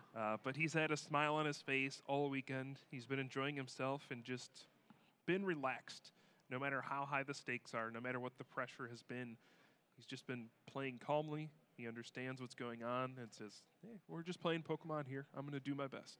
And that's all you can do, just play to the best of your ability. And he's got tons of ability. He's got very far through this tournament, and he knows that he's up against other fantastic players. They're obviously going to try and make it as difficult as possible for him, but he's just been grinding through, doing all those stellar wishing, doing the right decisions, planning for sometimes multiple turns ahead. And Stefan was able to identify that very cleverly and judge him out of what was a fantastic hand at the time, as I was almost able to build his way back towards it, but just one card off in the end as we go to a game 3. Once again, we have to say a low and muck could still be a huge factor. It hasn't come into play just yet. Isaiah's been fortunate in having Guzma's always available, and it's down to him to have it one more time. Otherwise, life gets very tricky for him. But it's a bit tougher now. Isaiah gets to go first, which means he'll have 2 turns of opportunity to build up the Guzma in his hand. Stefan going second, and any number of things can happen. Stefan could prize the Ditto or the Alolan Muck in this game. It's still anybody's game. But revisiting that second game a little bit, I think ultimately it did come down to that one turn where Stefan was able to knock out the Tapu Koko Prism Star on Isaiah's side. It denied him those 2 energy cards and prevented the Tapu Thunder GX from winning the game all those turns later. So excellent foresight from Stefan, understanding that, hey, if you're not going to use that ability, you're just going to leave that there, I'm going to take that option away. Especially when he had the temptation of an Acerola in the hand at the same time as well. That's really clever from him to just see a bigger threat towards him and even allow Isaiah a bigger prize lead, as we see a couple awkward prizes. The Pal Pad was so big last game, as well as Acerola and energy cards. No Ditto, no Alolan Muck. No. Whoa, 2 Zapdos in the prizes and Oranguru for Isaiah. That could be devastating.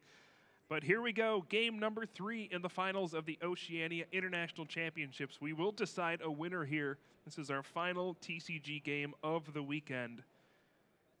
Let's hope it's a good one. Isaiah kicking things off with that textbook Stellar Wish, looking at an Ultra Ball for now, so he could start developing his board a little bit more.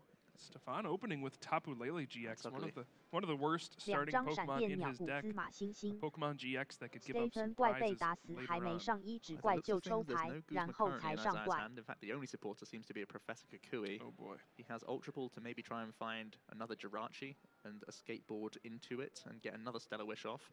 Looks like he's shuffling his deck though, so potentially using Professor Kukui first before electing a target with Ultra Ball. Gives him more odds to more Jirachis. Yeah, and I think he's happy that this was the game he went first. Yes, for certain. Oh, finds the Guzma. That ain't bad. That's Energy Ultra Ball Guzma for next turn. Maybe he has to sit on this. Yeah, you could Ultra Ball for the other Jirachi, get a Stellar Wish off. You have to think between 2 Stellar Wishes, you'll probably find a Nest Ball. But it is a small risk you're taking. But you're right, the risk is pretty small, I think. It's not wrong of him to go for an Ultra Ball here and just keep going down the Jirachi line, or he could just proactively get the Zapdos as well. Yeah, that's another option. Discarding one other Professor Kukui. He plays 3 copies in this build, unlike many others where Volkner is an option as a supporter card. He just plays lots of Professor Kukui, and that's very different from many other builds that we've seen come out of Japan, where it's very Volkner focused. He's just going for extra damage. Indeed, and we do see Isaiah going straight for the Zapdos. Remembers back to that first game where Stefan played Judge on the first turn. Yep. And saying, you know what, maybe it's for the best if I just put down Zapdos, attach Lightning Energy to it, and make it so I only need Guzma on the next turn. He's also got a skateboard that he could easily commit to his active as well if he's trying to play around Judge fully. Yeah, and that seems to be the case. You know, Stefan does play Field Blower in his deck. That's true. But the Absol will make that largely irrelevant anyway. Choice Band as well going on to Isaiah's board. Now he's thinking twice. I think he actually just said Field Blower out loud to himself. All right, so Jirachi appears to stay asleep. Does find the early Shrine of Punishment in this game, which could be very important. Especially if Stefan is forced to find another Tapu Lele GX. I don't know if there was a supporter card in his hand, but he does have an Ultra Ball. I think it might genuinely have to be a second Tapu Lele GX onto this board. It looked like lots of stage 1s in Stefan's hand from what I could see.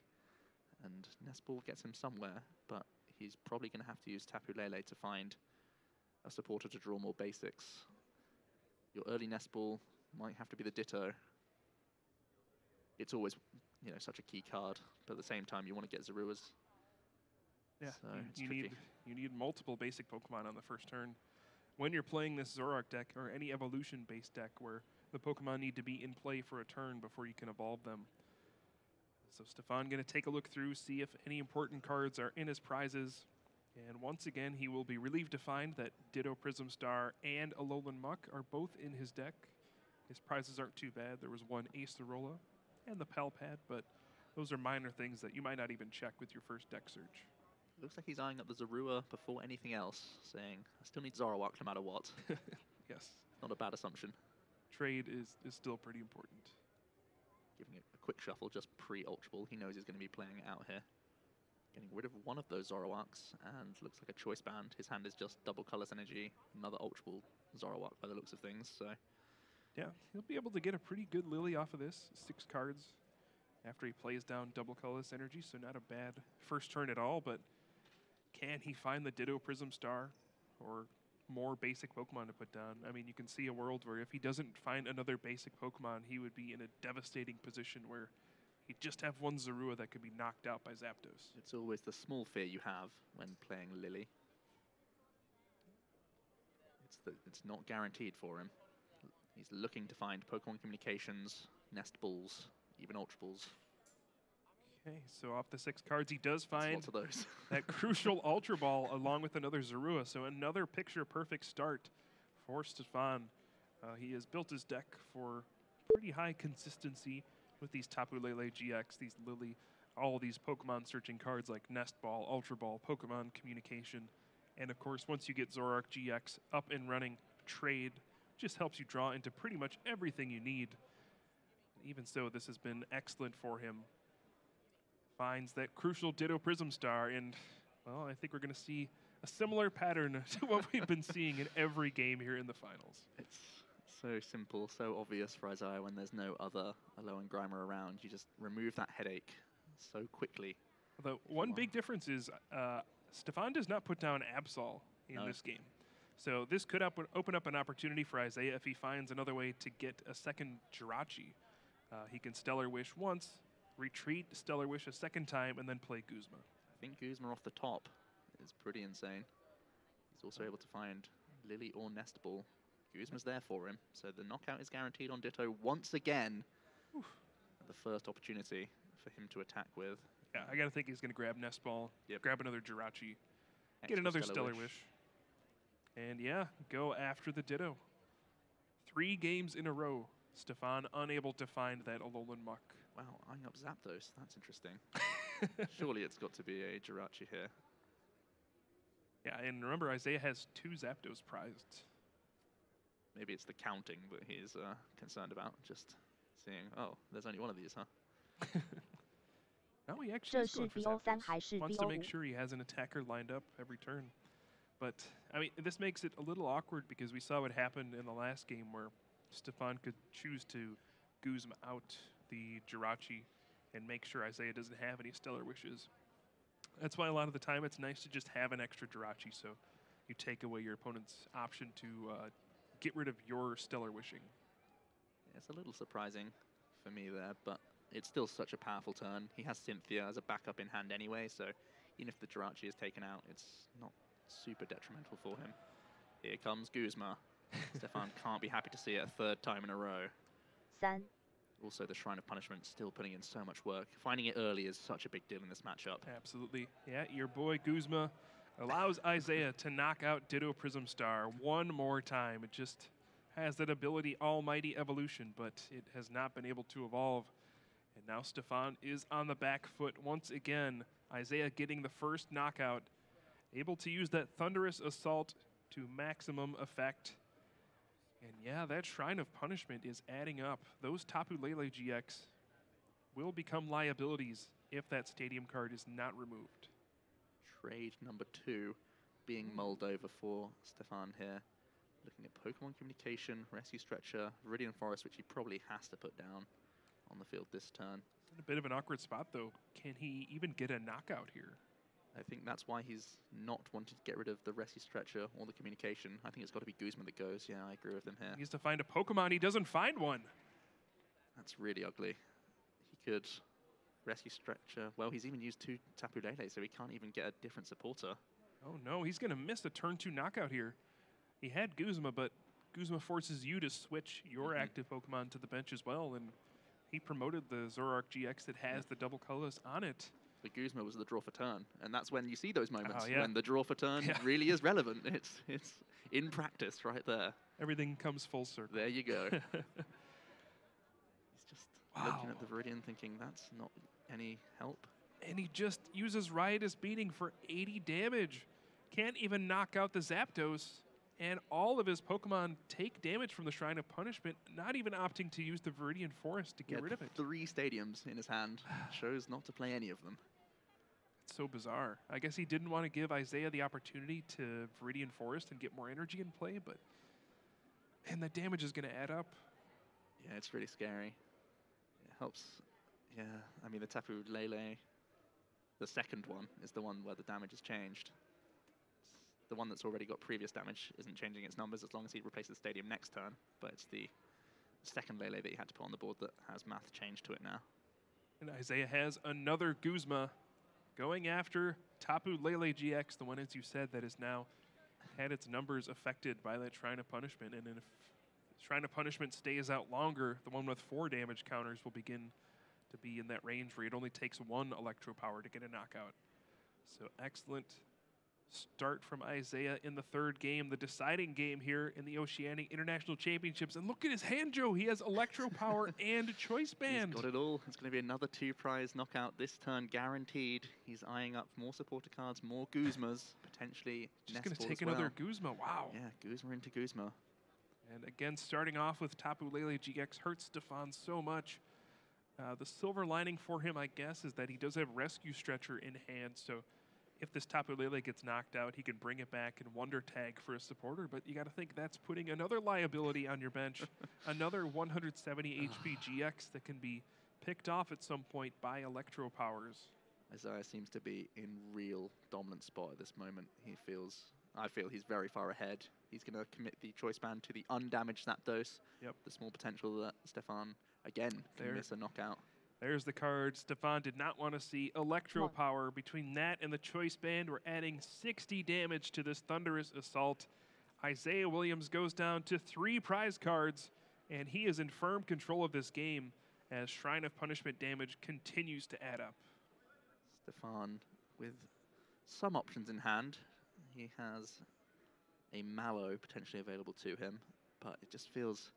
Just because of the nature of Isaiah's deck, there's only ever going to be single prizes now that he's this far ahead, unless the Tapu Koko GX will give him game.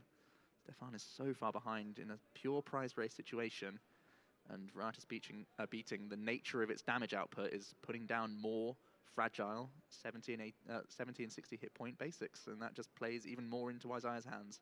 Yeah, and you saw he already took another Guzma for the next turn, so he'll be able to pick off 1 more Pokemon on the bench. And if he's able to find Electro Power once again, he could pick off another Tapu Lele GX, go down to 1 prize card. So yeah, Isaiah looks like if he's able to just keep finding more Guzma, more Electro Power, more Choice Bands, it's going to be it. He's given himself such a lead in this game. In the previous game, Stefan was always able to get a Lycanroc powered up, at least close to powered up, so he could, you know, when he needed to, not fully bench all these lower hit point Pokemon. Not the case in this game. He has to take prizes with Riotous beating, and that just falls into the trap that Isaiah's already laid with that Guzma pickup from last turn. We see Wondrous Labyrinth Prism Star in Stefan's hand, maybe a way he could claw back into this game. It makes the attacks of all non-fairy Pokemon cost 1 more, and if Isaiah's unable to find a counter stadium or another lightning energy, could make it so that it's tougher for him to attack. This makes sense. You can see Stefan's back is against the wall, removing that stadium for one thing, but also Wondrous Labyrinth hoping that Isaiah doesn't have more access to energy cards. At the same time, he still needs to find 2 basics this turn. Yep, it's still a lot. It's only hitting for 80 damage. He's still got 2 trades and 6 fresh cards, but there comes its own risk just benching more things. Absol's a big one. That's a huge draw. That'll slow down the Jirachi a little bit. Diancie has a good amount of hit points as well. He may put it down just because it's less fragile than a Zorua. He actually has a decent amount of basic Pokemon that has over 80 hit points, thinking about his list now. Pokemon is pretty much all he drew. Ultra Balls away, a Riolu and a Zorua. That tells you that... As you said, he doesn't even want to play it down. But looks like he's going Rockruff, though. And that's just as vulnerable as Zorua would be. Pretty interesting. He's already attached for the turn, but wants to give himself the option to Bloodthirsty Eyes in the following turn. This could be the beginning of a comeback for Stefan, but we know Isaiah has Guzma in hand already, and it looks like he has another Shrine of Punishment as well. He's going to be able to just keep the pressure on. More Zapdos, more energy in Isaiah's hand. It's all looking pretty rosy for him at this point. He's been able to do this all with 1 Stellar Wish the entire time. Just very simply with Zapdos and 1 Lightning Energy. It's hard to think that he's been able to take 3 prize cards so far in a short amount of time just by putting down this 110 HP basic Pokemon, attaching a single energy to it.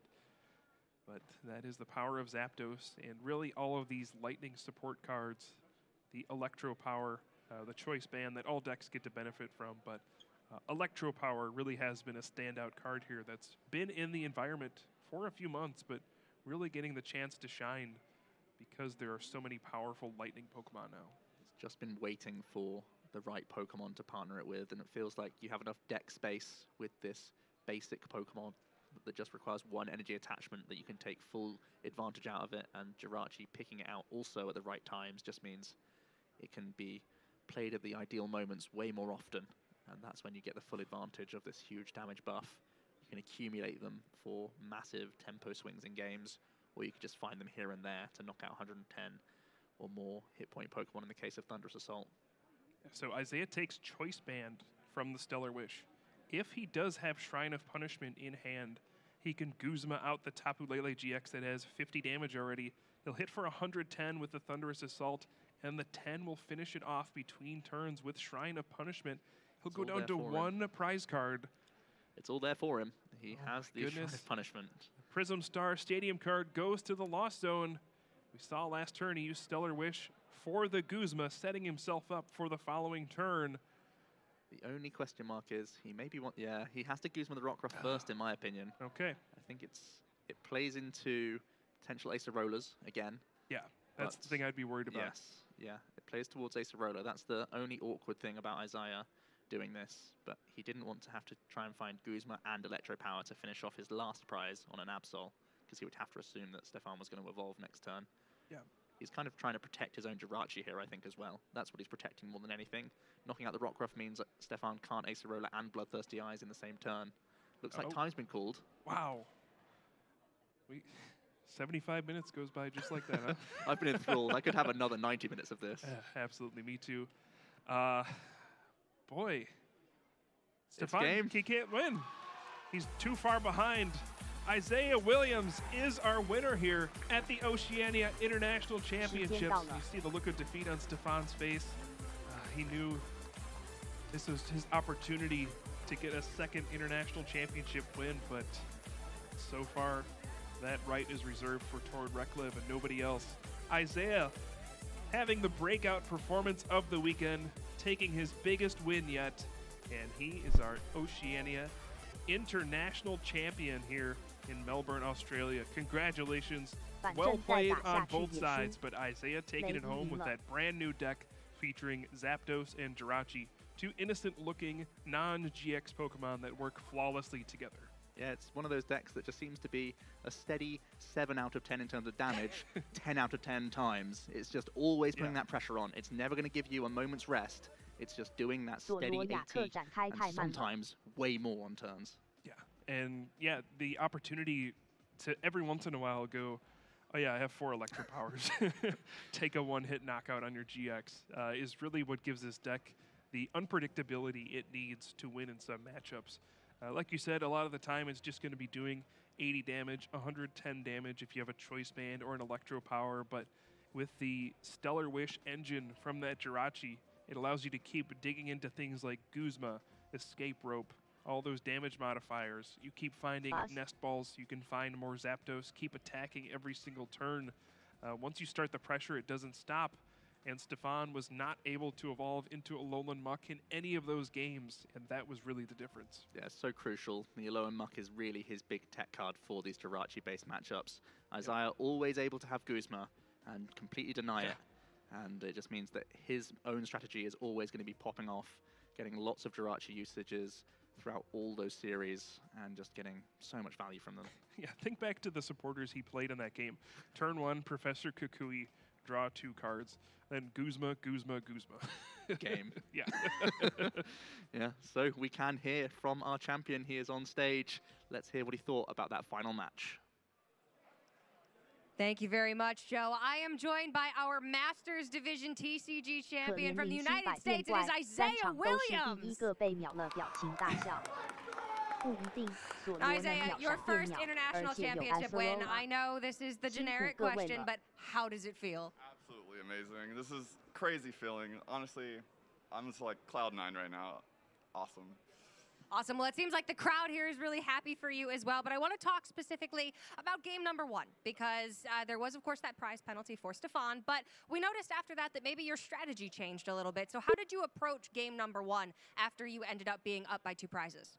So normally in the prize exchange, you want to like keep up the 1 prize attacker so they can't get ahead in the prizes. But since I had the 2 prize penalty, or he had the 2 prize penalty, I decided that it'd be a good opportunity. Like I just need to hit him as hard as possible and as fast as possible to take the last 3 prizes that I needed.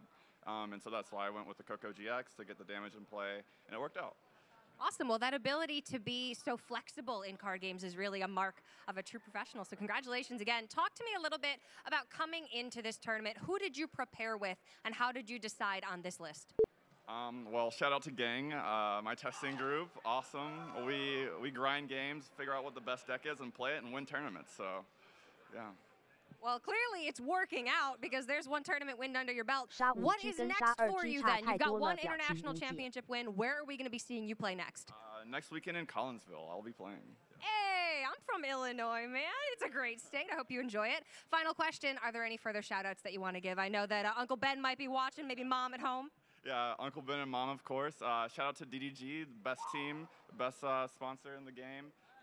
Shout out to Poke Beach. I just joined them. Awesome website. Look for my articles on there. So, yeah, and that's it. Awesome. Well, congratulations again. We are going to throw it back over to the casters, and when we come back, it's going to be time for our award ceremony. Always great to hear from Isaiah. What a great guy. What a humble champion. And he played excellently throughout the weekend and deserved the win. I mean, you can't say he didn't earn this win. Pretty much every time we saw him, he was playing well, playing this brand new deck from this Sun and Moon team-up expansion using Zapdos and Jirachi together. No fancy tag teams, nothing like that. No Zoroark GX trading. And for the first time in a while, we are not seeing Zoroark GX win an international championship. We're not seeing a player from Europe winning the Oceania International Championship. Feels like the times are changing. Yeah, Zoroark finally being dethroned by a new basic Pokemon that can do that consistency thing that Zoroark's always looking for. So awesome to see this deck be piloted. Very brave in many ways to have literally 4 Zapdos, 4 Jirachi saying, that's just going to be good enough for me for the entire game. And he's proven that that's all you do need. We've seen many other builds, Rainbow Energy focused, Beast Energy at times, even things like Jolteon GX or Zeb Strikers coming in an attacking sense as well as using Sprint. But Isaiah saying, I don't need any of that. I just need to do the same thing